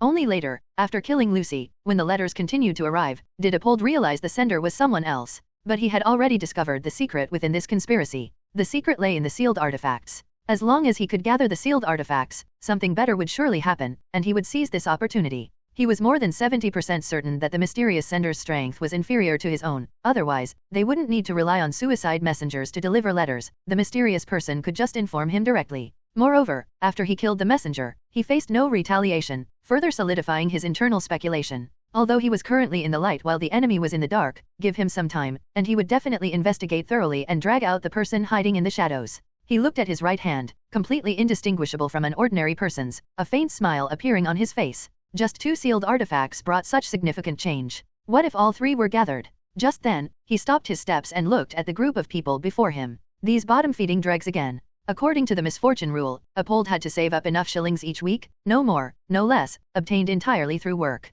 But these Blackwater gang dregs started collecting protection fees from him. After simply teaching a few of them a lesson, he thought they would stop, but unexpectedly, they intensified their efforts, seeking revenge. If not for the fear that killing too many people would attract the attention of the Church of the Savior Goddess and get him kicked out of this area, Apold wouldn't tolerate these sewer rats for even a second. If it were before, how could he encounter such blind people? But when he lowered his head and saw the young woman under the black umbrella, Apold was instantly stunned. Scram! A sharp word spat from the young woman's mouth. Apold, however, said nothing, just stepped aside, his gaze constantly sizing up the young woman. When did the Blackwater gang get such a beautiful leader? The gang boss's daughter? And she's actually an ordinary person? And that gaze. If any man looked at Apold like that, he would definitely gouge out their eyes. But when that young woman looked at him like that, Apold couldn't muster even a trace of anger. Now, Apold developed a great interest in that young woman. However, he decided to put personal feelings aside for now and focus on resolving the immediate problem first. Apold continued walking in the opposite direction, while Ciel inwardly breathed a sigh of relief.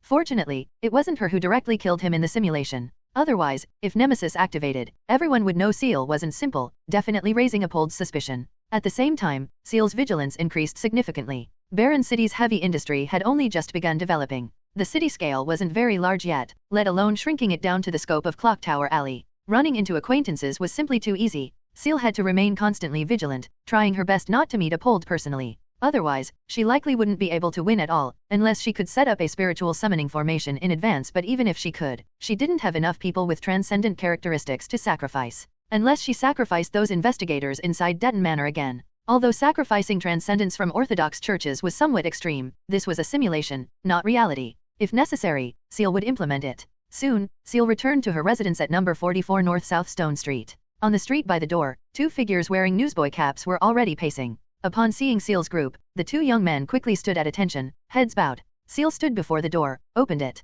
Behind her, the burly man's voice sounded. "Boss, that man just now." Ciel paused slightly while opening the door, looked back at him, and said, "Keep watching, don't get discovered, and don't do anything to him. Just record his movements. You can go back now." "Yes." The man bowed deeply towards Ciel's departing figure. Only after the wooden door closed did he heave a sigh of relief and turn back to the others. Dismissed. None of them knew where their inexplicable fear of Ciel came from. Perhaps only Ciel herself knew best. Ciel had just returned to the living room, feeling slightly relieved upon seeing the familiar setting. Just as she was about to look for the potions she left in the room, she opened the door and froze. Tara was scrambling off her bed in panic, adjusting her church robes while quickly climbing down, looking towards Ciel. "What are you doing?" Ciel sighed inwardly. "You people from the Divine Advent Church don't seem quite normal." "No, not just not quite normal. Quite perverted." "It's not like that, Lady Ciel, please let me explain." Tara plopped down onto her knees directly before Ciel and said nervously, "I originally just slipped in with the intelligence to wait for you. But during meditation, your lowly servant sensed your great and warm aura in the sanctuary.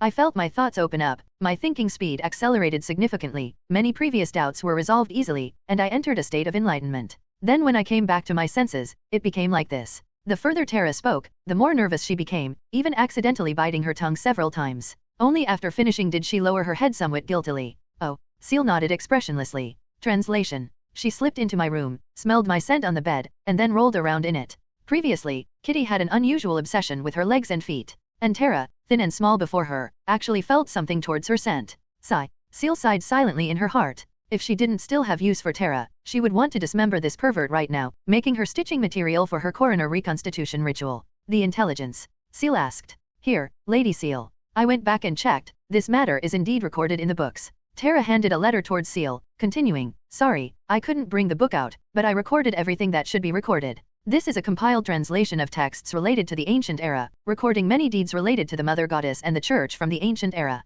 The writers were mostly priests or church transcendents from that time." Ciel opened the envelope, unfolded the paper inside, and saw the information marked with red lines. "Era of Holy Advent. 183713. This item is ominous. Contact by non-fated individuals will surely invite calamity. Those who suffer disaster but do not die, if they do not obey the rules, will surely die from inexplicable events, none survive. Not a divine artifact, should be sealed." There were many missing parts here, and looking at the context, it resembled a dark version of the ancient era's Peach Blossom Spring. A group of missionaries arrived at a cellar and found this sealed artifact. But everyone who came into contact died from inexplicable disasters. Even those who survived by figuring out the patterns eventually died from inexplicable natural or man-made calamities. The entire text basically described the terror of the sealed artifact, but it indeed bore a strong resemblance to Ciel's experiences. Fated person. Now, seeing the word fated, Ciel basically defaulted to it being related to the system. Were the items held by the three of them fragments of a dismantled sealed artifact? Or was it one sealed artifact, targeting the parts in their hands? At least now, Ciel could be 90% certain this matter wasn't related to people. This was a sealed artifact that existed since the ancient era. I see. Is it Lucy Silva and Apold Thaddius? Tara lowered her head in thought, then looked up at Ciel and asked, Lady Ciel, is there anything you need me to do? Looking at Tara before her, Ciel decided to proceed according to the previous plan. Go retrieve Lucy's body. Ciel said. Understood. Tara seemed to feel no difficulty at all, agreeing immediately. Both sealed artifacts are currently on Apold. Does servant need to bring them all back for you? Bring them all back? Apold was third tier. Last simulation, a single lightning pillar blasted Tara into debris, while Apold could withstand several consecutively. How could Tara have the confidence to say this? Can you do it? Ciel asked calmly, not showing too much emotion. Mission guaranteed, Lady Ciel. Tara bowed her head deeply and said, it is my honor. Fine, act within your capabilities. Ciel nodded. If you obtain the sealed artifacts, hide them first. Do not bring them directly before me. If Tara could really resolve everything, it would indeed save Ciel a lot of time, but she had to prepare in advance. What if putting the three sealed artifacts together triggered the same calamity as last time? Ciel didn't want to experience being killed by a meteorite again. Yes. Tara stood up, her figure beginning to flicker and dissipate. But at the last moment, Tara's figure solidified, and she asked in a low voice, Lady Ciel, servant cannot fathom your supreme holy will. Could you please guide your foolish servant through the confusion? May I ask if you require the corpse for the coroner reconstitution ritual? Tara didn't look up at Ciel, just kept her head bowed humbly and respectfully, making it impossible for Ciel to see her expression clearly. The reason Tara guessed this was because Ciel had previously asked her for a high success rate reconstitution ritual for coroner, plus Ciel needed a corpse this time. This forced Tara to connect these two matters. Tara's question made Ciel immediately pull up the system panel. She thought Tara had finally figured something out, like knowing Ciel was just an imposter. Moreover, as a missionary, Tara possessed an unavoidable lie detection ability. Under such direct questioning, it would be difficult for Ciel to fool her. If Tara truly sensed something, she wouldn't hesitate to strike first, blasting her with deadly blood Roland. Yes. Ciel replied calmly, but her right hand had already assumed a gun-holding posture. Servant understands. Tara's figure gradually distorted and disappeared, replaced by a pure white shadow. After a few seconds, that white shadow also dissipated. Just left like that? Ciel paused in place for half a minute. Only after confirming Tara had truly left did Ciel shake her head. She thought contacting Tara would trigger misfortune. Looks like misfortune didn't arrive immediately, still waiting for her at some future point. Unsure if contacting Apold earlier counted as contacting a transcendent. If so, another major misfortune of contacting a third tier was stacked upon her. What slightly puzzled Ciel was, didn't Tara consider her the mother goddess of the Divine Advent Church? Why did Tara show no reaction when she wanted to digest potions from other paths? Forget it. Compared to worrying about Tara, it's better to think about how to survive the possible misfortune later. Just as Ciel planned to leave Clock Tower Alley to avoid being suddenly killed by some factory explosion, knocking sounded from downstairs. Knock knock knock. Who? Ciel looked towards the door, frowning slightly. She remembered the last time she consecutively contacted third tier and other transcendents, the descending misfortune was. Light rain drizzled onto the gravel ground of Clock Tower Alley. A petite figure ran across the muddy, foul-smelling black gravel ground, completely ignoring the splashing mud staining her white socks wet. Soon, she ran out of Clock Tower Alley and arrived at the gem processing factory in the adjacent gem district. Here, her steps gradually slowed. Soon, she turned sharply and entered a dark alleyway. She moved quickly through the alleyway until passing one of the wooden doors, where her figure gradually turned illusory and disappeared, leaving behind a white shadow. Inside the house, Tara's figure gradually solidified. Beside her, over a dozen people dressed in various clothes knelt with bowed heads. From merchants to nobles, their attire indicated these men and women were not of simple status. Archbishop. Archbishop. Your Excellency Archbishop. They spoke almost simultaneously, bowing their heads towards Tara, expressing their respect. There's work to be done. Tara's face was indifferent. She merely glanced down at the others before speaking. I hope you won't disappoint me. Returning to the monastery this time, Tara not only brought back the copied ancient text but also all her trusted subordinates. These were bishops and high priests scattered across different regions. Under Tara's single letter, they all rushed to Clock Tower Alley at the fastest speed. This force was even sufficient to level all transcendent forces in Barren City. This was almost all the power Tara could mobilize. This was also the source of her confidence in daring to propose completing more tasks for the Mother Goddess's human vessel. Your Excellency Archbishop. May I ask what exactly happened? Some had waited here for a day, some had just arrived less than 2 hours ago. They were all bewildered until a woman dressed in noble attire spoke up. Hey, Tara smirked. Lady Mother Goddess was concealing herself, hiding in plain sight. She wouldn't reveal any information, not even to her own confidants. The Saintess was protected by the divine servant, and she, naturally, had to become the Mother Goddess's strongest shield and sword, clearing all obstacles wherever the blade pointed.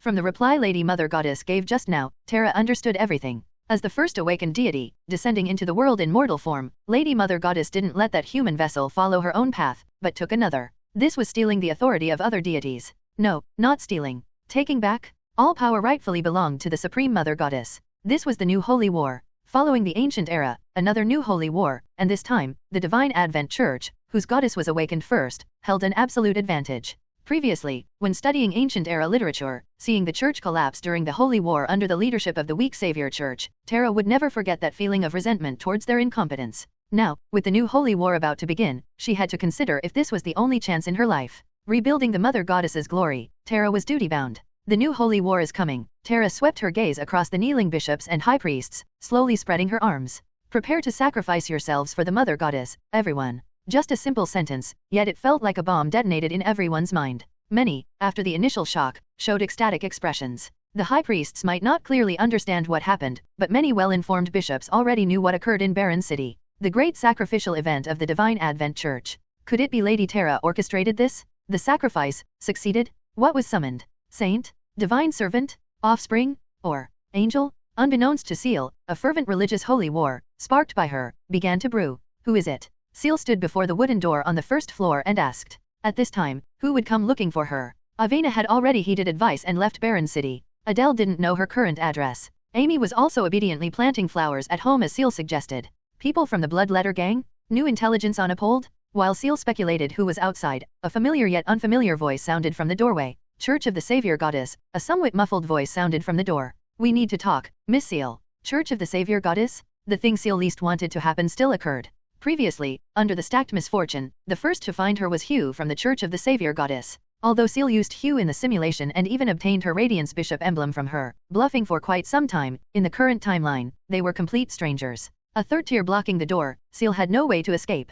So Ciel directly pulled the door open. The moment she saw the familiar silver long hair upon opening the door, Ciel realized she was mistaken. The person who came wasn't Hugh, but Adele's older sister, Eurus, the high priestess of the Church of the Savior Goddess. What did she come looking for her for? Fortunately, Hugh she couldn't handle herself, but with Eurus, Ciel had many ways to gain her trust. May I come in to talk? Eurus asked. Eurus seemed to have come alone, apparently not taking Ciel seriously, although she couldn't see anyway. Her eyes were vacant, her face merely turned towards the direction Ciel spoke from. After hesitating slightly, Ciel moved aside and said, Come in. Just sent Tara away, now Eurus comes. Misfortune continues to stack. Fortunately, the only third tier she contacted was Apold. She should be able to handle it, right? But coming in as number 0 also had its advantages. At least as an ordinary person, she wouldn't attract too much attention from an orthodox church like the Church of the Savior Goddess. May I ask what business you have? Ciel asked. I heard about the Blackwater gang matter. Eurus faced Ciel's direction and said softly, the Church of the Savior Goddess considered intervening during the previous Blackwater gang conflicts, but before intervening, you resolved them all.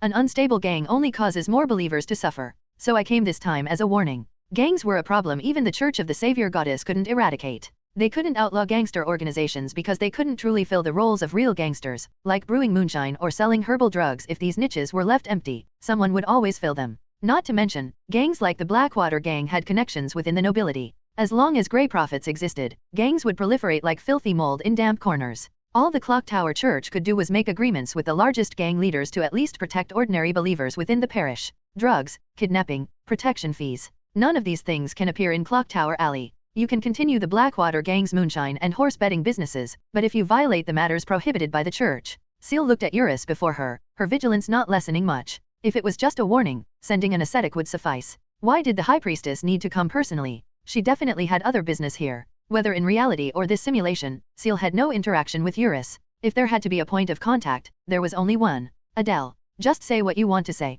Ciel said directly, I don't like beating around the bush. Hearing Ciel's words, Eurus stopped speaking. After a moment, she slowly said, Ciel, I've heard this name. You are Adele's friend, aren't you? As expected. Ciel wasn't surprised. She nodded, admitting directly, yes. You received Avena's help, took over the Blackwater gang, and are having people monitor Apold. Recently, Avena also left Barren City. Eurus stated all the intelligence she knew, one word at a time. paused slightly, then continued, "Rest assured, I won't ask about your plans, as long as you don't cause any destruction in Clock Tower Alley and don't accidentally injure any believers of the Church of the Savior Goddess. I just want to know, will what you're doing involve Adele?" No, Ciel shook her head. "But if you don't leave soon, you might be in danger. Eurus only came for Adele's safety. This should be considered a private matter." After Apold arrived in Clock Tower Alley, the Church of the Savior Goddess had been monitoring him. Her actions naturally couldn't escape their notice. After all, Clock Tower Alley was their territory, already infiltrated like a sieve by their believers. Ciel realized that if this continued, she didn't know how long she'd be stuck haggling with Eurus here, so she decided to resolve it quickly.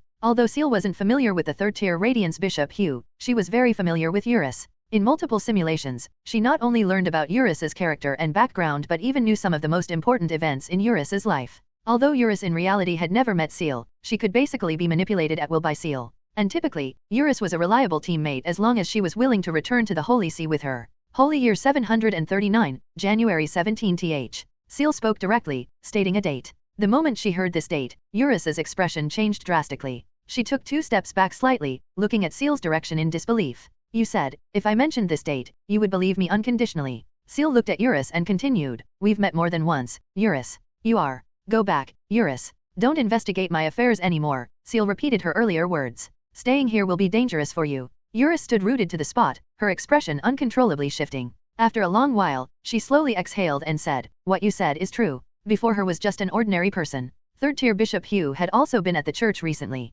It was impossible she suffered a mental attack from another transcendent. Moreover, she had undergone baptism. It was almost impossible to be attacked by a dream stealer. They wouldn't seek such trouble. The only possibility was that the young woman before her was telling the truth. Who exactly was she? "I understand." Eurus nodded lightly, her figure beginning to flicker. But soon, she looked towards Ciel and said, "If you encounter any problems you can't solve, you can come find me." Eurus's figure dissipated, leaving only a white shadow in place. After a few seconds, the white shadow flickered and also vanished. Sigh, Ciel couldn't help but sigh. Eurus from the Church of the Savior Goddess was alright, just always wanting to drag her to the Holy See to be a saintess, trying every means to baptize her. Terra from the Divine Advent Church was even more extreme, directly treating her as the Mother Goddess. Her fervent appearance made Ciel suspect that if she asked her to commit suicide, she would slit her throat on the spot and worry if dying too slowly would anger her. Eurus would definitely help if asked, but this time, Eurus wasn't needed. Ciel already had a complete plan, digesting the potion and stealing the sealed artifacts. Neither of these were matters Eurus could interfere with. Second-tier Terra, third-tier Apold, second-tier Eurus. She hadn't even been here half an hour, and already contacted 3 transcendents. Under the stacked misfortune, Ciel was already considering if her house would suddenly explode. Suddenly, Ciel thought of something. If Apold always carried the sealed artifact on him, then when they met just now, the condition of 3 fate vessels was actually met. 3 sealed artifacts were all present. But why didn't misfortune descend? Could it be that fate vessel didn't actually refer to the sealed artifact, but another word with the same root, chalice? This term, in cults, metaphorically referred to the vessel or container holding the flesh and blood of an evil god's offspring. Ciel felt the hair on the back of her neck stand on end. Fate vessel likely referred not just to the sealed artifact, but also the person behind the sealed artifact. Ciel remembered the exclusive tag on Echo of the silver-white time binder, thought of the strong luck coin automatically returning to Lucy's hand, and their continuous gains from completing the rules. This was developing containers? This thought surfaced in Ciel's mind and lingered for a long time. She knew there was currently no concrete evidence to support her idea, but everything was simply too coincidental. Ciel had to quickly bring the mastermind sealed artifact, or its holder, to the surface. The longer it dragged on, the more likely the situation was to change. Ciel stopped pacing in the living room, took a deep breath. The smell of dust and wooden floorboards entered her nostrils. Coincidentally, a wave of coolness washed over her mind, and Ciel gradually calmed down. The more critical the moment, the less one should panic. She moved a stool and sat at the turn of the stairs, beginning to ponder the procedure for the coroner reconstitution ritual, lest she miss anything. Simultaneously, her seated position allowed her to observe movements on both the first and second floors, while the first floor window couldn't see Ciel's position, at most only her calves or shoes. This maximized avoidance of stray bullets coming through the window and provided room to maneuver upstairs or downstairs in case of danger. Ciel had nothing else to do now but wait while maintaining her thoughts, either for Terra to bring back the corpse or for the Bloodletter gang members to bring intelligence about Apold. Time passed minute by minute, second by second, but Ciel, sitting and waiting, felt her heart grow increasingly calm. Corpse, stitching. These days, Ciel had seen quite a few corpses. As for stitching, she knew some, though not stitching corpses, nor stitching wounds. Just helping her sister Lychee mend her torn work clothes. Ciel narrowed her eyes slightly. In her vision, 2 illusory corpses seemed to appear. Ciel raised her hands, as if holding illusory needles and thread.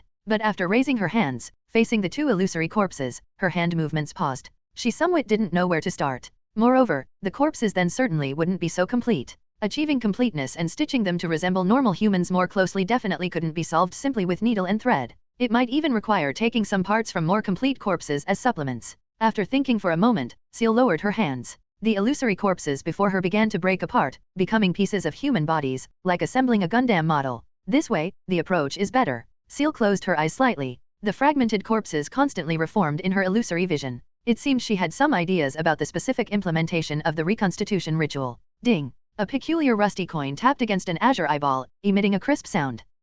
Apold pinched the coin in his hand, then looked at the azure eyeball placed on the dining table, making a puzzled sound. Next, Apold took out a small knife, made a cut on the fingertip of his right hand, and held it level above the rusty coin. Blood gathered at his fingertip, its surface tension like a transparent film, striving to pull it back into the finger's embrace, maintaining its perfect round shape. But the blood droplet gradually swelled, beginning to tremble slightly at the fingertip. Just as gravity was about to prevail and pull the blood droplet down, Apold abruptly changed the direction of his finger. The droplet fell accurately onto the evil eye. The blood droplet coated the azure eyeball, flowing down the round object. At this moment, Apold spoke, "Evil eye, if I drip blood onto this coin, will there be any danger?" The blood droplet flowed down the evil eye, absorbed by the low-quality wooden table. The surface of the evil eye remained as bright as new. Seeing this, Apold directly raised his hand and smeared the blood from his finger onto the eyeball angel on the front of the rusty coin. The blood of a transcendent, no matter where, always had unexpected uses. If one were to ask what was most valuable on a transcendent, besides undigested potions and mutated body tissues, the most valuable thing would be their blood. But blood also contained a large amount of information. Casually giving blood could easily lead to danger, so unless a transcendent was extremely poor, they wouldn't choose to sell their own blood. Apold waited for a moment. The rusty coin showed no change. He frowned slightly. Since snatching the sealed artifact from Lucy, he hadn't found any way to contract with it. Or rather, hadn't found any way to use it. It just automatically landed somewhere at a certain time each day, but almost always one heads and one tails. Apold had no clue. However, the only thing that comforted him was that after killing Lucy, he felt his potion digestion speed had increased. Even the body mutation he previously thought irreversible had now almost completely recovered. He felt his current state was better than ever before. Just one slight regret was that the evil eye wouldn't respond to any inquiries Apold made regarding the rusty coin, as if it couldn't see the coin at all. This situation was very rare. At least so far, Apold had only encountered it when asking the evil eye about the queen. Forget it. Lunch break is almost over. He had to get back to the factory quickly, otherwise, if misfortune struck, he wouldn't be able to handle it. The incident of falling into the furnace last time was still fresh in his mind.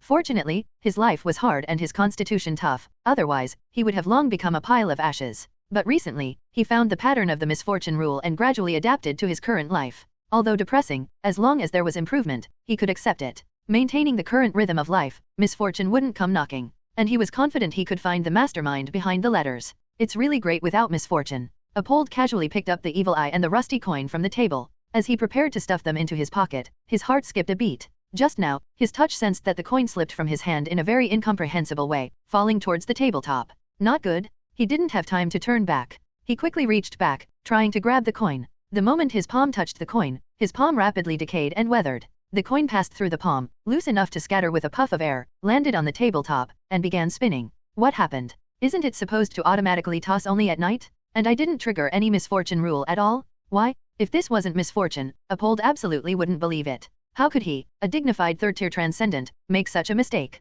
The coin gradually stopped spinning on the table, wobbling. The penetrated spot on Apold's left hand was already covered by a layer of black armor. He frowned tightly, watching the coin standing upright on the edge of the table. It's fine. Since birth, luck has always been on my side. Even a favored couldn't contend with my strong luck. The coin fell. The rusty demon face faced the sky, its bloody smile seeming to mock. Fuck, Apold cursed. He reached out to retrieve the rusty coin lying on the edge, but just then, a comical scene occurred. His toes caught on a crack in the damaged wooden floor. His hands almost subconsciously braced against the edge of the table. Just that little push shifted the table forward slightly. Just that tiny distance and vibration, the coin tumbled off the tabletop, fell vertically to the ground, bounced and flipped a few times on the wooden floor, and the eyeball angel side once again pressed against the ground. Apold's pupils constricted slightly. He looked incredulously at the rusty coin lying on the ground. He didn't even notice a drop of sweat trickling down from his temple. Fuck.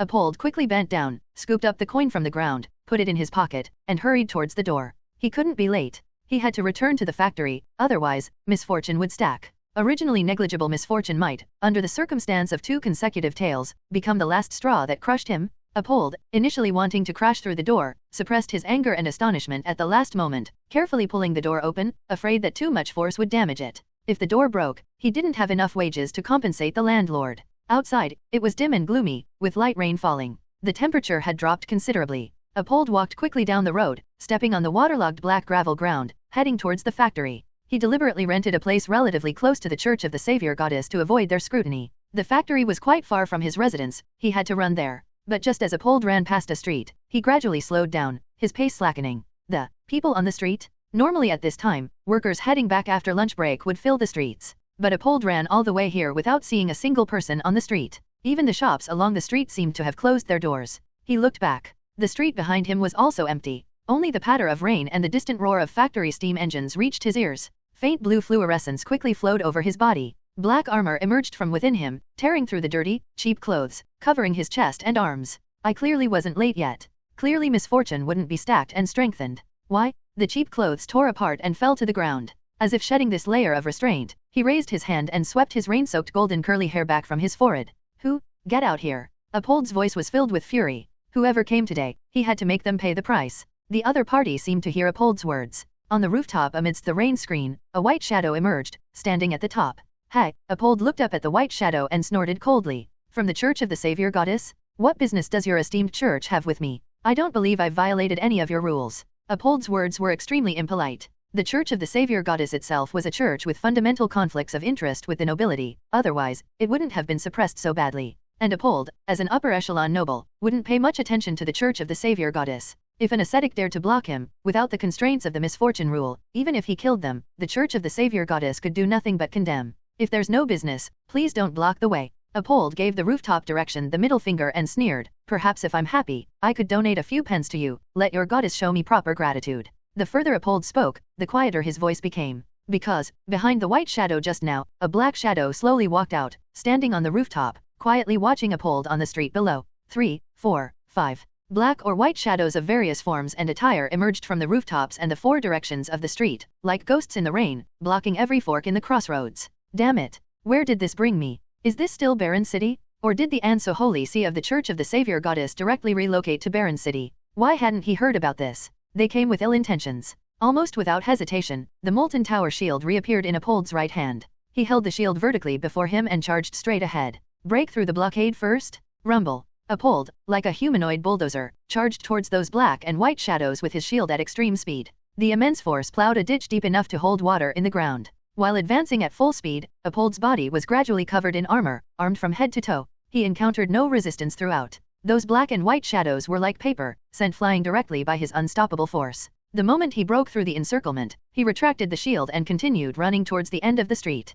Just kidnap a few civilians, and those ghost things won't dare touch me? Apold ran forward at full speed. Soon, he saw groups of people heading towards the factory on the street not far ahead. They seemed completely oblivious to the scene here, either chatting and laughing or just walking, but all very tacitly avoided this path, as if there were some invisible barrier here. Come here. Apold violently swung his right hand forward. A scorching red hook chain made of black armor shot out from him, heading straight for the workers outside the street. Dong! Suddenly, the chain swinging in the air seemed caught by something, crashing straight down onto the ground with a dull thud, splashing up gravel and water. In the shadow beneath the heavy chain, dozens of black and white shadows on the ground used shadow chains to hook Apold's armor hook, like taming a fierce serpent, dragging it firmly onto the ground, sticking it together with the shadow on the ground. The loud noise attracted the attention of the crowd at the crossroads ahead. They peered into the street. Hey, what's that guy doing naked from the waist up?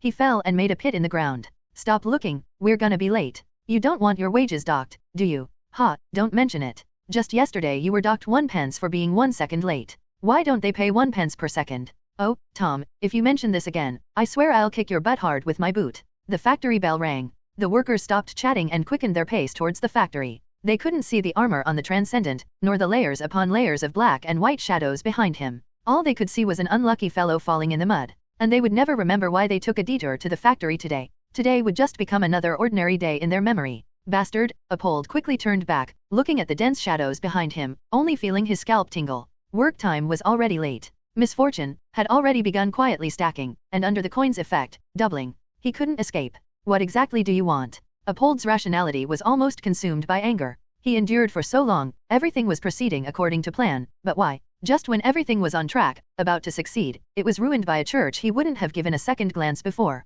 He wasn't resigned. Do you know who I am? In the name of Thaddius, I swear you will be punished for what you've done. Apold tried to move, but the chain on his right hand was held fast to the ground, as if shackled, unable to move even a fraction. Patter, patter, patter. Footsteps sounded from behind those shadows. The shadows parted, revealing the newcomer to Apold. It was a petite figure, upper body shrouded beneath a cloak. She slowly removed the hood. Pale long hair fell down along the cloak. The rain-soaked ends revealed the dark green beneath the white hair. Fuck. Church lackeys? Hurry up and let me go. Otherwise, when I get back, I'll smash your damn goddess statue. Apold shouted angrily. Every second counted now. If he returned to the factory earlier, he still had a chance to live. With the currently stacked misfortune, at most, he'd soak in the furnace a few more times. If the remaining time was wasted, he didn't know what awaited him. Thinking this, Apold took a deep breath, looked at the girl still walking towards him, and lowered his stance. If you let me go, I'll immediately write a check for 3,000 pounds to the Clock Tower Church as a donation. Apold panted slightly, then continued, I swear on the name of my family, Thaddius. 3,000 pounds. The girl stopped before Apold, looked down, seemingly pondering slightly. After a moment, the girl looked up, smiled towards Apold, and said, Thank you, Mother Goddess should like it. Mother. Goddess? Not goddess? Apold froze for a moment, then saw the girl gently wave her palm towards him. The next second, overwhelming black shadows rapidly swam towards him along the ground, drilling directly into his shadow. It's over? Not the Church of the Savior Goddess? Apold was dragged backward rapidly along the ground. One shadow after another, like chains, completely bound the shadow beneath him. The rain fell harder and harder. Apold was dragged along numbly. Unsure how long he was dragged, he was finally brought into a newly built, unfinished factory, forced heavily onto his knees on the ground. The factory was empty, but Apold's pupils trembled slightly when he saw a corpse lying not far from him. That corpse, already starting to decay slightly, was Lucy. Why? Arrange this place. Wait for my return. Watch him. Hee hee. Lady Ciel will surely be pleasantly surprised. In Apold's peripheral vision, the girl ran out of the factory, and through the factory entrance walked one cultist after another. They skillfully began carving spiritual arrays on the ground, meticulously placing statues. Among them, a figure dressed in noble attire was recognized by Apold. Gemma? Gemma? You. The woman called out slowly turned back towards Apold, her face showing no emotional fluctuation. Aren't you in Ansu? Why are you here? Quick. Quick, help me tell them, I can pretend nothing happened. You can even find a psychologist or dream stealer to wipe my memory of this past month. I absolutely won't resist. May the Mother Goddess bless you. The woman called Gemma merely curtsied slightly towards Apold, then continued with her task. It seemed past friendships vanished like smoke at this moment. Time passed minute by minute. Despair gradually began to fill Apold's heart. The rain fell harder, and the sky gradually darkened. After an unknown amount of time, he heard messy footsteps. He slowly looked up ahead. The group of well-dressed men and women knelt neatly in front, facing the entrance. Who is it? This is the place. Lady Ciel, the voice of the girl from before came from outside the factory. Soon, another cool, girlish voice followed. Is the surrounding area confirmed safe? No problem, Lady Ciel. All dangers have been cleared.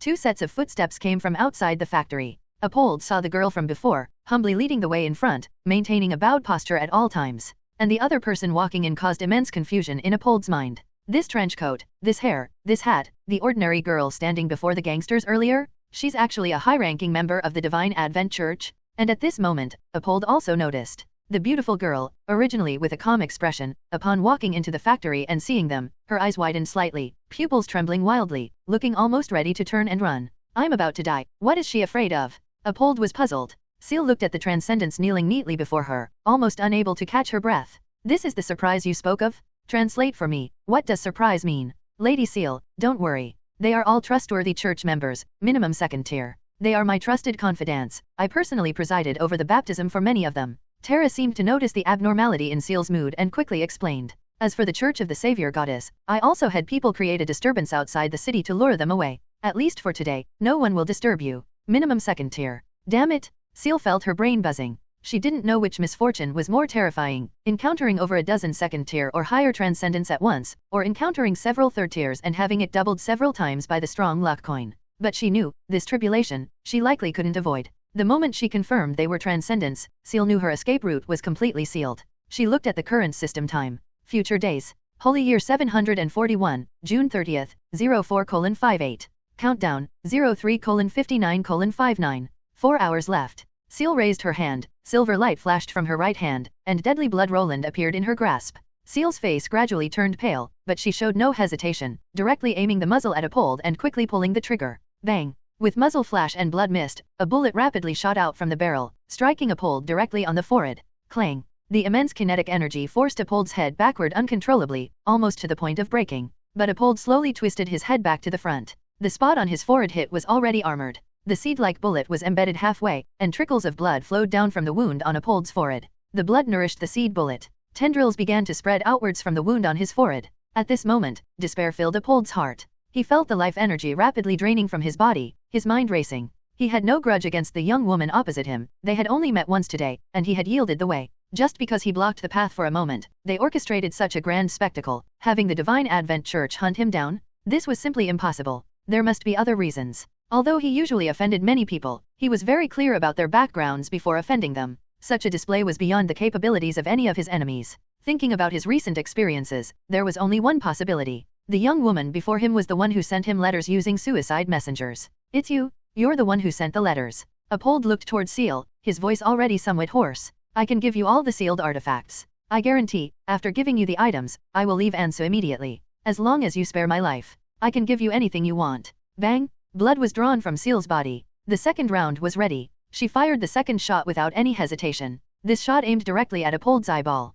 Pfft! The bullet plunged directly into his eyeball, embedding itself in his skull. Roots burst forth from the bullet, rapidly burrowing into his brain, absorbing nutrients. Apold hadn't finished his last sentence before falling straight forward, his body convulsing uncontrollably. Ciel hadn't expected Terra to possess such power, summoning a group of transcendent cultists to Barren City after just one day away. She must be mindful of this situation next time. If Terra brought a group of Divine Advent Church transcendent cultists to Barren City in reality, her relationship with the Divine Advent Church would be impossible to clear up. The thinking of fanatical cultists was truly hard to understand. Just a simple instruction from her was treated like a holy decree or divine oracle, analyzed over and over, then completed excessively, regardless of cost. Under normal circumstances, having such a follower or subordinate would be very reassuring. But in the current situation, Terra's absolute loyalty actually harmed Ciel. Have them leave. A silver light flashed in Ciel's hand. She looked at Terra standing beside her and said, maintain vigilance outside my line of sight. Don't let me see them. Yes. Terra nodded, then quickly began directing the others to leave. Although she didn't understand why Ciel gave such an order, Mother Goddess must have her reasons for doing so. Only after those cultists disappeared from sight, leaving only 2 third-tier transcendent corpses on the ground, did Ciel breathe a sigh of relief. Having them maintain vigilance outside her field of vision shouldn't trigger misfortune. As for the rules already violated, Ciel could do nothing. She could only pray that the cultists guarding the perimeter could help her withstand part of the misfortune. As long as no meteorites fell, everything was manageable. Please wait a moment, Lady Ciel. Just as Ciel prepared to walk towards the 2 corpses, Terra beside her stepped forward, ran to a corner of the factory covered with burlap, lifted the long cloth, revealing what lay beneath. It was a large wooden table capable of holding 2 people, with numerous tools placed on it. Daggers, saws, scissors, forceps, scales, measuring cups, etc. Almost everything usable for dissection was prepared. Besides these, there was also a bottle of potion. Inside the potion was a bright yellow translucent liquid. A shriveled black spider floated in the center of the bottle. At this moment, Ciel also had a bottle of potion in her pocket, but compared to the one Terra placed on the table, the yellow liquid was murkier, and the spider's remains were somewhat damaged, supplemented with many other unknown characteristics. At least visually, the potion on the table was of more perfect quality. It couldn't be helped. After all, the bottle Ciel held was just exchanged for chips from Detton Manor. Although usable, the quality couldn't be guaranteed. Having a better potion, Ciel wouldn't refuse. 4 white shadows emerged from the corpses' shadows, carrying the 2 bodies towards the wooden table. Ciel also walked towards the table. After placing the corpses on the wooden table, Terra retreated, watching Ciel from afar, her eyes filled with excitement. This was definitely a day witnessing history. Unfortunately, the Saintess and the Divine Servant couldn't be present to see this exciting scene, and she herself would become part of this history, constantly praised by later generations in the future where the Divine Advent Church spread throughout the world. Ciel's hand gently brushed across the wooden table with fine cracks. There were mats underneath the table to prevent blood splashing through the cracks from dirtying boots and dresses. In this era, there was no profession of forensic examiner. Police departments didn't have truly defined coroners either. This role was usually filled by medical experts, or even non-medical personnel like legal professionals or government officials. To ordinary people, even general detectives, the act of autopsy was filled with sin and curses. Many nobles and detectives called coroners barbarians. An ordinary coroner couldn't possibly have such a complete set of professional and detailed equipment. This was likely developed by the Divine Advent Church itself during human research or sacrifices. Ciel walked along the edge of the wooden table, her fingertips tracing the rough wood, finally stopping her hand on the potion bottle. Since enough rules had already been violated, might as well directly break the rule of not touching the transcendent. Let the storm come fiercer. Ciel reached out and grasped the potion bottle. Her warm palm seemed to activate the black spider floating inside. The bright yellow translucent transcendent characteristic refined potion was absorbed by the shriveled spider. Its body and abdomen gradually swelled, and the 6 scarlet compound eyes on its forehead opened under the potion's effect. First step, drink the potion first. The outcome of the stitching would be directly related to the completion rate of her reconstitution ritual. Ciel had to be in her best state, striving to succeed in one go. She took a deep breath, held the potion bottle before her with her left hand, pinched the wooden stopper with her right hand, and slowly pulled it open. The spider, filled with potion, quickly crawled out of the bottle, instantly crawling up Ciel's arm to her back.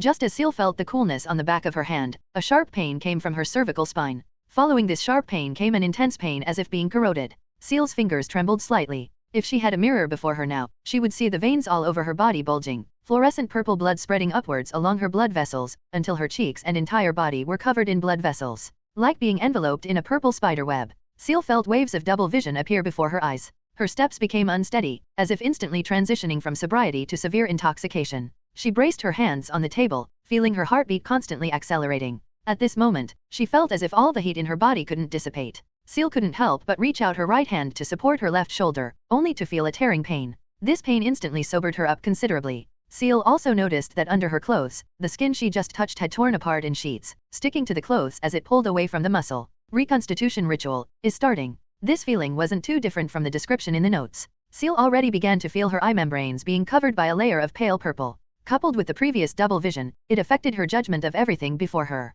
She tremblingly reached for the dagger and walked towards Apold's corpse. Apold's head had already been completely eroded by deadly blood. Roland. His head and face were riddled with holes, definitely unusable, but his internal organs were fresh enough. Lucy's corpse was relatively intact. She needed to transplant a well-preserved part of Apold's internal organs into Lucy, especially the core characteristic yet to form within Apold, the heart. Ciel plunged the dagger directly into Apold's chest, making a Y-shaped incision on his chest. Reaching out with both hands, she directly peeled his skin open along the Y-shaped incision, revealing the ribs inside. Although Ciel had never dissected a human, she had stabbed many people, and herself quite a few times. She knew where the vital parts were, just avoiding those areas was enough. Sweat continuously seeped from Ciel's body, making her hands somewhat unable to grip the tools. She quickly picked up the saw and started sawing at Apold's ribs. Damn crown guard. Why are the bones still like iron after death? A drop of sweat, seemingly hearing Ciel's thoughts, dripped down from her palm. Sizzle. The sweat slowly corroded the scarlet ribs connected by blood and bone, creating a hole. A smell of roasted meat wafted out.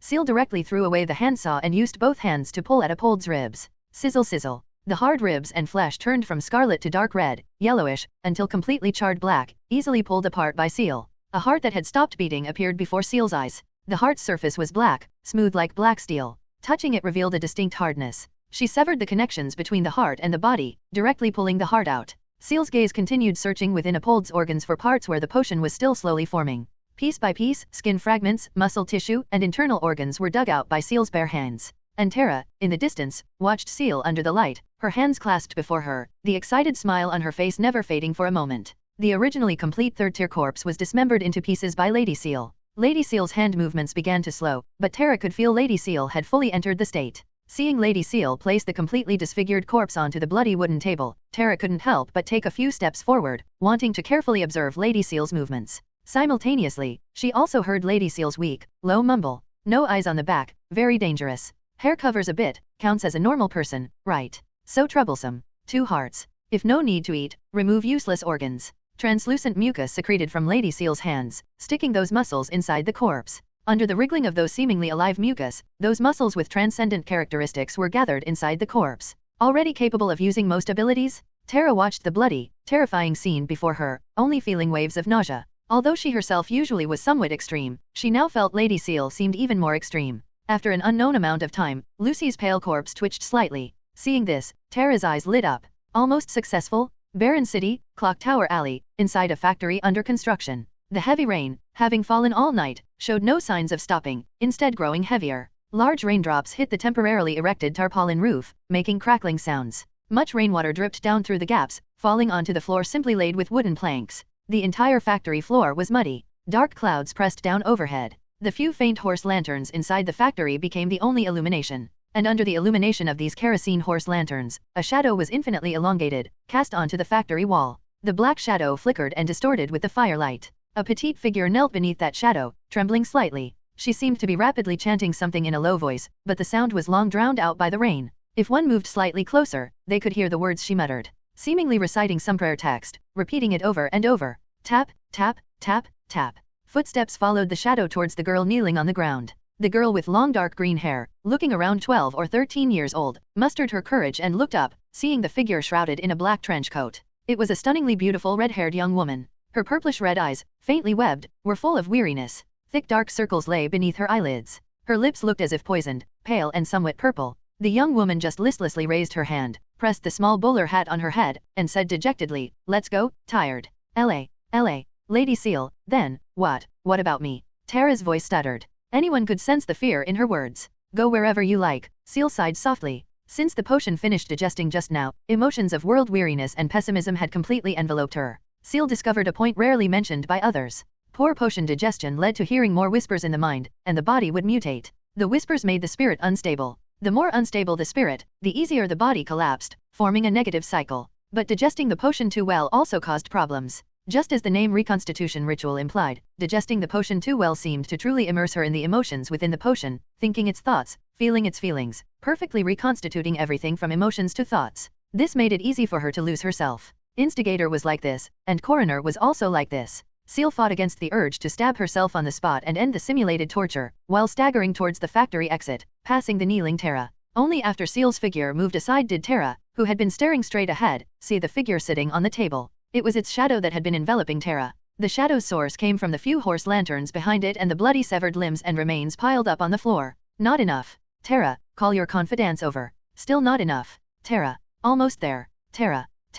Piles of bones and minced meat stimulated Tara. Lady Ciel's low words seemed to still linger in her ears. The whispers in her mind continuously intensified and echoed. Plop. An eyeball rolled off the wooden table, rolling on the mud and rain-stained wooden planks. The pale blue iris stared blankly towards Tara. That was Gemma, Tara's confidant. Strictly speaking, she was Tara's student, someone Tara watched grow up. And now, a part of her had also merged into the mother goddess's creation. Following the eyeball that rolled onto the floor, Tara slowly looked up towards the person sitting on the wooden table. If this could even be called a person. Its figure was tall, nearly 1.9 meters. Its whole body was pale like a corpse. Dry, curly white long hair hung down from the top of its head, tied in knots at intervals, falling onto the ground, looking like it was connected from countless people's hair. Black eyeballs rolled in its sockets, with only a single scarlet pupil in the center, sinister and terrifying. Its belly protruded high, like a pregnant woman's, except the huge belly writhed strangely, as if about to burst open. Besides its humanoid appearance, no part of it could be called human anymore. Plop. It landed on the ground. Its huge belly split open. 6 slender arms, pieced together from human arms, supported it on the ground. Its legs bent and merged together at this moment, hanging behind it, like the huge abdomen of a spider. The human spider raised its head high, looking towards Tara, seemingly somewhat puzzled. It used its hands and feet, slowly crawling towards Tara. Tara, seeing this terrifying giant creature approaching her, felt fear continuously amplifying in her heart. She retreated backward, fell sitting onto the ground, her body trembling, even forgetting to use her abilities. The human spider dragged its pale, knotted long hair, crawled before Tara, stiffly revealed a terrifying smile, slowly opened its mouth, emitting layered, overlapping voices, share. Archbishop. Tara's eyes widened. She herself didn't realize tears had already streamed down from the corners of her eyes. At this moment, a certain nerve deep within Tara's mind seemed to instantly fuse. Frantic whispers almost instantly crushed her. Everything before her eyes began to twist and deform. Ah! Tara screamed madly. The deepest faith in the mother goddess in her mind became the only pillar supporting her. She scrambled towards the factory gate on all fours, rushing directly into the pouring rain. Soon, Tara caught up with Ciel, who had just left. She fell directly kneeling before Ciel, kowtowing madly, screaming heartbreakingly, "Lady Mother Goddess! Don't abandon me! Lady Mother Goddess! Please don't abandon me!" At this moment, Tara was almost completely mad. As the person with the firmest faith in the entire Divine Advent Church, as if triggering some brain protection mechanism, she selectively forgot everything else, her mind filled only with Mother Goddess Ciel. "Get up," Ciel sighed softly. She could somewhat sense Tara's emotions at this moment, but under the influence of the potion and reconstitution ritual back then, Ciel couldn't control her own emotions at all. By the time she came back to her senses, everything had happened naturally, like water flowing into a channel. Not a single Divine Advent Church member guarding outside remained, all were killed by her without any resistance. No, rather than killed, it was more like voluntary sacrifice. In the heavy rain behind her, a flesh-colored, palm-sized spider crawled out from the factory, climbed up Ciel's trench coat, and finally burrowed into Ciel's hat. Behind her, the terrifying human spider figure was long gone. Sigh, looking at Tara kneeling on the ground, sobbing uncontrollably, Ciel sighed. Too troublesome. Ciel remembered her initial explanation to Eurus about the dream. Ciel didn't say much, just bent down, grabbed Tara's arm, pulled her up, forcing her to look at herself.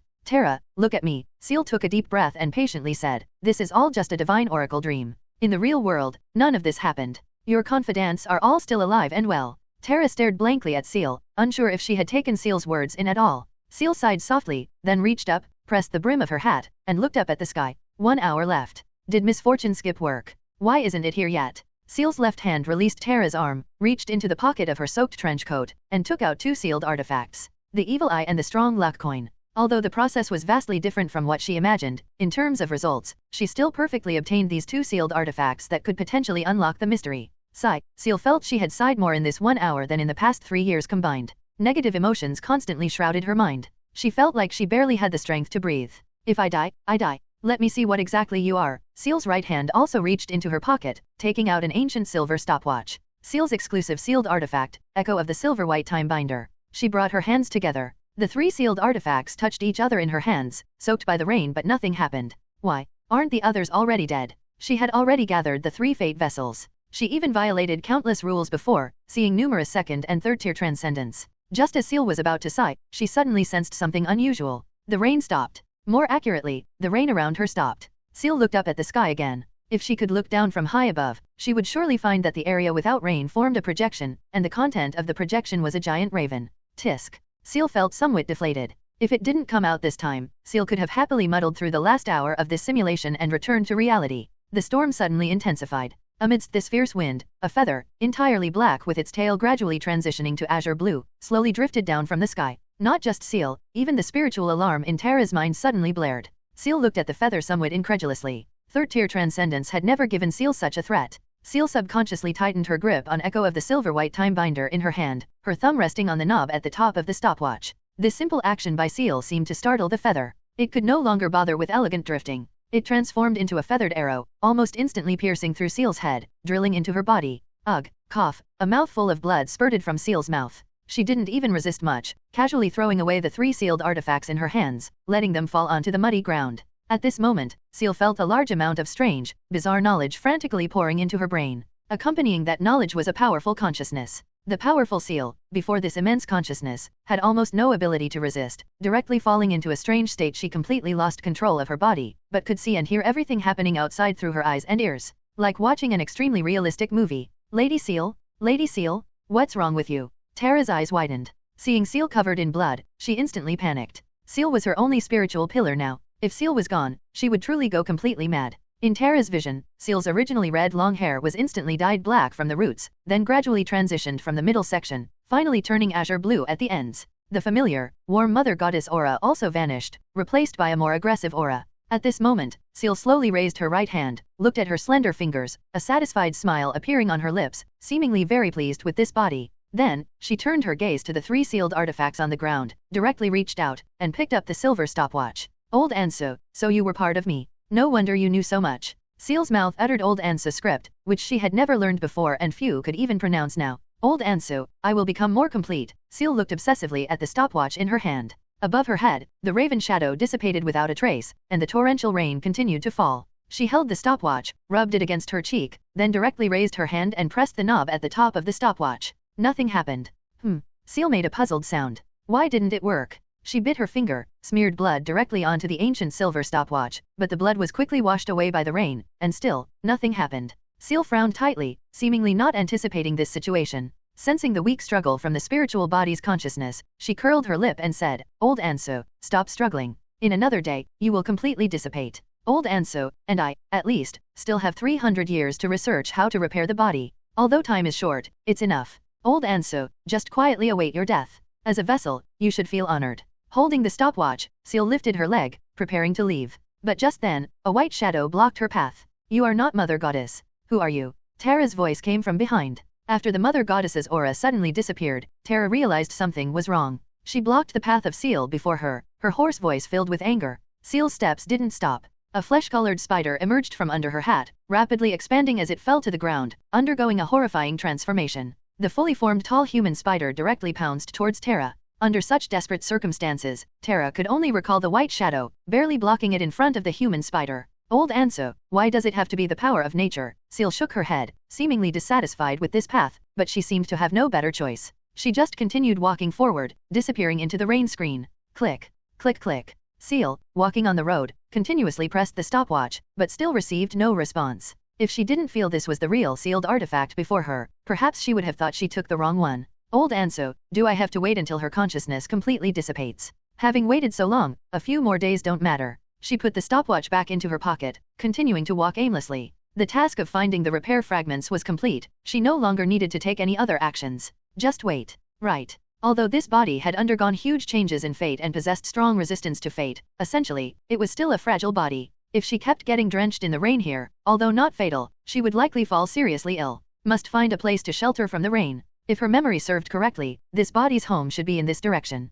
She walked forward step by step, seemingly unaccustomed to the human walking posture. It took a long time to increase her speed to a normal walking pace, though the posture remained somewhat strange. By the time she reached the house she had previously monitored, nearly an hour had passed. Ciel reached out, fumbled in the large pocket of her trench coat. Besides finding a bottle of potion, she also found a key. She took out the key, took a few seconds to align it with the keyhole, inserted the key directly, and slowly turned. Click. The sound of the lock opening echoed. And before Ciel's door, there were no longer any figures or traces, only a single black and blue raven feather, slowly floating down onto the water surface in the rain. An azure light flashed. A raven clad in black and blue feathers appeared on the spot. Its wings supported the ground, its head continuously turning. Its round eyes gradually shifted from confusion to shock. Its beak opened wide, uttering human-like language. Old Anso, impossible. This is impossible. Old Anso, you are fake? I am the real one. A silver light flashed. Ciel felt she regained control of her body. At this moment, before her eyes was a familiar silver-white world. And standing before her was herself with black and blue long hair and purplish-red pupils. She just looked into Ciel's eyes, making no effort to hide the decadent and world-weary aura about her. Save character file. A system message appeared before Ciel, pulling her back from her previous state. She raised her hand, looked at her own hands. In this space, her hands could move freely as she wished. Recalling the experience just now, Ciel still felt waves of lingering fear. That situation of being unable to control her body, only able to watch helplessly as she did things completely contrary to her thoughts. Even if the feather wanted to control her to kill loved ones, then Ciel would have been completely unable to resist. What was that? Possession? Since Ciel didn't understand Old Anso's script, she had no idea what the feather-shaped sealed artifact said using her body just now. However, she roughly memorized the words. If she heard them again, or learned Old Anso's script, she would know what the other party said. She felt that must be the key to resolving the predicament. System, in this save file, is that feather still there? Ciel asked the system directly in this silver-white space. Ciel wasn't in a hurry to save directly. The flow of time in this space was like the flow between simulation and reality. She could use this time to ask more questions and think a bit longer. Every extra second spent was a gain. Things parasitizing the host's body are not considered part of the host itself, so, of course not. This save file, at most, just has a severe injury effect. After all, the head was blown open, gotta stitch it up yourself, happy face, D. What was that feather just now? What's its relationship with you? Ciel pressed on immediately. Can't you just look it up in the system mall yourself? You're stalling for time, aren't you? Save or not? Suit yourself. Save? No 4. Having her thoughts discovered by the system, Ciel didn't delay further, directly saving the file to number 4. Soon, the originally blank number 4 slot flickered, and a line of text was imprinted on it. No. 4, Ciel Coroner. After the save was successful, the Coroner seal before her erupted in a dazzling silver light. Ciel briefly lost consciousness. Reality. Holy Year 741, June 24th, 08:11. Evaluation. Well, you turned a perfectly good stitching scene into a transcendent slaughterhouse. Look how scared the kid got, completely lost her mind. Regardless, this is your most glorious achievement yet. Not only did you slaughter over a dozen transcendents unscathed, but you also successfully completed the Coroner reconstitution ritual. The answer seems close to surfacing. But how will you solve it? Dante startled at this point. I shouldn't need to remind you, right? By the way, I just thought of a joke. Know why Coroner Ciel is so depressed? Because her path is called World Weary Officer __. Laugh? Why aren't you laughing? Is my Chinese joke not funny? Take it, this is deserved based on your performance. Reward, Fate Points times 77, Headhunter LV.2, Endless Manual of Instant Forgetfulness, Inventory +2, Fate Points, 166. Ciel slowly opened her eyes, looking at the system settlement screen before her. Slaughtering so many transcendents, plus successfully completing the reconstitution ritual to become a transcendent, these two major rewards combined actually brought the Fate Points reward directly to 77, even higher than when she broke the Fated Death last time. Fated Deaths also varied in significance. Such a high reward, the most important factor must be that she obtained new intelligence. The previous high reward was because the fated death originated from a third-tier bishop. This time, receiving such a high reward without resolving the incident indicated the opponent's rank couldn't be low. Besides the fate points reward, what surprised Ciel somewhat was that headhunter actually leveled up too. Was it because she chopped off so many heads? Ciel thought again of the blue feather, feeling a bit of a headache. This was going to be a tough battle. The opponent was a sealed artifact, and an intelligent one at that. It had even been observing her all along. Ciel could no longer let Avena translate old Ansa's script for her. Even her thought process, it was best not to write it down on paper anymore. Fortunately, Ciel previously only dared to confidently list plans on paper during simulations. Ciel suddenly thought of something. She quickly opened her eyes, found her notebook, directly lit it with candle fire, threw it into the metal trash can, and waited for it to burn completely inside. The notebook couldn't be used anymore. Ciel didn't know to what extent the opponent grasped information about her. She had to find a new method or item to replace her notebook. Right, the system rewards. Ciel looked at the system reward endless manual of instant forgetfulness.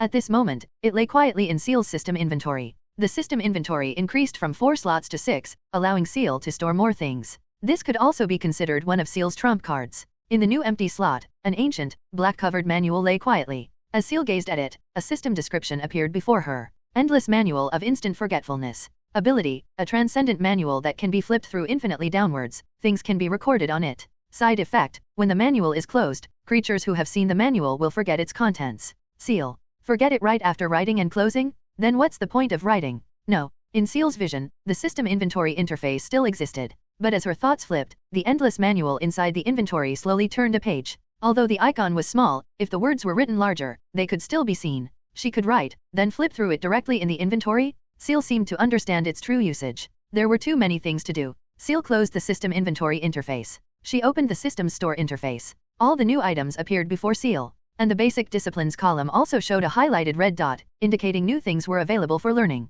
Ciel looked at the system store. After ignoring miscellaneous items like clothes, Ciel showed a slightly puzzled expression. System, that sealed artifact? Didn't it enter my brain? Why isn't it counted as brought back to the store? Yes, Ciel couldn't find the black and blue feather in the system mall. Clearly, just before the simulation ended, the feather was still inside her body. Something was definitely wrong here. Did you bug out? Ciel questioned unceremoniously in her mind. Said it at the beginning. The system cannot purchase intelligent living beings. Living being? Isn't it a sealed artifact? A sealed artifact that gains self-awareness counts as a living being? Ciel frowned slightly, feeling somewhat troubled. The idea of directly using the system to figure out the feather's details failed. This inevitably increased Ciel's workload and investigation volume. Moreover, due to the sealed artifact's obstruction, the strong luck coin and evil eye, which were already obtained, were directly discarded by it. If she hadn't successfully saved a file, Ciel's previous efforts would have been wasted. However, encountering that feather this time wasn't entirely without gain. Ciel memorized the words spoken by the feather after it controlled her body. This could be a breakthrough. But this created a new problem. Without text, only language, translation was impossible. Even borrowing an Old Ansa dictionary from Avena for comparison wouldn't work. Unless she could find someone proficient in Old Ansa script and absolutely trustworthy, and have that person listen to Ciel repeat the words. While thinking, Ciel opened the store's basic disciplines interface. Besides the previous 4 subjects, 3 new ones were added this time. Basic disciplines. Tailoring, learnable 1 fate point. Sculpting, learnable 1 fate point. Linguistics, learnable 1 fate point. Linguistics? Previously, seeing Old Ansa script didn't trigger the learnable option for this subject. This time, hearing it made the learnable option appear. Whispers generated by potions probably weren't classified under basic disciplines, so not being able to learn them was normal. Ciel looked at her remaining 166 fate points. Without much hesitation, she directly selected linguistics. Ciel had never purchased any subject from basic disciplines before and was somewhat curious. After she chose to purchase and learn, the linguistics entry flickered slightly, and the original learnable changed to LV.1. Linguistics, LV.12 fate points. Linguistics LV.1 slightly increases your aptitude for linguistics, making it easier for you to learn various basic languages. With a little effort, you can become an excellent linguist. That's it. Ciel didn't feel any change in herself. The Old Ansa words still remembered in her mind remained incomprehensible, like listening to gibberish. Still have to learn it myself. Ciel felt slightly disappointed. Learning a language could be easy, but it required at least a few months of dedicated study. She clearly didn't have that time now, and learning niche languages or those with few documented records and translations took exponentially longer. The only feasible way was to have her simulated self learn it, write down the answers after finishing, so that when she went over, she could directly see the result. Actually, Ciel had considered an even more extreme idea before. In the last simulation, when it reached the final hour, the mastermind sealed artifact hadn't appeared. Ciel had an idea then. That was, in the next simulation, directly have her simulated self enter the system's deep simulation at the last moment, and through the perspective of the other side, directly locate the feather. This could directly find the location of the black and blue feather. However, this idea was just wishful thinking, because finding the feather's location was useless to Ciel. Because Ciel had no idea how to fight a sealed artifact, especially when the sealed artifact seemed so much stronger than her. Remember, in the previous simulation, that feather directly created a meteorite that destroyed Baron City. Before figuring out the feather's specific strength, Ciel wouldn't act rashly. The clue ended here. Ciel had no better ideas for the time being, only able to slowly deduce from the details in her memory. After the feather controlled her body, it directly picked up the echo of the silver-white time binder, which was her stopwatch.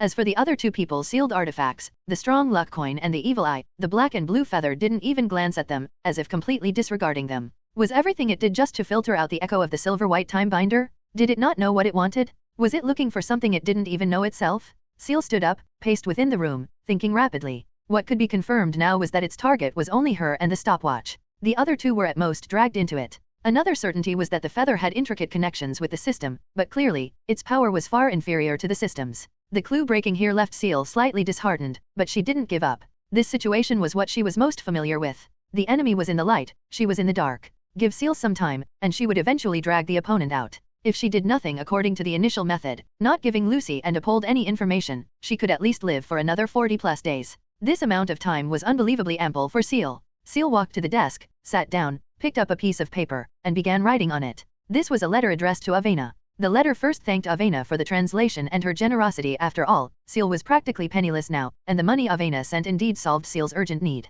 Next, Ciel asked Avena to lend her books about old ensues script translation and learning, and materials about the ancient era holy war. These were things the academy wouldn't teach, and Ciel knew very little about them. Ciel naturally had to learn old ensues script. As for the ancient era holy war materials, they were related to Terra. Terra's Divine Advent Church had records about that strange feather, and those records dated back to the ancient era. Understanding that era might help Ciel's investigation. Moreover, these materials were considered basic disciplines, having little relation to the transcendent. Studying them wouldn't incur misfortune for Ciel. After writing the letter, Ciel folded it, then changed into a new dress, put on her boots, and stuffed the letter into her pocket. Ciel had no maids or servants. She had to do everything herself, including buying envelopes. But this was fine, going out allowed her to catch her breath. After multiple simulations, Ciel understood that continuous simulation would damage her spirit. If not taken seriously, she might faint at home. There was no Avena around to watch her then. Without Avena's timely spiritual healing, she didn't know how long she would have to lie there to recover. When time was ample, the best way was to take breaks, wait until her spirit was fully rested, then conduct the next simulation.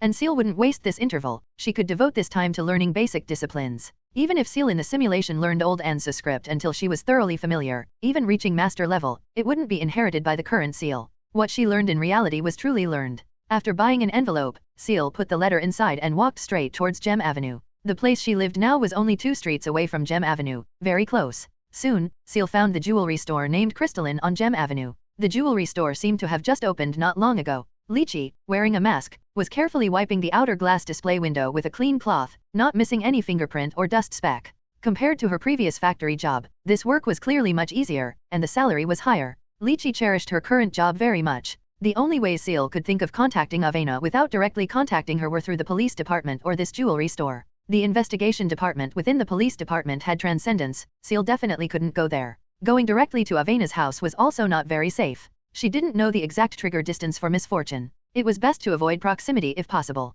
Moreover, coming to the jewelry store mainly allowed her to see her sister Lychee again. According to Avena, everyone in this jewelry store, from security to the manager, was arranged to secretly protect Lychee. It could be said that besides Lychee, there were no other employees in this store. Ciel took a deep breath, walked straight towards the jewelry store, tiptoed slightly, and reached out to pat Lychee's shoulder. Lychee suddenly turned around, looked towards Ciel, and said with pleasant surprise, "Little Ciel." While wiping the glass window just now, Lychee noticed Ciel's figure, but she wasn't sure. Only when the figure walked behind her did Lychee couldn't suppress her inner excitement and turned around. "Sister." Ciel smiled slightly. Seeing her sister now, she felt the gloom brought by the interrupted clue dissipate somewhat. At this moment, Lychee looked down at Ciel before her and suddenly felt a strange sensation. She felt her younger sister seemed to have changed quite a bit. Of course, this change didn't refer to her better clothes, but her eyes, or rather, her aura. Previously, although little Ciel didn't show much expression, she actually had a sulky and lively side, but she herself seemed more willing to appear mature, deliberately suppressing that side.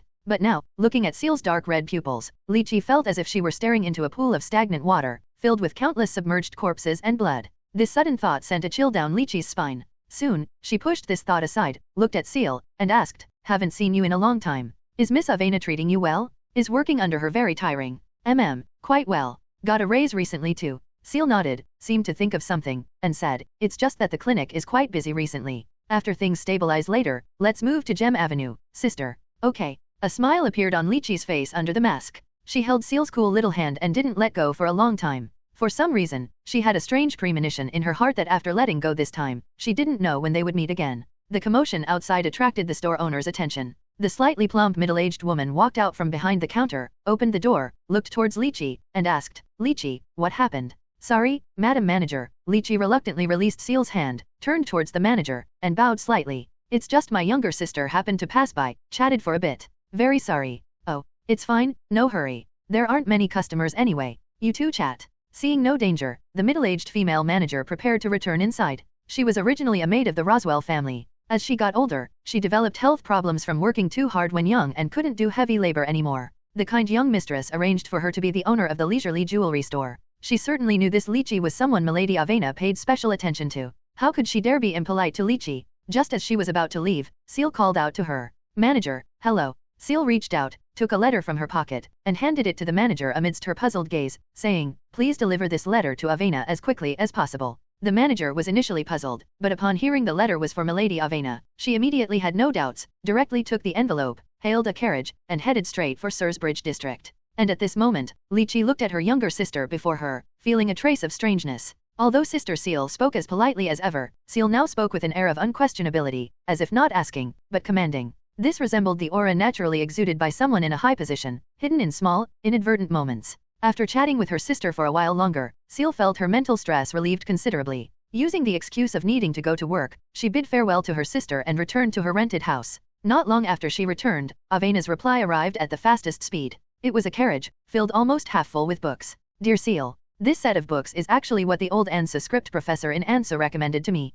I've borrowed them all and sent them to you. After all, my skills are lacking. I couldn't even translate a few sentences well. Although you said in the letter that my translation was very good, I know my own level clearly, it's just amateur. Hope these books can help you solve the puzzle in your heart soon. Also, I've arranged for 2 maids to live opposite your house. If you need a carriage or need to relay information, just go find them. They are right across the street, on standby at any time. If you don't need them, feel free to send them back if they bother you. Your friend, Avena." Ciel looked at the books already piled up in her room and placed Avena's letter in the desk drawer. Although they hadn't known each other for long, Avena had become a considerably reliable person in Ciel's heart. Not only could she complete the tasks Ciel entrusted her with well, but she was also exceptionally meticulous. Like when Ciel previously borrowed life-saving items from Avena, even knowing the threat of cultists, Avena lent them to Ciel without hesitation. Regardless, this trust still moved Ciel deeply. Life-saving items. A light flashed in Ciel's mind. She didn't miss this spark of inspiration, grabbing onto it. Life-saving items. Substitute death relic. This transcendent item could create a few seconds of feigned death. Consciousness and spirit were absorbed, then after a few seconds, a purer consciousness and spirit would return to the body, eliminating most mental interference, including the brainwashing of a missionary. Then, could the substitute death relic clear the influence of that feather? After being controlled by the feather, activating the substitute death relic, both her own and the feather's spirit and will would be confined within the substitute death relic's cage. As the original owner, she would be released after a few seconds, while the feather, as the intruder, would be trapped inside until the relic burned out. During this time, wouldn't the feather-sealed artifact itself become an item without consciousness? During this period, taking the sealed artifact out of the simulation, even directly using spiritual summoning to draw a blood array and sacrifice this substitute death relic containing the spirit and will. As long as she could bring it back to the system store, Ciel could learn some information about the feather. Feasible. Worth trying. Although this plan was extremely dangerous, in the simulation, danger was what Ciel feared least. Conversely, lack of clues and intelligence was what Ciel feared most. Ciel opened the simulation interface, preparing to check the simulation days. A silver-white screen unfolded before Ciel, quickly switching to the simulation interface. Future days, 27 days, Holy Year 741, July 21st, 1600 hours, cost, 10 fate points. Past days, 11 days, Holy Year 741, June 13th, 1155, cost, 10 fate points. Old days, cost, 10,000 fate points. 27 days later, almost hitting the limit where 30 days cost 100 fate points. For Ciel, this was the most cost-effective simulation. Moreover, with so many ample days available in the simulation, Ciel could arrange her time well, trying to make the outcome align with her thoughts. This amount of time should also be enough for her simulated self to learn Old Sanskrit, right? Ciel silently recited the words spoken by the feather she heard before from beginning to end in her mind, deepening the memory. She had been doing this occasionally since coming out of the simulation. Now she could basically recite the sentence, even though she didn't understand what those few sentences meant at all. This time, it was another simulation that didn't require direct combat. Ciel planned to digest another bottle of potion, trying her best to ensure it could be saved as a save file. After careful consideration, Ciel had a few alternative options left in her mind: assassin, butcher, and adventurer. For the assassin and butcher paths, Ciel believed she should have completed their reconstitution rituals. At the very least, she could directly drink the potion and start digesting. Even if the digestion quality was poor, it was enough. If she wasn't satisfied later, Ciel could get a better save file to overwrite it. As for adventurer, Ciel wasn't sure if she had completed its reconstitution ritual. It was possible, but the probability wasn't high. Mainly because with the foundation of gambler, Ciel thought digesting adventurer should also be quite easy. Temporarily putting aside the three alternative plans, Ciel picked up a book about teaching Old Sanskrit and quickly flipped through it. The title page of the book had a message from the Professor Avena mentioned. Most of it consisted of encouraging words, thanking Avena for being interested in the niche subject of Old Sanskrit. Judging solely from the text's description, the professor didn't seem like a transcendent, but just an ordinary person interested in Old Sanskrit. She taught Avena knowledge about Old Sanskrit, and as compensation, Avena would find some Old Sanskrit books that ordinary people basically had difficulty accessing. Most of these books' contents were related to theology, some even involving transcendent powers.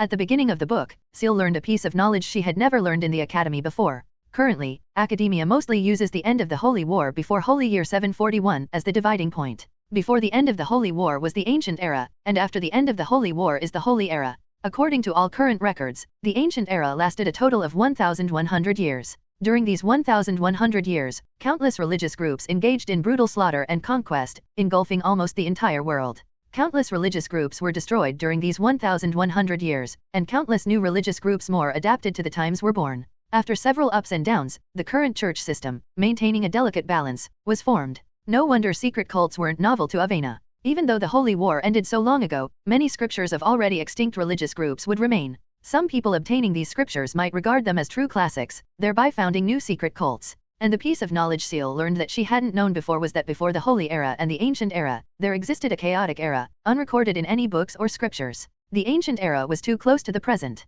Even adding the Ancient Era and the current Holy Era together totaled only 1,841 years. Ciel deduced that the old days simulation likely simulated eras before the Ancient Era, at least the chaotic era. Since no materials were left behind, Ciel couldn't investigate easily and could only temporarily set aside matters of the chaotic era. Her current goal was to spend an hour quickly learning Old Sanskrit, to see how much influence linguistics LV.1 had on her. If the bonus wasn't high, for her simulated self to accurately translate the information Ciel needed, she would have to spend points to raise the level of linguistics further. This was spending fate points where it mattered most. Ciel wouldn't consider it a waste. Calming down, Ciel began the long-missed learning process after graduation. Enhance your reading experience by removing ads for as low as $1? Unsure if it was due to the crisis's influence, or because she had experienced too many things recently, Ciel always felt knowledge slipped away soon after entering her brain, making it difficult to concentrate. Fortunately, this situation disappeared after 4 or 5 minutes, and Ciel entered a state of serious study. She scribbled on draft paper, recording the Old Sanskrit letters organized in the book.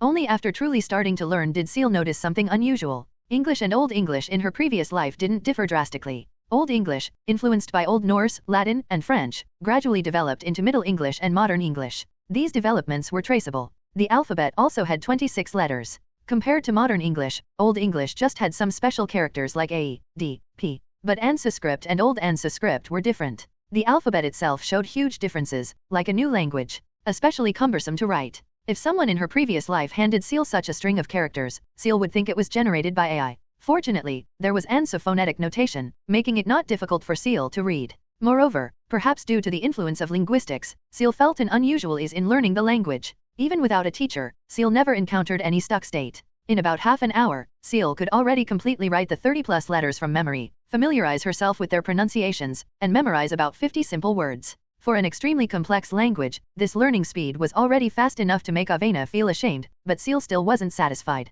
This was still too slow. During the learning process, an idea emerged in Ciel's mind. Her main purpose was just to translate the few sentences spoken by the feather. Now, the materials Avena provided included phonetic dictionaries and word lists. Knowing the letters and pronunciations now, Ciel didn't need to follow the normal learning logic, learning vocabulary, and grammar from beginning to end. She could directly search for answers backward based on phonetics. Before entering the simulation, Ciel could analyze the meaning of those few sentences. Perhaps the information those sentences brought Ciel would be enough for her to change her plan? Ciel's method wasn't difficult, and the materials were now sufficient. If she just leveled up linguistics a bit more, perhaps she could figure it out in an hour. Coincidentally, Ciel also planned not to simulate so quickly to recover her spirit. This free time was perfect for studying. Ciel opened the Basic Disciplines interface in the system store, found LV.1 Linguistics, and spent 2 points to upgrade it. A silver light flashed. The original LV.1 Linguistics became LV.2. Linguistics, LV.23 Fate points. Linguistics LV.2 moderately increases your aptitude for linguistics, making it easier for you to learn various basic languages. With a little effort, you can become an excellent linguistics master. Fate points decreased from 165 to 163. Ciel closed the system interface and looked at the materials on the desk before her. She wanted to see if spending these 2 fate points was worth it, how much difference it made. Ciel began trying to translate the first sentence she remembered. She silently recited the specific pronunciation in her mind, then started searching for words based on the pronunciation. This task wasn't difficult, and the first word was I, which Ciel had already memorized before. So you were just one of my. About 10 minutes passed. Ciel translated the first half of the first sentence, but the latter word was somewhat advanced, and the pronunciation remembered might not be accurate, slightly stalling Ciel. However, this progress was already much faster than Ciel imagined. Her method of deducing the whole sentence's meaning backward from pronunciation was more efficient than she thought. And with the bonus of linguistics LV.2, she didn't feel this process was difficult anywhere. It was merely recording pronunciation, searching syllables, then connecting context to analyze the sentence and make inferences. But Ciel knew, if she hadn't leveled up linguistics, she might not have realized this, and the time consumed would be 10 times more. At this moment, Ciel looked at the small segment she translated, somewhat baffled. So you were just one of my? What does that mean? If the latter word wasn't translated, the whole sentence's meaning would become very strange. After thinking for a moment, Ciel decided to level up linguistics to LV.3. From 0 to 3 only required 6 points in total. Ciel felt that not just Old Sanskrit, but other ancient languages would surely be useful somewhere. As long as these 6 fate points could exert far more than 6 points worth of effect, Ciel felt it was worth it. Raising the linguistics talent higher was considered an advance investment. Later, when her points were ample, she would eventually max out all other basic disciplines, achieving omniscience in basic disciplines to some extent. This would greatly help her complete any reconstitution ritual. Moreover, Ciel could clearly feel that the increase in linguistics talent wasn't just simply increasing talent. Her memory and logical thinking also improved significantly, especially memory. This point was very important to Ciel. Ciel spent another 3 points, leveling linguistics to LV.3. Her fate points also reached the round number 160. Linguistics, LV.3 considerably increases your aptitude for linguistics, making it easier for you to learn various basic languages.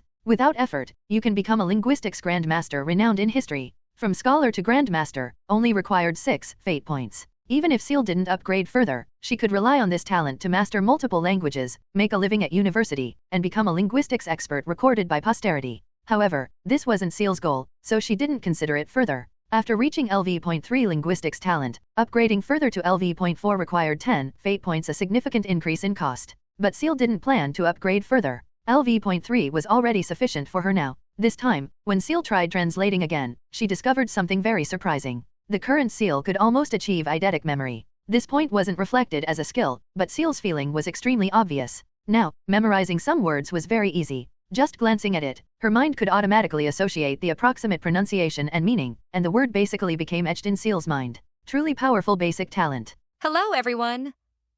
As we wrap up this video, I want to share a quick note. I have a Patreon account. If you'd like to support me and enjoy on-demand audiobooks, you can become a Patreon member. Alternatively, you can check out my Google Drive link, which has 500+ novel audiobooks available through my Ko-fi or Patreon shop. I appreciate your support.